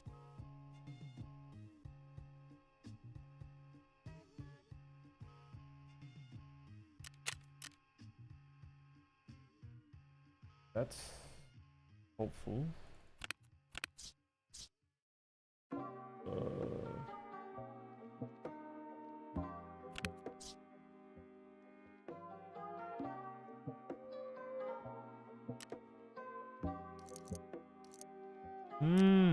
Alright.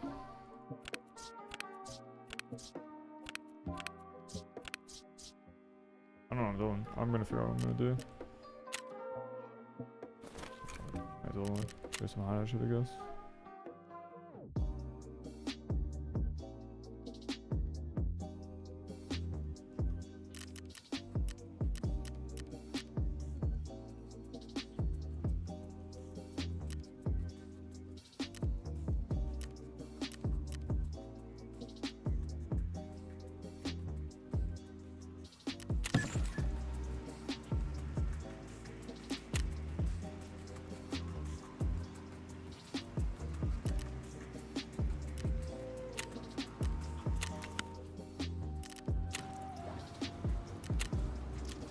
A minute doing that, didn't I?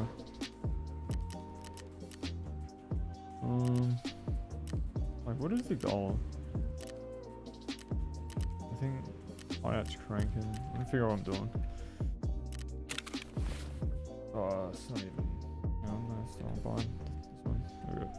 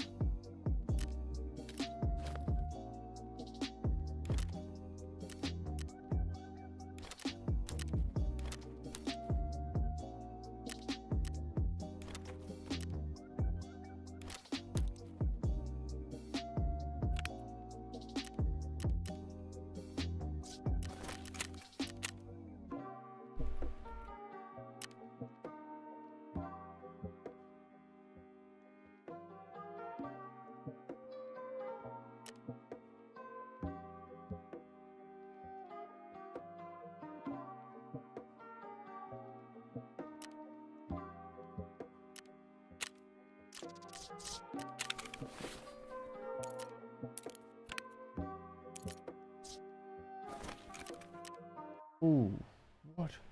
Maybe level 35 I could sell like some insane keys. Oh, la, la, la. What? Oh, what are these? Yeah, I didn't start with these ones. Hmm.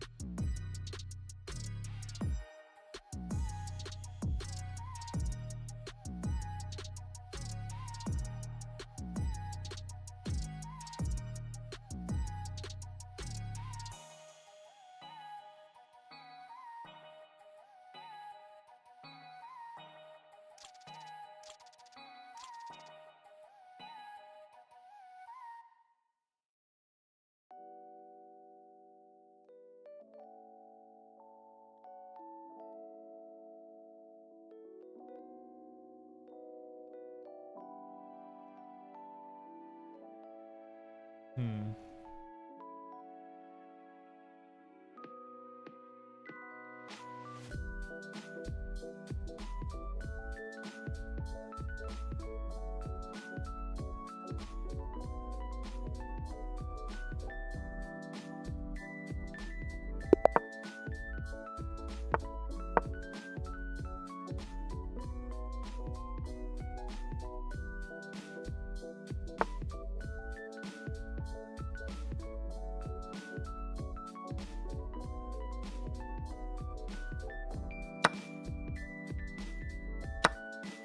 Wait, no, I'm fucking retarded. Oh my god.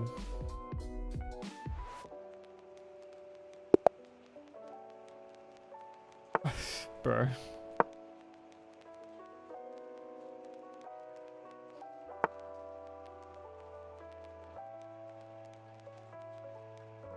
Hmm.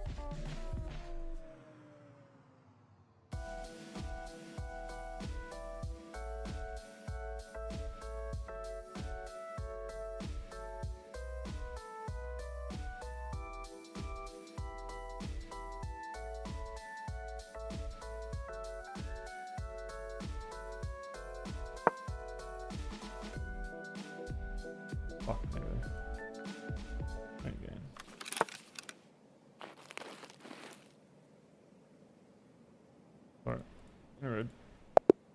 Okay, good.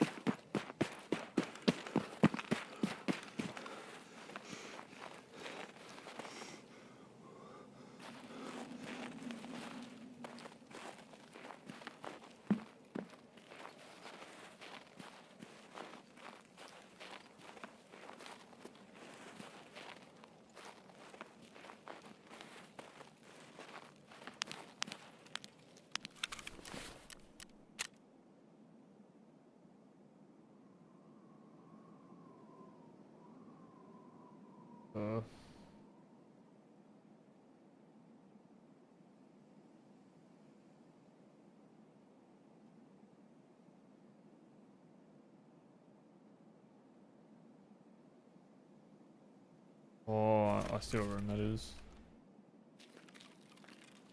That is, down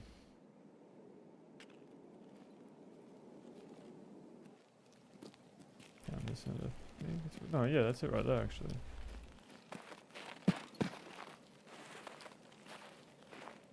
Fuck yeah, dudes, no.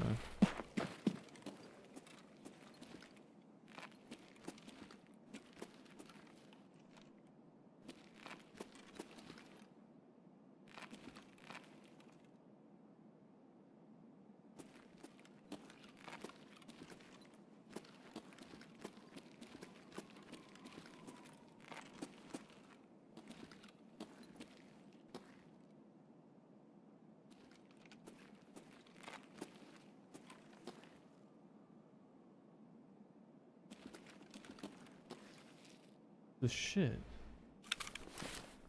This is the garage complex, is it not? In this photo?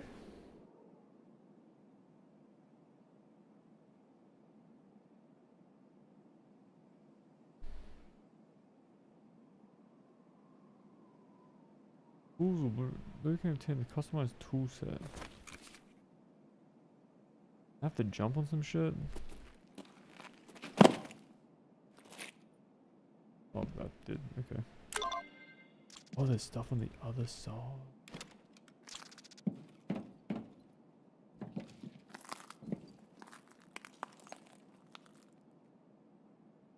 Oh.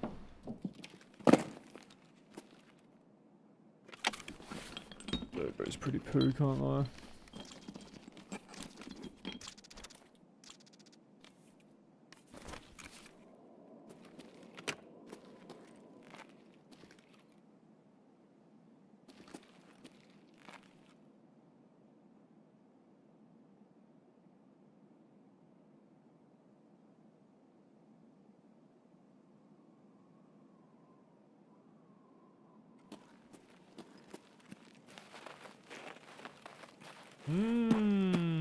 Taco.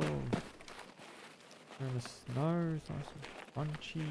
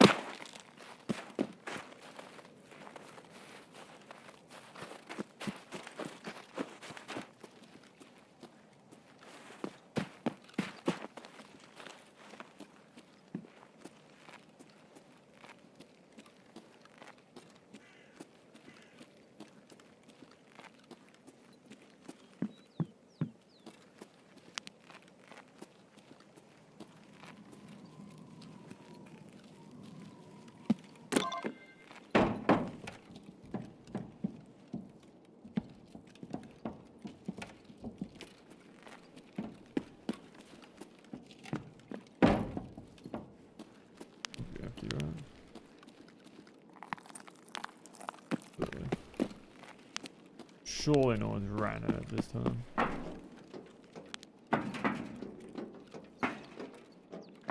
Not this place. Surely not.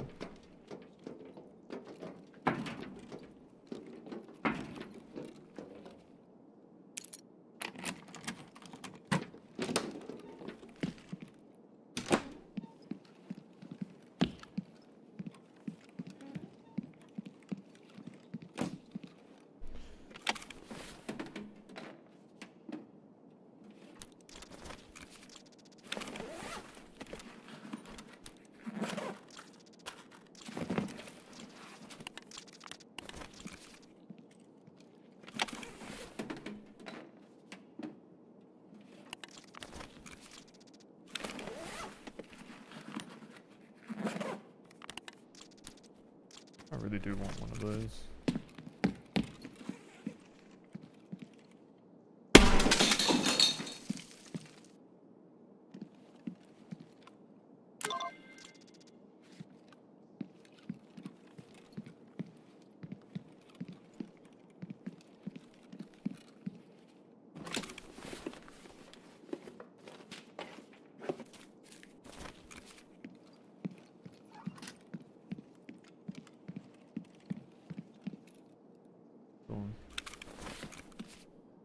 Do tomorrow. This one, that one. Fuck, I need to look at a map.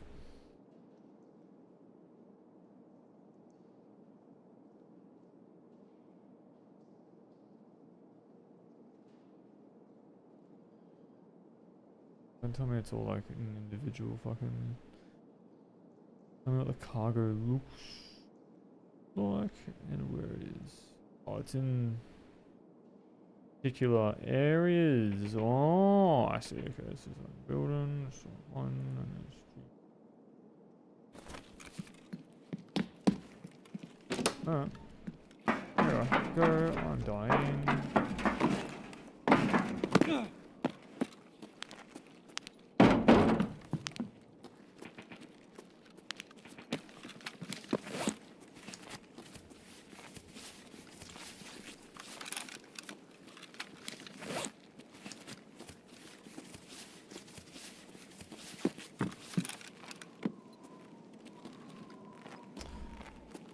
Everyone, this is fucking horrendous, I cannot lie.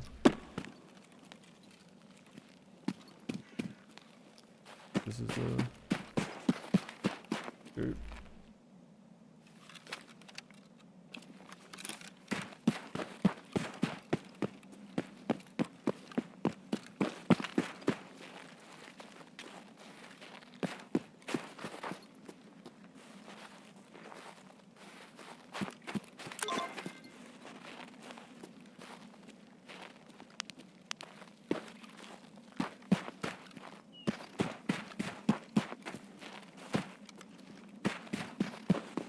Change my attire now. Wearing blackout on snow. Maybe wearing like some white shirt.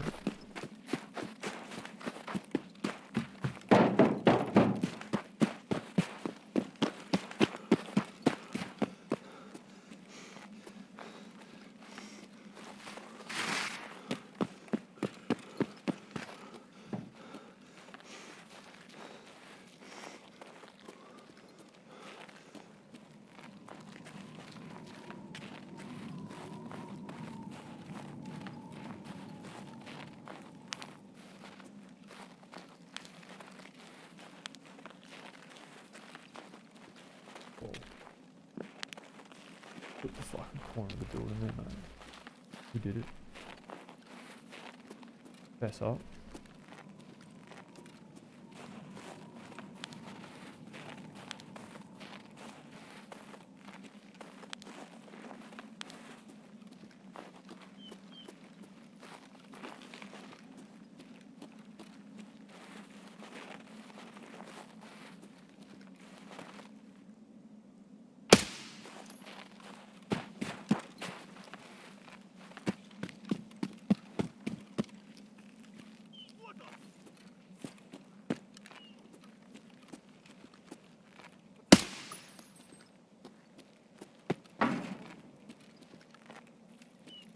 Сдохни, тварь!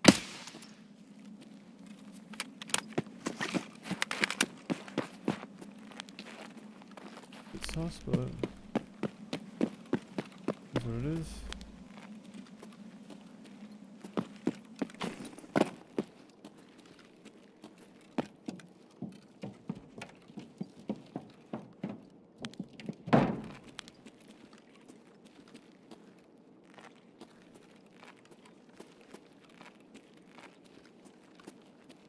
Doors open, so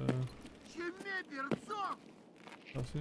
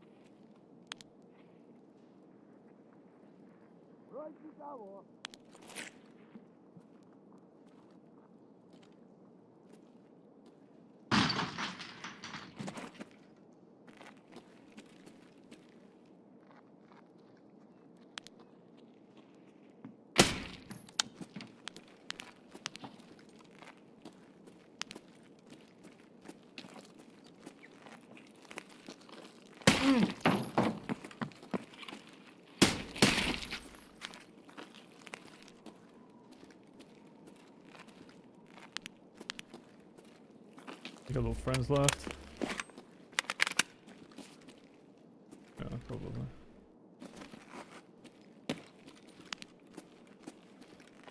I thought it was him I was hearing.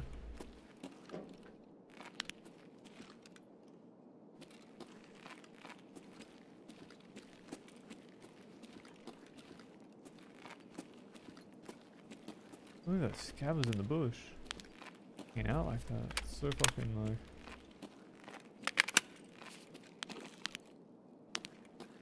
very chill. Not very chill, sir.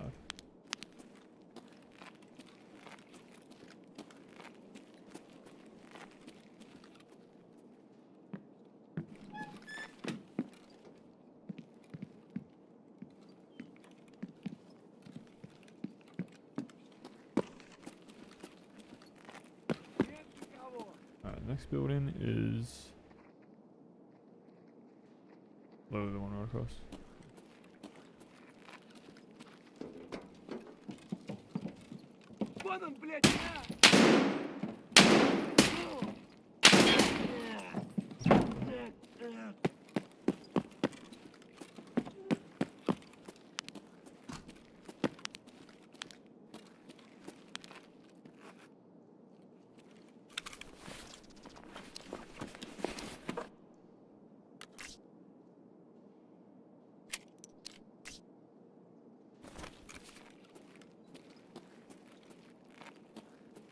Oh, my phone went flat. Fuck.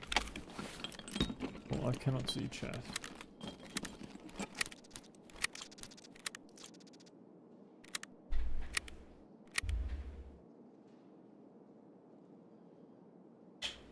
I thought I'll charge my phone.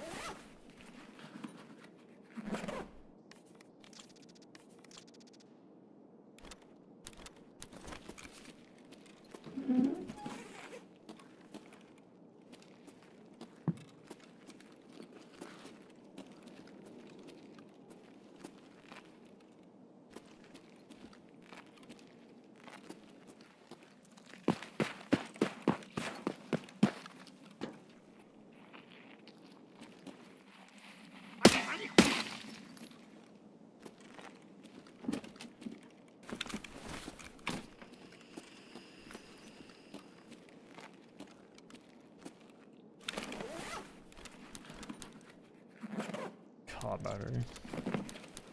Fast one. Filter, yo.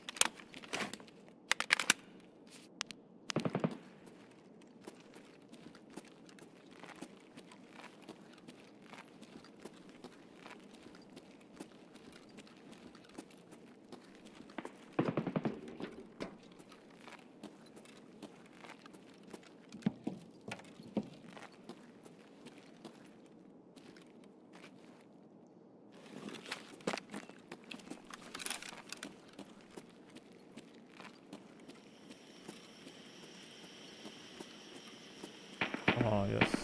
Down here, maybe?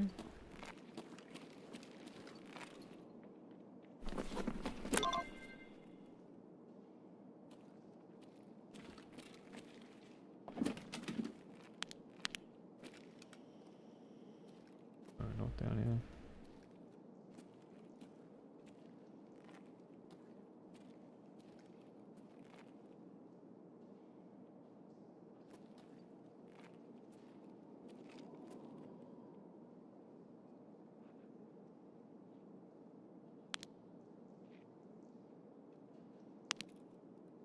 Scav. Oh, there's a whole section. Like I want to say that it's just like really go.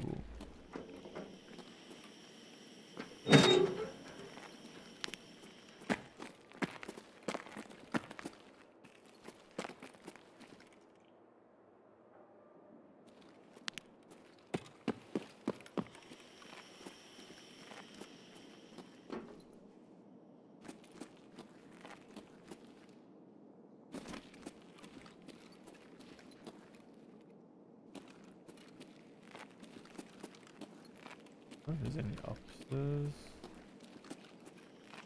Maybe.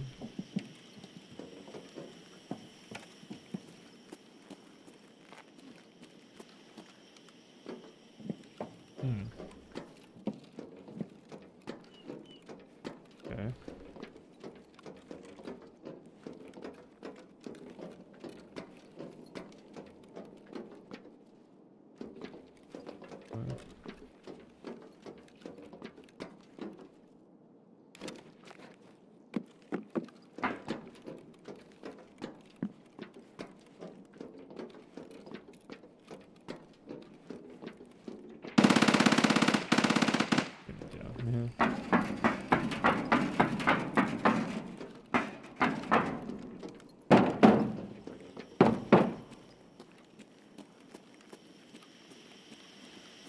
This way.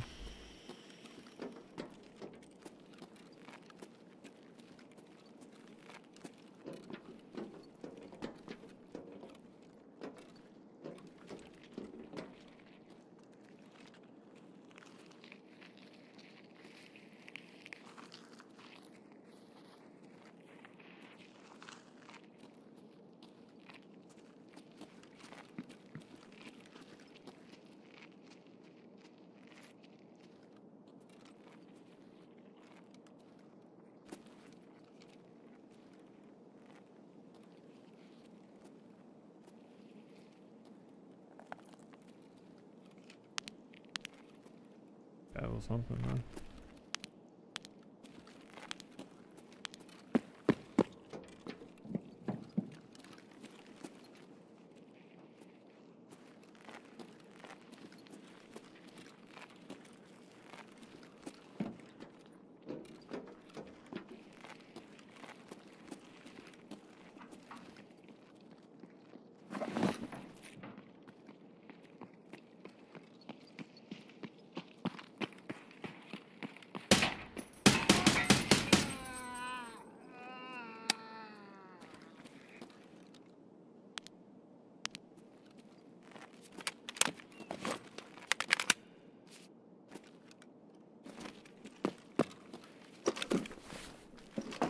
Outside, Boston. Oh no, I gotta do barrels. Thingies.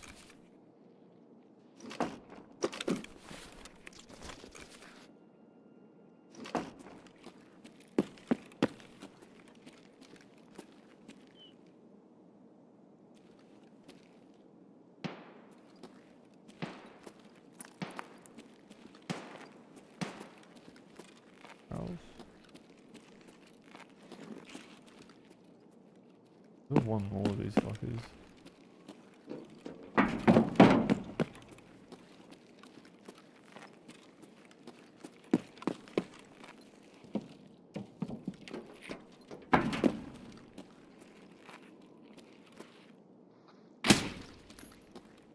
Yeah.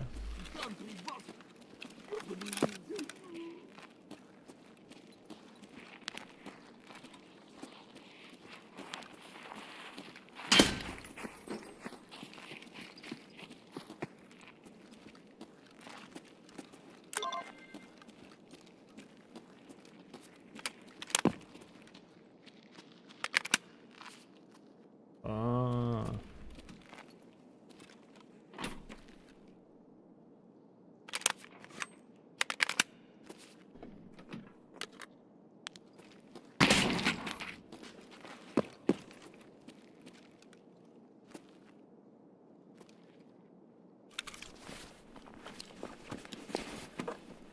Hungry. Ah.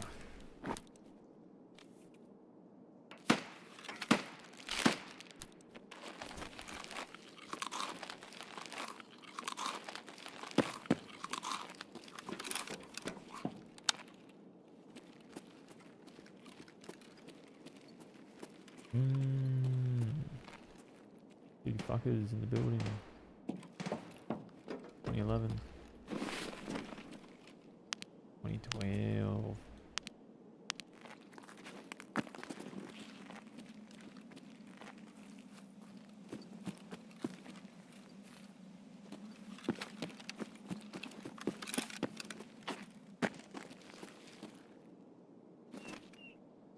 Oh, I just lost one of those. I don't know what the fuck else I gotta do. Something, I think.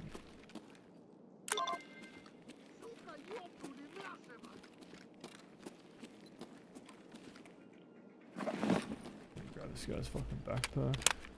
See what he's going at.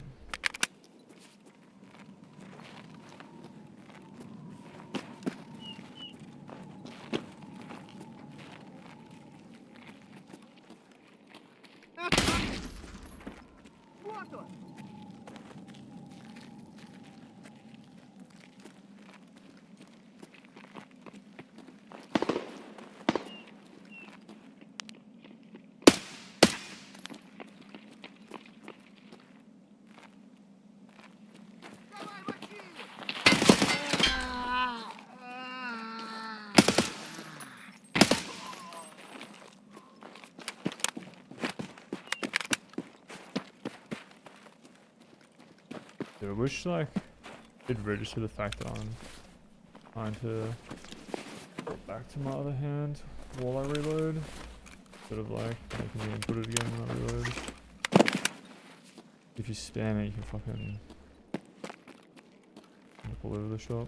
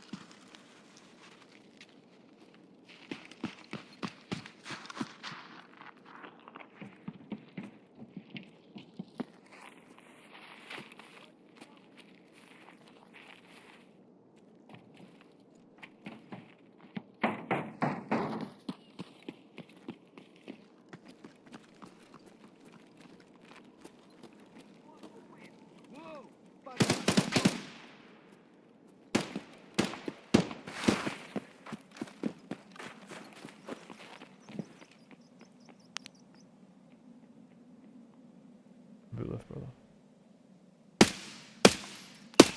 Fuck. You just turned left. Fuck. And then he fucking like wiggled and missed. He like pulled his direction as he swapped. Well timed, good sir. Well timed. Okay.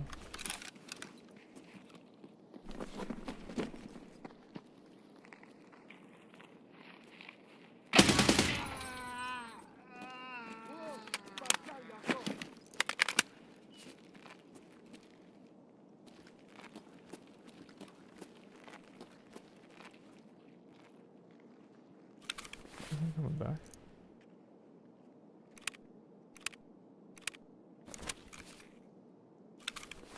Nah, scout.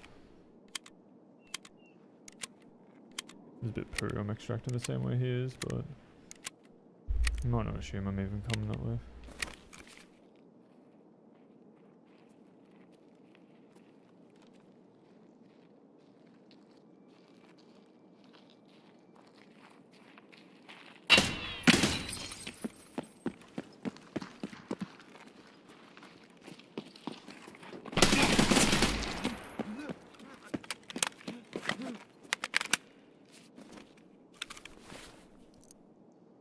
You just come back? What the fuck?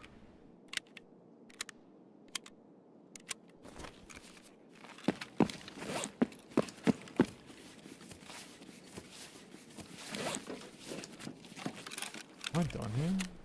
I've got all the things. And this shit over. I think so.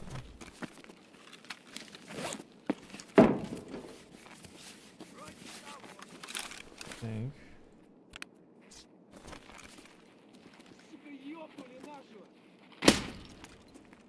Воу, пацан готов.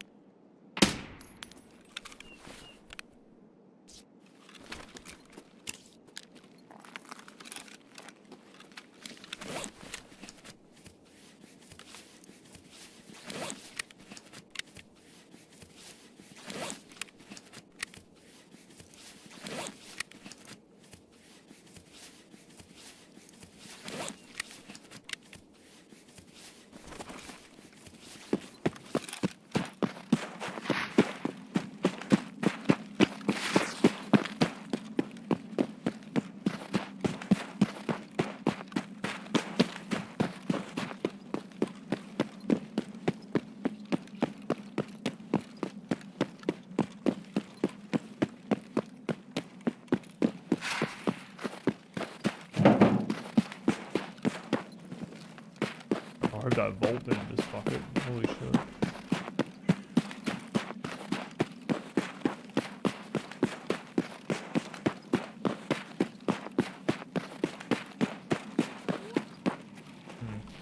That will then.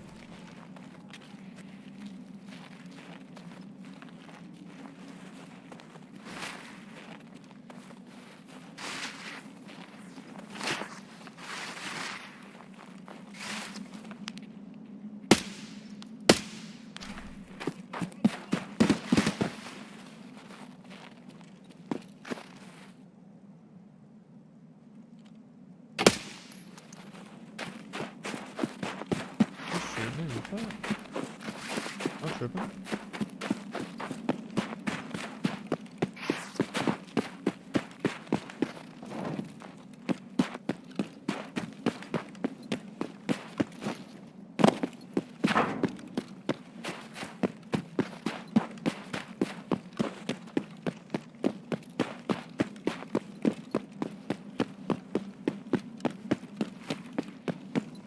Swamp scatter dead.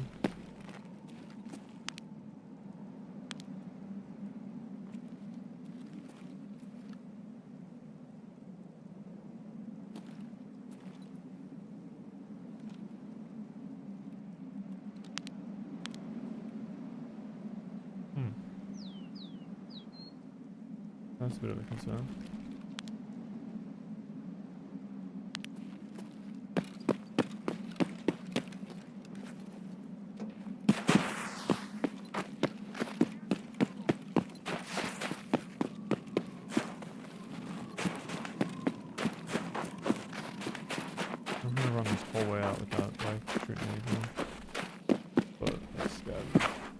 Definitely trying to make that not possible.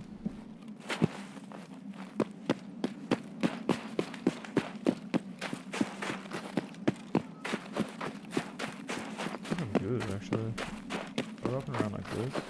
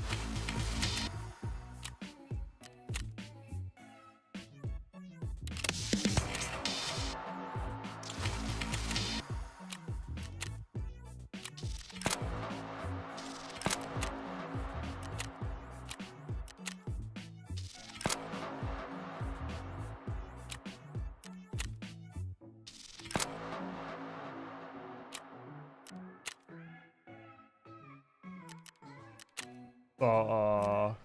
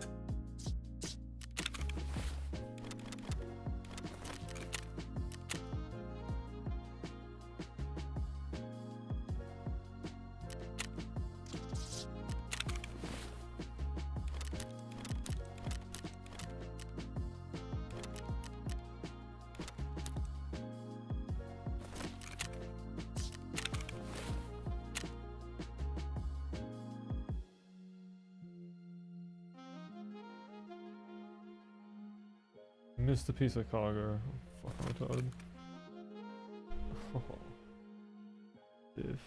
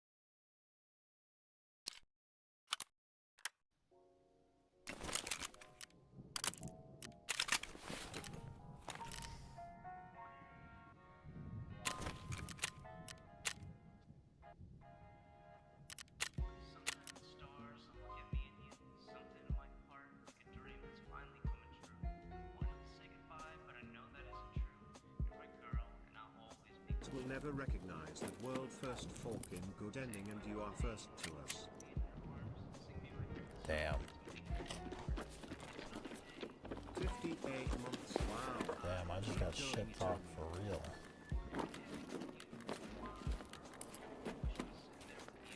$250,000. We're rich as dude.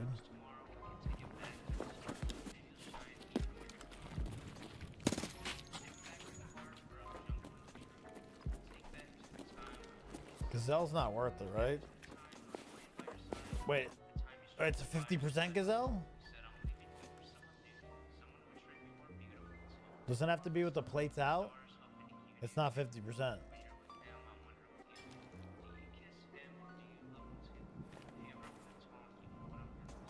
$200K. Alright, good.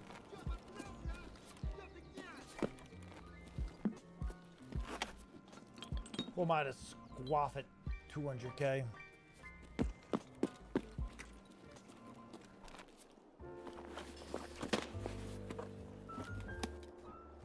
I don't even know if that's a word. Is that a word? Squaff?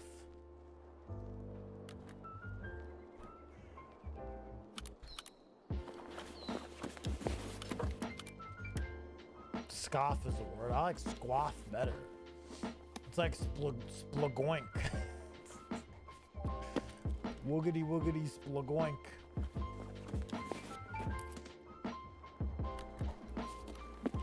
That guy's gonna glitch me out if I loot him, right? Yeah, that one will glitch me, I believe. Believe that's how that works. Don't you silly little peasants squaff at me? Who do you think I am? You know that one will glitch me? There's a bug with looting bodies on mounted guns right now. You won't be able to shoot your gun. And then you have to Alt F4 to do it. I did it before, and that's how I know now not to do it.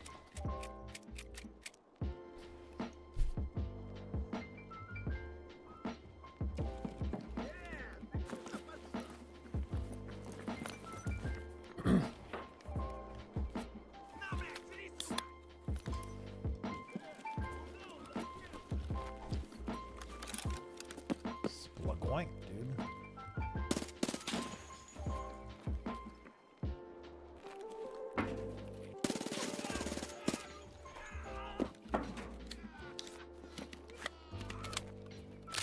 So decenty.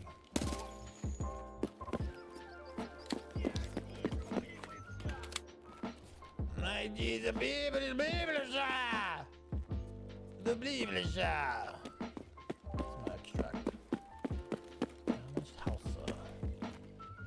damage the house.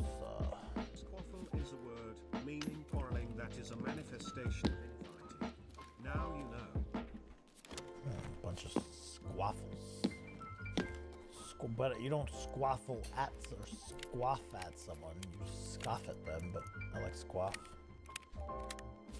You fix the bug, you just gotta Alt F4 and come back. That's how you fix most bugs in this game. You hit them with Alt F4.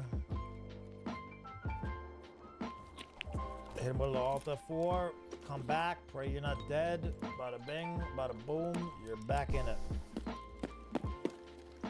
Seen the arena tutorial they put in the game? Nope.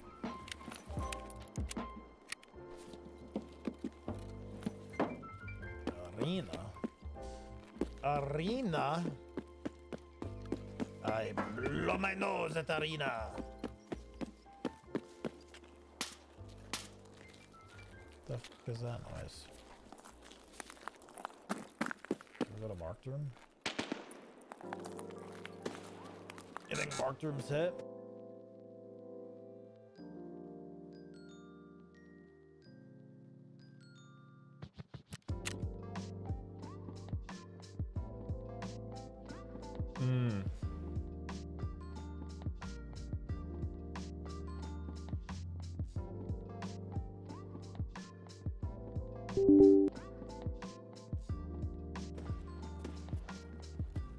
The arena tutorial's better than the in-game. They made a better tutorial for arena than the main game. Holy shit, dude! They killed all the scabs. Look at this. just wanted to get my subscription out there before I went to my second job to support my wife's boyfriend. You're the man, you're the man. He drinks most of my beer, but he ain't shit about doing housework.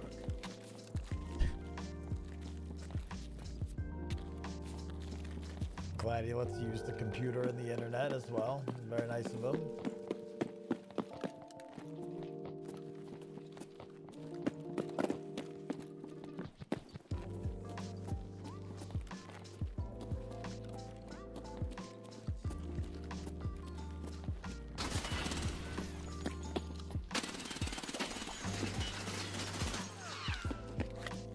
You are little pussy boy. I also shot the guy in the face. You should so be dead, dude. Сука, я все тебе сказал. Fuck off. Guys, stay focused.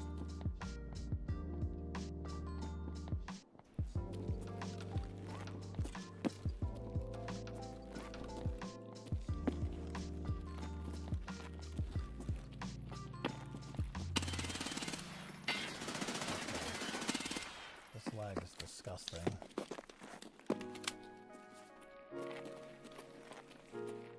This lag is disgusting. Давай. I'm f***ing ready for you. Die, you cocksucker. God damn shit. Ах ты ублюдок. Is this your f***ing warfare? Посмешище, блядь. Смешище, блядь. Смеши, блядь. Camp in my marked room. Oh, he already looted it. Camping my... Holy shit, he's stacked. God damn. God damn, look at this guy right here. Look at this guy right here. Well, he's got Arthur. He's doing leg meta with the P90? P90 leg meta? All day, every day since 2019. My man. Thank you, dude. I can't Tetris with the rig. Thank you very much, dude. Thank you, Betty. Feelings Doctor. Thank you for the 5 gifted subs as well. Thank you. Thank you. My Russian is terrible. Well, no shit, it's terrible. I am not Russian. What do you... I can hardly speak English sometimes. You want me to speak Russian too?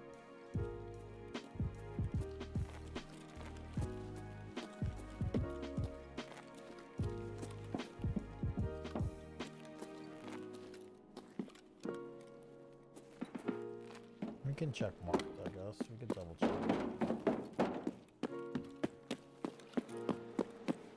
I guess, unless there's some gremlin in here too. Oh my god, they missed an ammo bot. Wait, did he just like not even loot this? What the f is happening?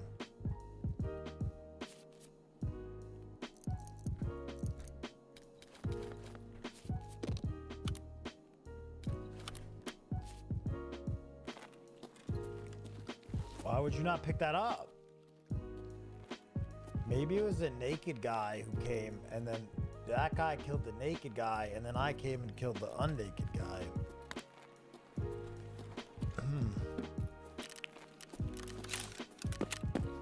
I don't know why you'd loot marked rooms without a backpack. That seems really silly to me, but whatever. Teach their own.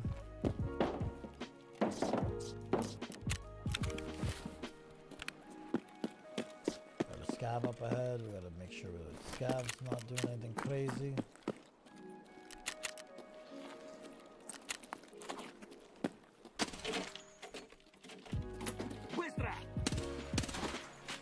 Not doing something too crazy. They're getting a little crazy.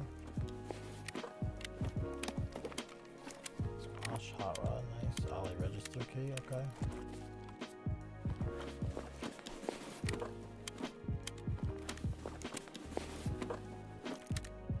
Blank RFID on a scav? On a scav? On a scav? I looted marked rooms for 9 hours yesterday and found 1. And now if I went on a scav? Yeah. Yeah. I mean, I'll just put it in the blank RFID bank. We got another one. We got another one. Yo, W raid. Actually, W raid. We killed Kabusi. We killed PMCs. We got a blank RFID. We got loot. We got money. Hell yeah.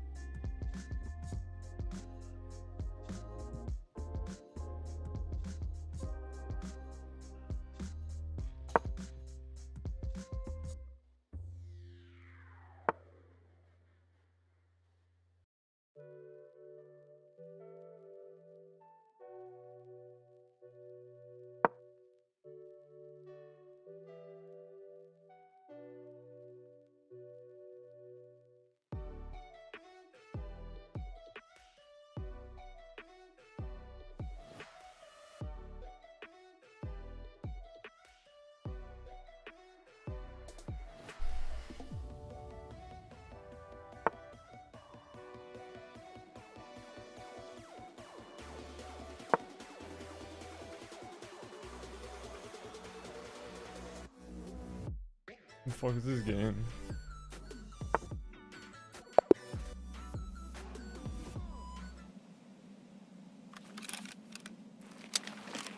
What was this day?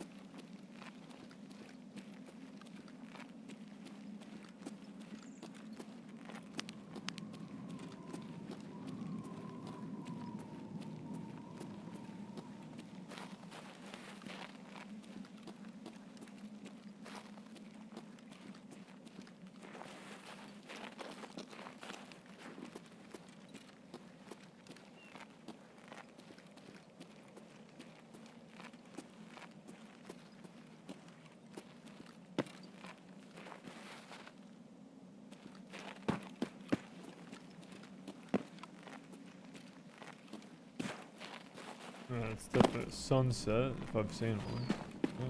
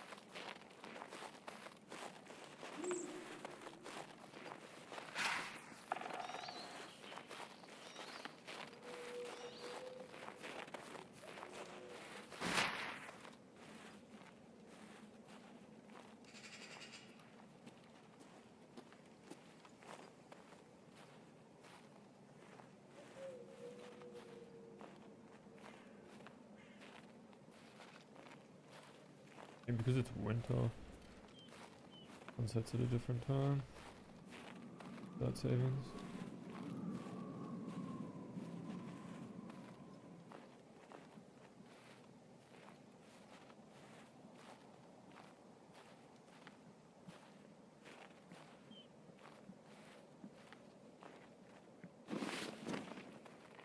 Кепка ебаная! Вон он, сука!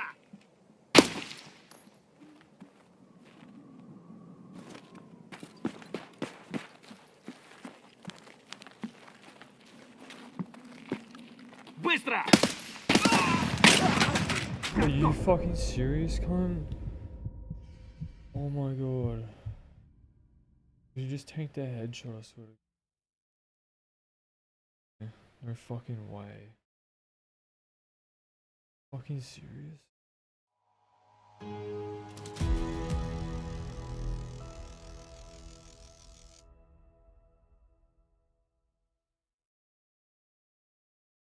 What the hell?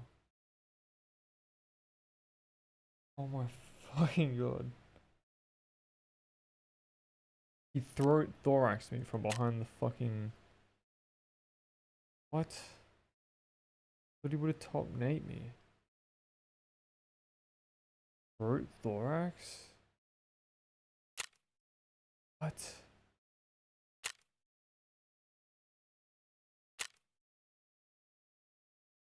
What? Thought he would have from behind the box. He shot through that and one tap me.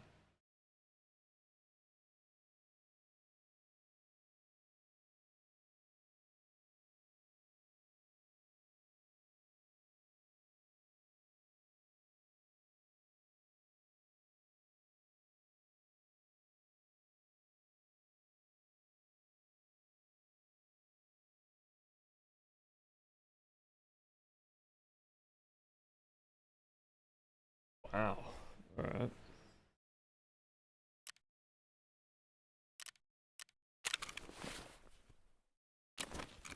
That's fucking awesome. Huh.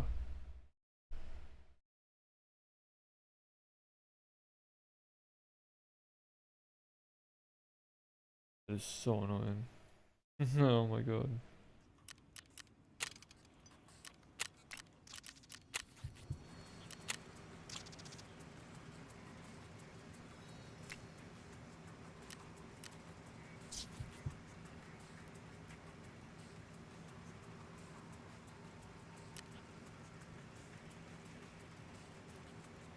As if we don't have a pill press, a fucking med station.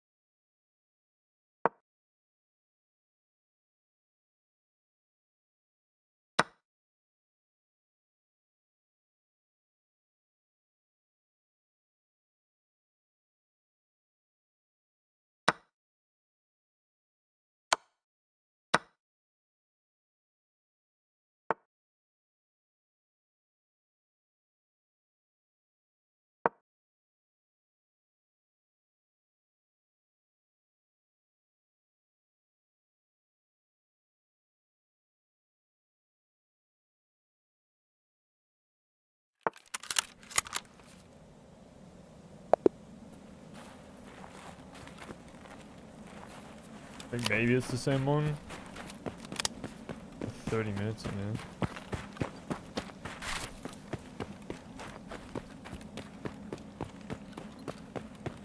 Maybe.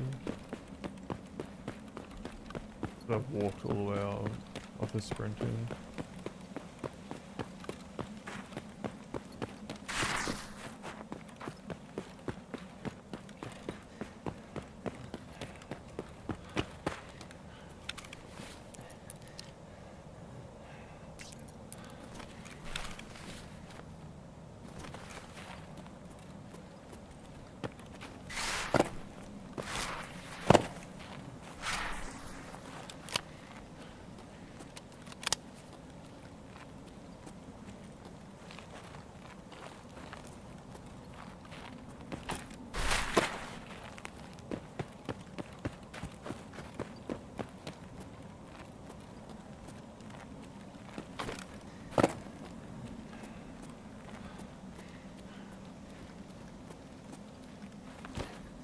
What the fuck?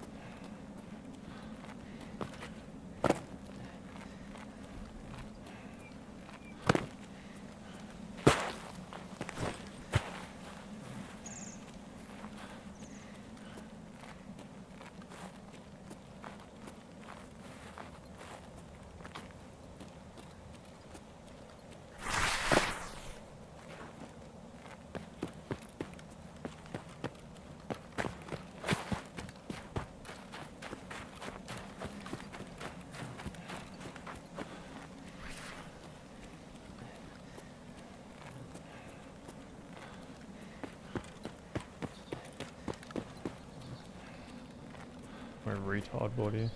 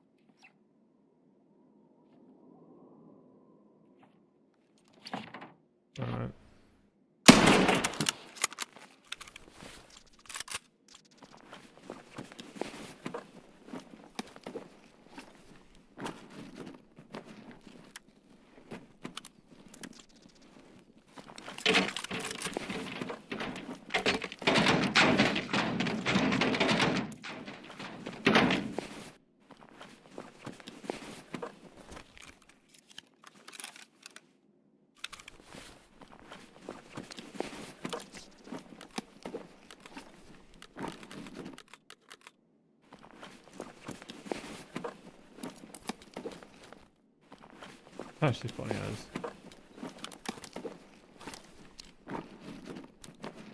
What? Oh, no neck protection. That's funny as having my own dog tag. Oh, no neck protection. Bitchy as.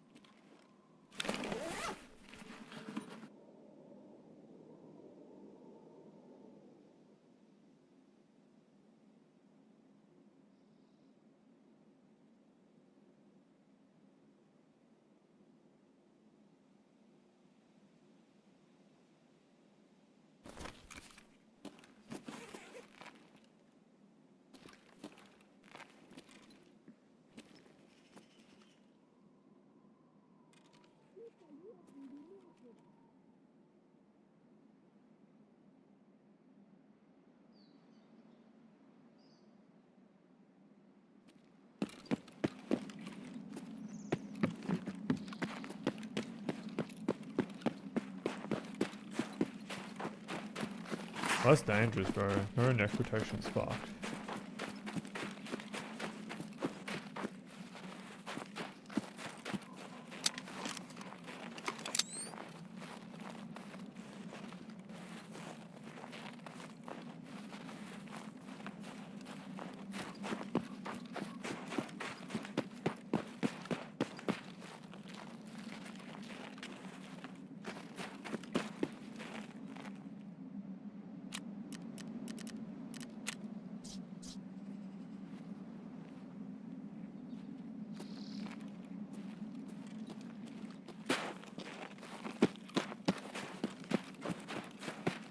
Pursued.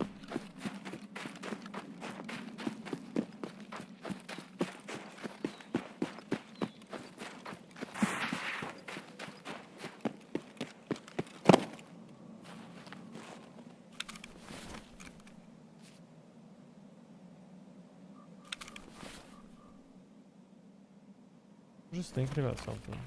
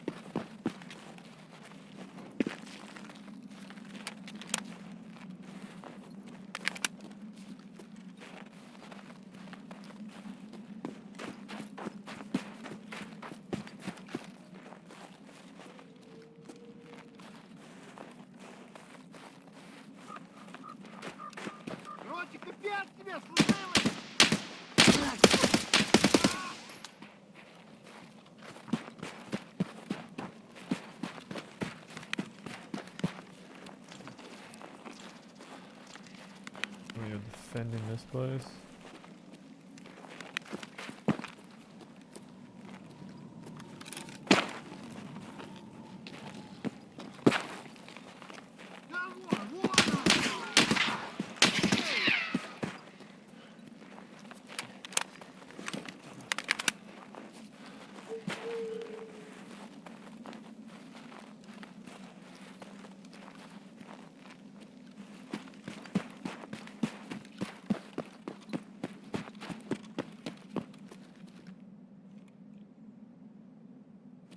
Fucking autistic. I think that I can extract up here. Should be no scabs, surely.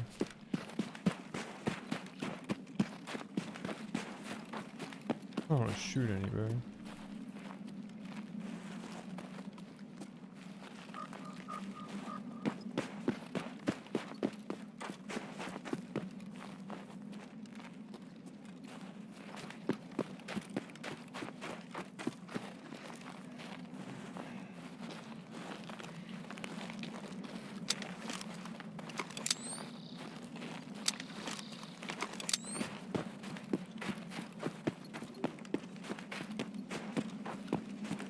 Bro, I can't believe I got a neck thorax.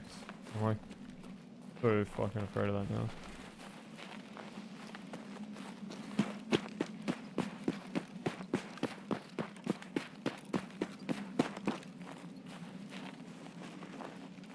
This armor has served me well so far, but like, holy fuck.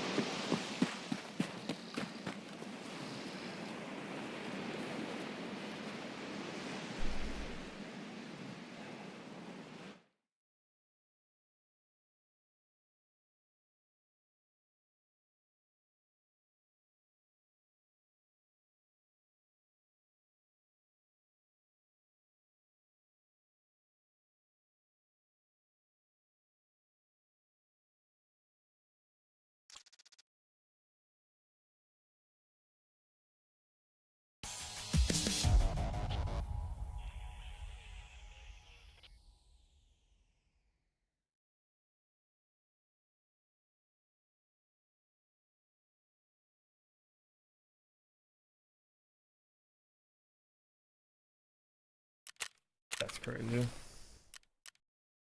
Or pretty lucky.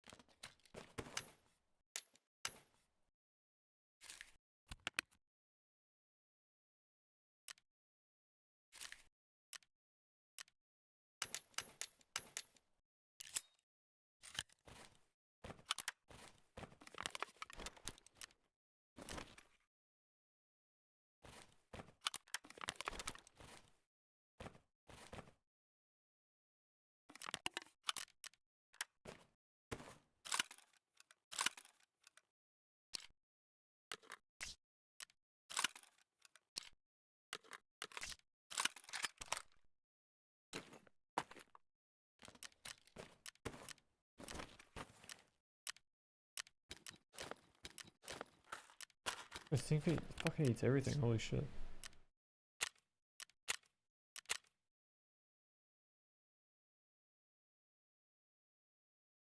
That's a real threat. Fucking threat.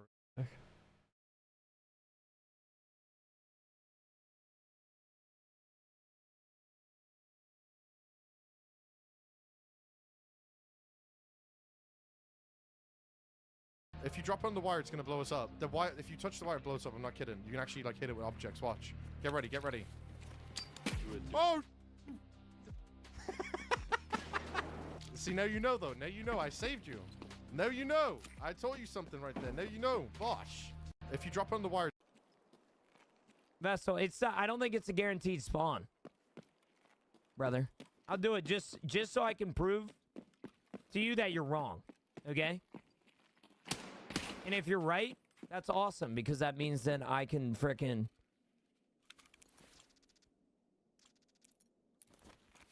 Yo, guys, I got a 306 key just randomly, bro. That's fucking insane, bro. Now, in the room out to your right, there's another key on the table. What? The room next to the bags. The very next room.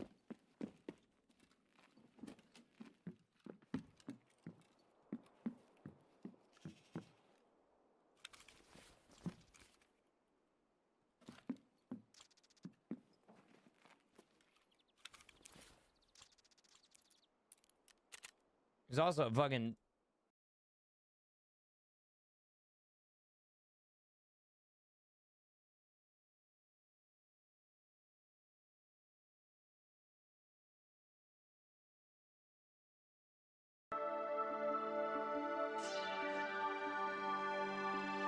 Hey guys, welcome to the Liberal Hive Mind, a channel solely focused on exposing the abundant hypocrisy of the left. And here's your meme of the day, brought to you by 5mind.com. Oh, this is gonna feel especially good to say, to use their own damn words against them. Just like how it's so satisfying to utter the words, quote, no one is above the law. Well, in this case, if we're looking at Ilhan Omar here, we just gotta say it, it seems like the walls are closing in. All the walls closing in on him. The walls closing in on him. The walls are closing in. The walls closing in. The walls. The walls closing in. The walls. You know, for years, she's sold herself to the country as this poor refugee girl who's done everything right in her life. She's made all the right decisions of good moral character, the right person to serve in Congress. In fact, she's the voice of the oppressed. That's the whole image, right? But I think now we're getting closer and closer to conclude something a little bit different here. I think it turns out that the oppressed refugee is really a wolf in sheep's clothing, as it seems she hasn't actually helped anybody, not even those of her own community, with all these fake freaking programs supposedly feeding children in these Somali neighborhoods. Meanwhile, the whole thing was a front. Now it seems the only person she's ever helped is herself. The reports are getting pretty damning here, as it seems Ilhan Omar might have used all her time in office like a personal ATM machine. Not exactly the beacon of virtue that she pretends to be, as she looks down on us and constantly wags her finger as some holier than thou figure. Yeah, the walls are closing in. The whole charade is collapsing. Let me show you guys exactly what's going on. We got some stuff to get into, so let's roll the tape. All right, folks, so just take a look at this Newsmax piece, and let's just say the heat on Ilhan and her myriad of little scandals here is finally getting the attention it deserves. So we'll ask again, where did Ilhan Omar get all that darn money from? Let's go through it. When she first ran for Congress in 2018, she was married to a Somalian man named Ahmed Nur Said Elmi, and she had a net worth of approximately $65,000. Not a ton of money, but $65,000. By 2020, a whole 2 years later, Ilhan had already divorced and remarried another Somalian man by the name of Ahmed Aladizian Herzi, and her net worth was still right around $65,000. Yet just 4 years later, she was divorced and remarried again for a third, or perhaps a fourth time. We don't know for sure because Ilhan Omar likely married her brother at one point to get him into this country illegally when she came here from Somalia, which, by the way, is a federal crime, and she's serving in Congress. And nobody talks about this. So by 2024, Ilhan's married to a new person, a white guy named Tim. There's Tim Minette. And Tim is not a rich man, but now he is. Tim's rich now because somehow over the course of the last 3 years, Ilhan Omar's net worth has skyrocketed to over $30 million and counting, meaning she went from having right around $65,000 to $30 million in 3 years. Think about that. Powerball drawing is tonight. Wouldn't that be wonderful? Ilhan Omar did not win the lottery. Bernie Madoff was cheating, and he still wasn't doing that well. That is a 46,000% increase in less than 3 years. Now, how do you suppose that happened? Do you really expect us all to believe that she just played the stock market like she's got a great investor and they just got kind of lucky over the course of the Biden presidency? And why are we the only ones asking these questions tonight? So once again, where did Ilhan Omar get all that money, and why is she trying to make Americans feel bad for Somalian criminals? The claim is that Ilhan Omar's gone from $65,000 in net worth to now $30 million in under 3 years while sitting in Congress. And this is happening right as the biggest welfare fraud scam, possibly in American history, is happening in her district, and they're really reporting it as such. All this will be investigated very thoroughly because there's really a national spotlight on Minnesota and all its problems. I mean, this is a scandal that is by far the biggest in state history. You got all this happening, the people being robbed blind, and somehow her net worth balloons an absolutely absurd amount. I mean, the amount of productivity you would need to make $30 million in 3 years, the amount of product you would have to sell, the idea that Ilhan Omar, her simple political brand and genius decisions, has generated that level of value in simply 3 years, it's unbelievable, it's unexplainable. And yet, of course, the defense this entire time has been racism. But just as I've been saying, we're not playing these bigotry games anymore. No more protected group immunity. So the Somalis are the real victims. Yes. So her father was a colonel in this Islamist communist Somali regime that the UN accused of committing war crimes and disgusting human atrocities. She leaves Somalia, she comes here, marries her brother, commits immigration fraud, gets elected to Congress, and suddenly is worth $30 million. So everybody in her little Somali community, all of a sudden, not all of them, but a bunch, Most of them. steal $1 billion from American taxpayers. And then they buy nice cars and they fund her campaign. And then they get caught. And she says, no one's more upset about the fraud than us Somalis. Right. And that we're the real victims. Meanwhile, a lot of these people are on food stamps. They don't have a high school education. They can barely speak English.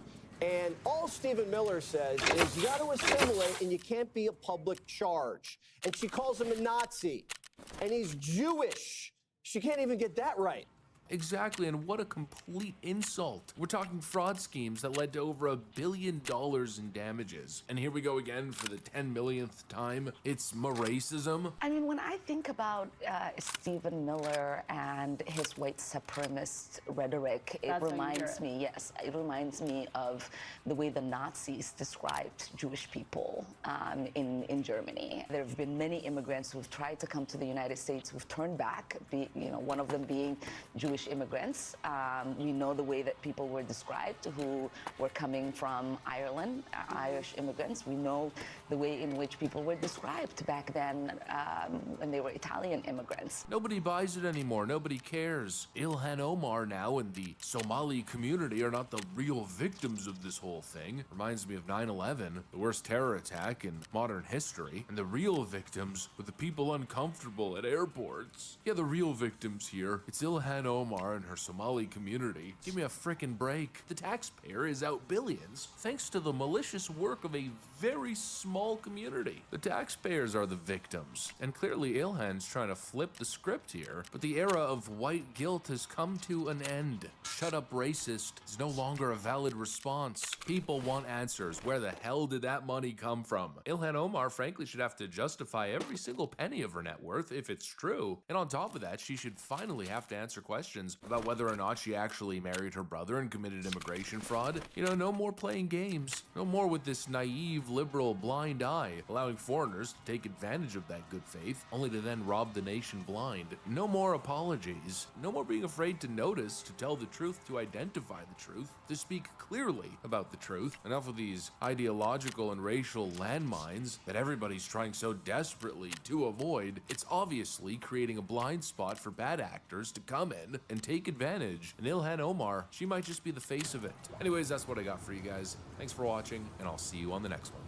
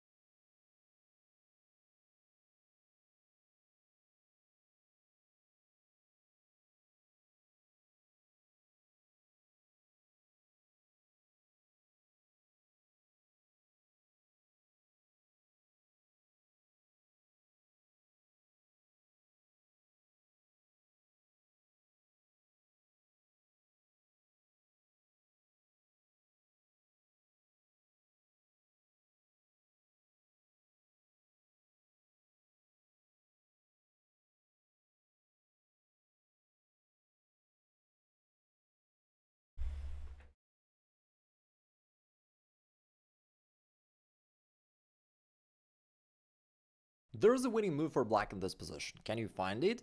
Most players can't. Today I'll show you third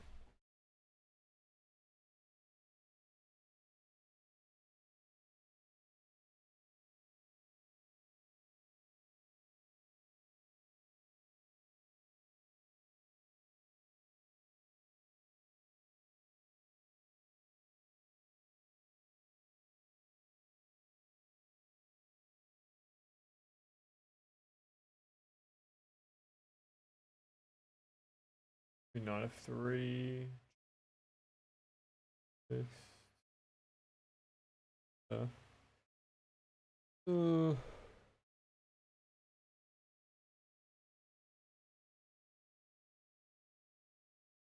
13 essential principles that separate advanced players from the rest. I'm Grandmaster Igor Smirnov, and let's start from the very beginning and we'll gradually get here.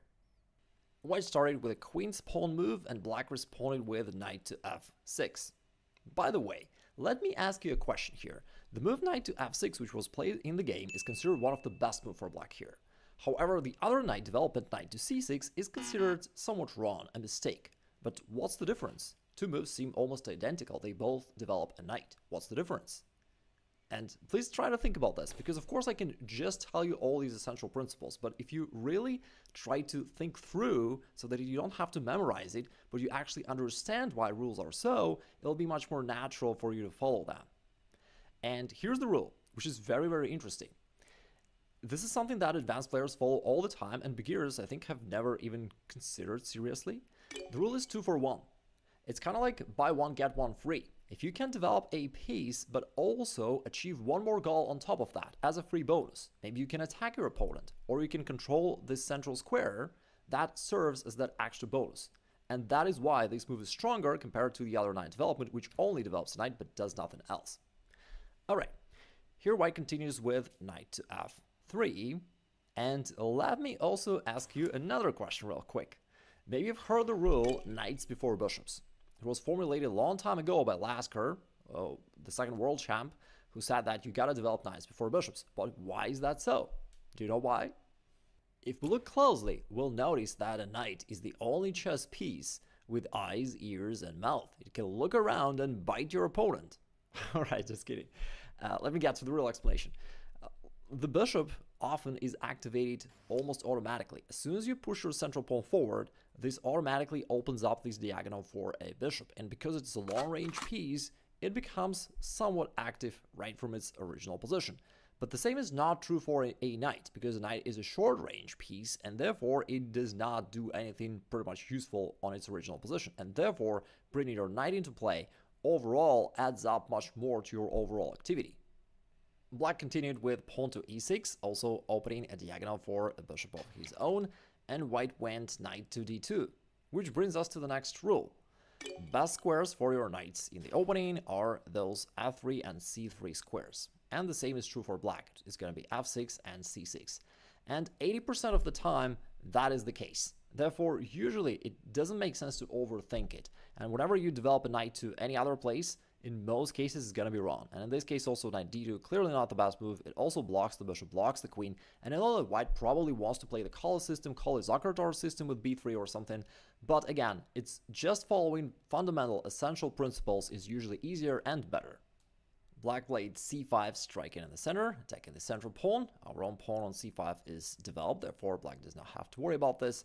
And white protected the central pawn by pawn to e3. Now, in this case, let me ask you about the move pawn takes d4, which is something a lot of players play in such positions. What do you think about it? Is this a good idea, bad idea, or just an average move? Well, if you've been following this channel for some time, then you know the rule. To take is a mistake. It may sound obvious to you by now, but I guarantee that a lot of players, they just trade pawns almost unthinkingly because it feels like an easier solution. You get rid of this tension, you don't have to worry about this pawn anymore, you don't have to calculate anything, and because of its simplicity, people often get rid of this tension. But nevertheless, to take is a mistake. Therefore, pawn takes d4 is a bad move for black. Why is that so? You should avoid unmotivated exchanges, meaning exchanges that do not give you any particular benefit. And in this case, black clearly did not get any benefit out of this trade. However, for white, on the other hand, we can see that, for example, this diagonal is no longer obstructed by the pawn. Therefore, if white just moves the knight away in the future, you know, somewhere here, let's say, the bishop will be able to operate along that diagonal. Also, because if there's no pawn on e3, after white castles, they'll be able to bring the rook on the e-file, and it will be active there. You know, or the queen can go here and also operate along this file. Therefore, white has a number of positional advantages, and black got nothing. Therefore, why would you do this? Black played the correct move. He avoided this trade and played pawn to b6. And here's another little tip. Why does it make sense to fianchetto a bishop, and why should you just develop it in a traditional fashion? I mean, the answer is pretty simple here, so I don't put it as a rule. When the original diagonal is somewhat barricaded by pawns, usually, then it makes sense to fianchetto it. For example, for black, it wouldn't make much sense to play g6 and bishop g7, because the bishop can easily be developed across this diagonal. Therefore, you don't need to overcomplicate and spend more time doing so. But with the light square bishop, since you cannot really develop it here, it does make sense to put it into this diagonal, which will be a lot more active for the bishop. White goes bishop d3, bishop b7, white castles, bishop e7. So far, so good. Both sides simply develop their pieces. And now white plays pawn to c4. Now, what do you think about this move? It might seem like a totally reasonable move to play. You put a pawn which controls the central square, you know, seems like it's just a standard thing to play. However, it is actually wrong. And it brings us to the next rule, which I call just develop it. And yeah, I know it's not as inspirational as Nike's slogan, but I'm just a chess coach. I have to live with that. Anyways, so here's the idea. I don't argue with the fact that c4 does make some sense and does pursue a goal to control central square. However, in an opening, you gotta develop your pieces. That is the primary goal, and especially the minor pieces, those knights and bishops. And that should be your primary focus. You should ask yourself, how do I develop my minor pieces?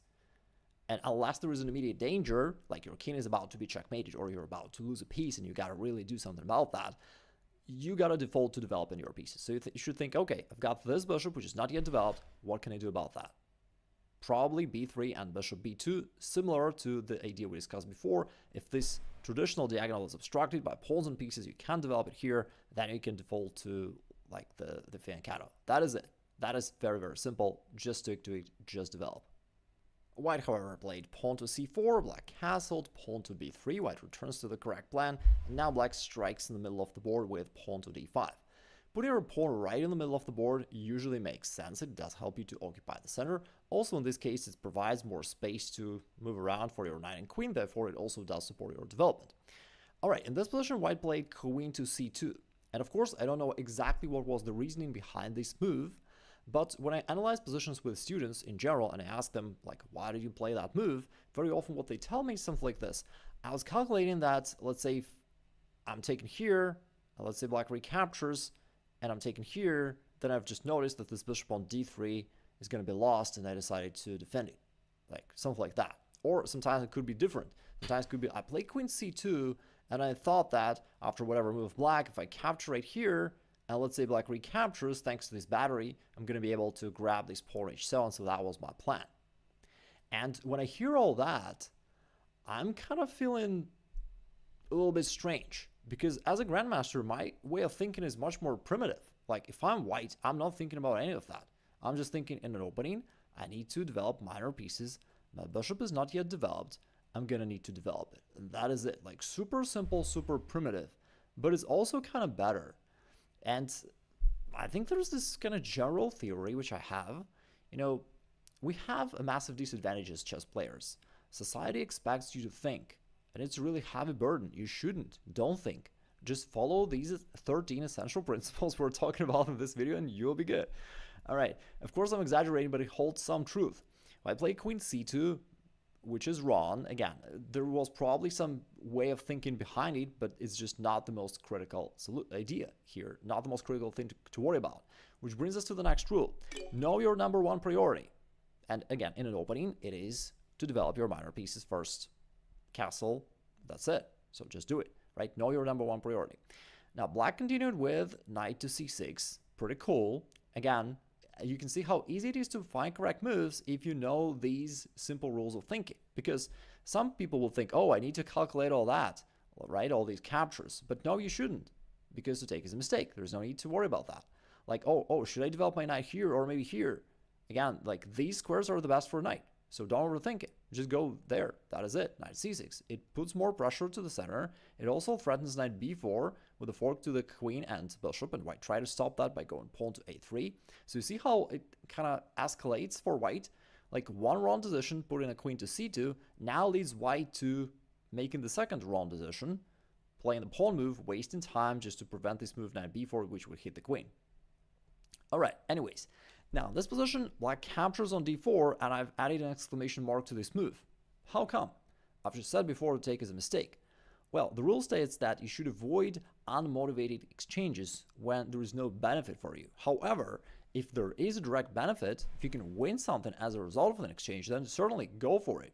And here it is exactly the reason behind this trade. Like, realize that since their knight is already here putting pressure, that after an exchange, if black keeps capturing, that just opens up this attack to the pawn. And if, let's say, white captures, knight takes d4, and black simply snatches this pawn in the middle of the board, life's good, the knight is defended. If white keeps trading, again, black attacks the rook, and for the most part, they're just up a pawn, putting pressure, life's good. Now, white probably have figured it out, realized that recapturing would lose a pawn, and therefore instead white captured this pawn on d5, counterattacking the knight. How would you recapture as black? You've got three options. You can take with a knight, take with a queen, take with a pawn.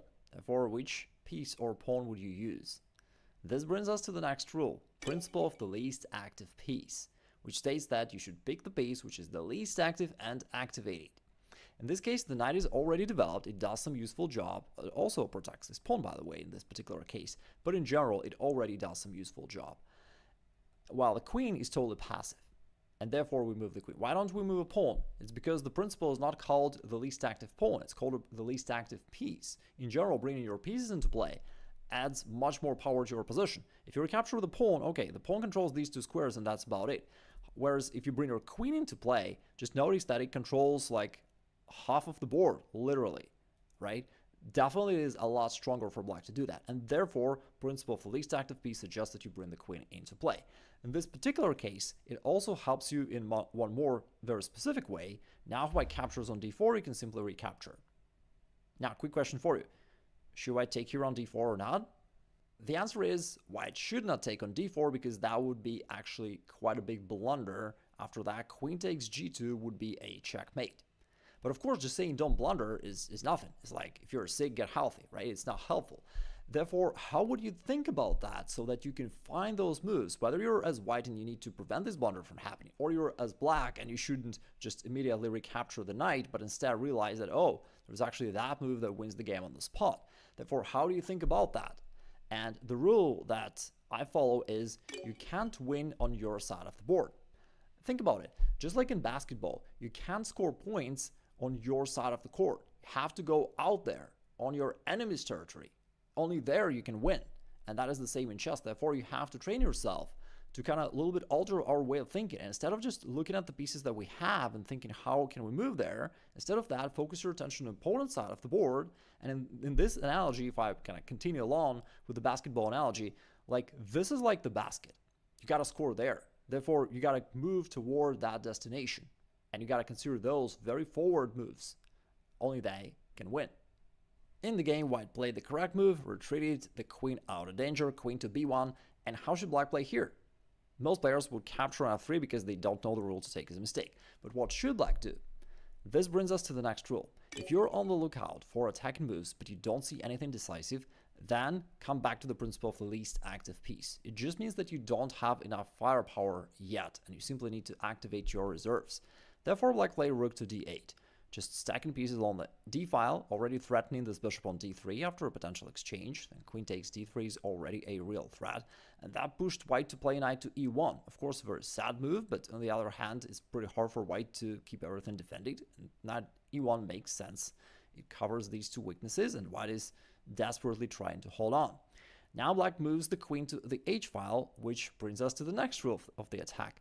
Bring your queen into the attack. There's another thing which I think is very useful to remember, that in the vast majority of the cases, a checkmate is delivered by the queen.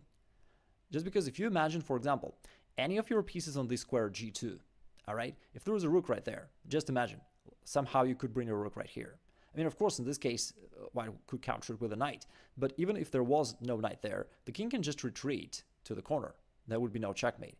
If we put a knight somewhere here, the king can easily retreat, right? If we put a bishop somewhere here, there is not even a check, right? But if we bring out the queen right here, and it's supported by the bishop, then it's a checkmate. Because the queen just controls all the squares around, and therefore it is the most suitable for delivering checkmates. And that is why whenever you try to attack your opponent's king, bring your queen out and try to use that to checkmate your opponent. The game goes on, white goes bishop b2, finally developing his bishop, and black continues with bishop d6, creating a checkmating threat of queen takes h2. And now in the game, white covered it with a g-pawn, but how about pawn to h3? Let's think about that first. How do you play here as black? There is another rule which is very helpful for attacking your opponent's king if you understand it clearly. If we look closely at the position, your opponent's king has three main bodyguards, these three little bodyguards. But there is an issue. If you look at them closely, you'll see that their smallest part is their head. Therefore, it's not difficult to outsmart them. And the way to do that is just to sacrifice your piece against one of those pawns. And as you do that, you just open up your opponent's king entirely. For example, here, black can sacrifice the bishop right here, and in doing so, you get direct access to the king. For example, if they capture with the knight, you can capture this pawn, and now all these checkmating threats are coming, and it's going to end in a quick checkmate. In the game, to avoid that, white played pawn to g3, and that's the position which we started from. So how do you play here as black? This brings us to the next rule: avoid wishful thinking. What happens very often in similar positions is when you see that this diagonal is wide open, and therefore black starts thinking, okay, maybe I can bring the queen here and queen g2 checkmate. But that doesn't work because there's knight there on e1, right? It actually does control that square. Or maybe black thinks, okay, I'm going to play here, put up this battery, and then land the queen on h1 and win the game with a checkmate. And it's all good, but we totally forgot to think about our opponent. That is why I'm saying that we should avoid that wishful thinking. We should be objective and think what our opponent is going to do here. For example, what if white just blocks the diagonal? Now, of course, our position is still superior, but there is no clear victory here. Therefore, that's not the move to win the game. And black instead followed the previous rule we talked about before. If your immediate attack does not work, just bring more pieces into the attack, right? And he played knight to g4, kind of principle of the least active piece. This way, we also add one more piece into the attack, and now we threaten queen takes h2. Okay, but what if white goes pawn h4? Yeah, that's the main line of the combination. This brings us to the next rule. Don't just win, take his soul. Think of Mikhail Tal. He was the master of this rule. When your opponent assumes that a certain move is impossible for you to play, consider this move anyways, because that will come as the biggest shock for your opponent. And here black played queen takes h4, sacrificing the queen anyways, the move that seemed impossible, but the trick is now a threatened checkmate. But if the queen is captured by the pawn, then there is bishop h2 mate. If you want to know how to put it all together in a single system that you can easily use in your own practical games, then I've described that in my bundle Boost Your Elo 2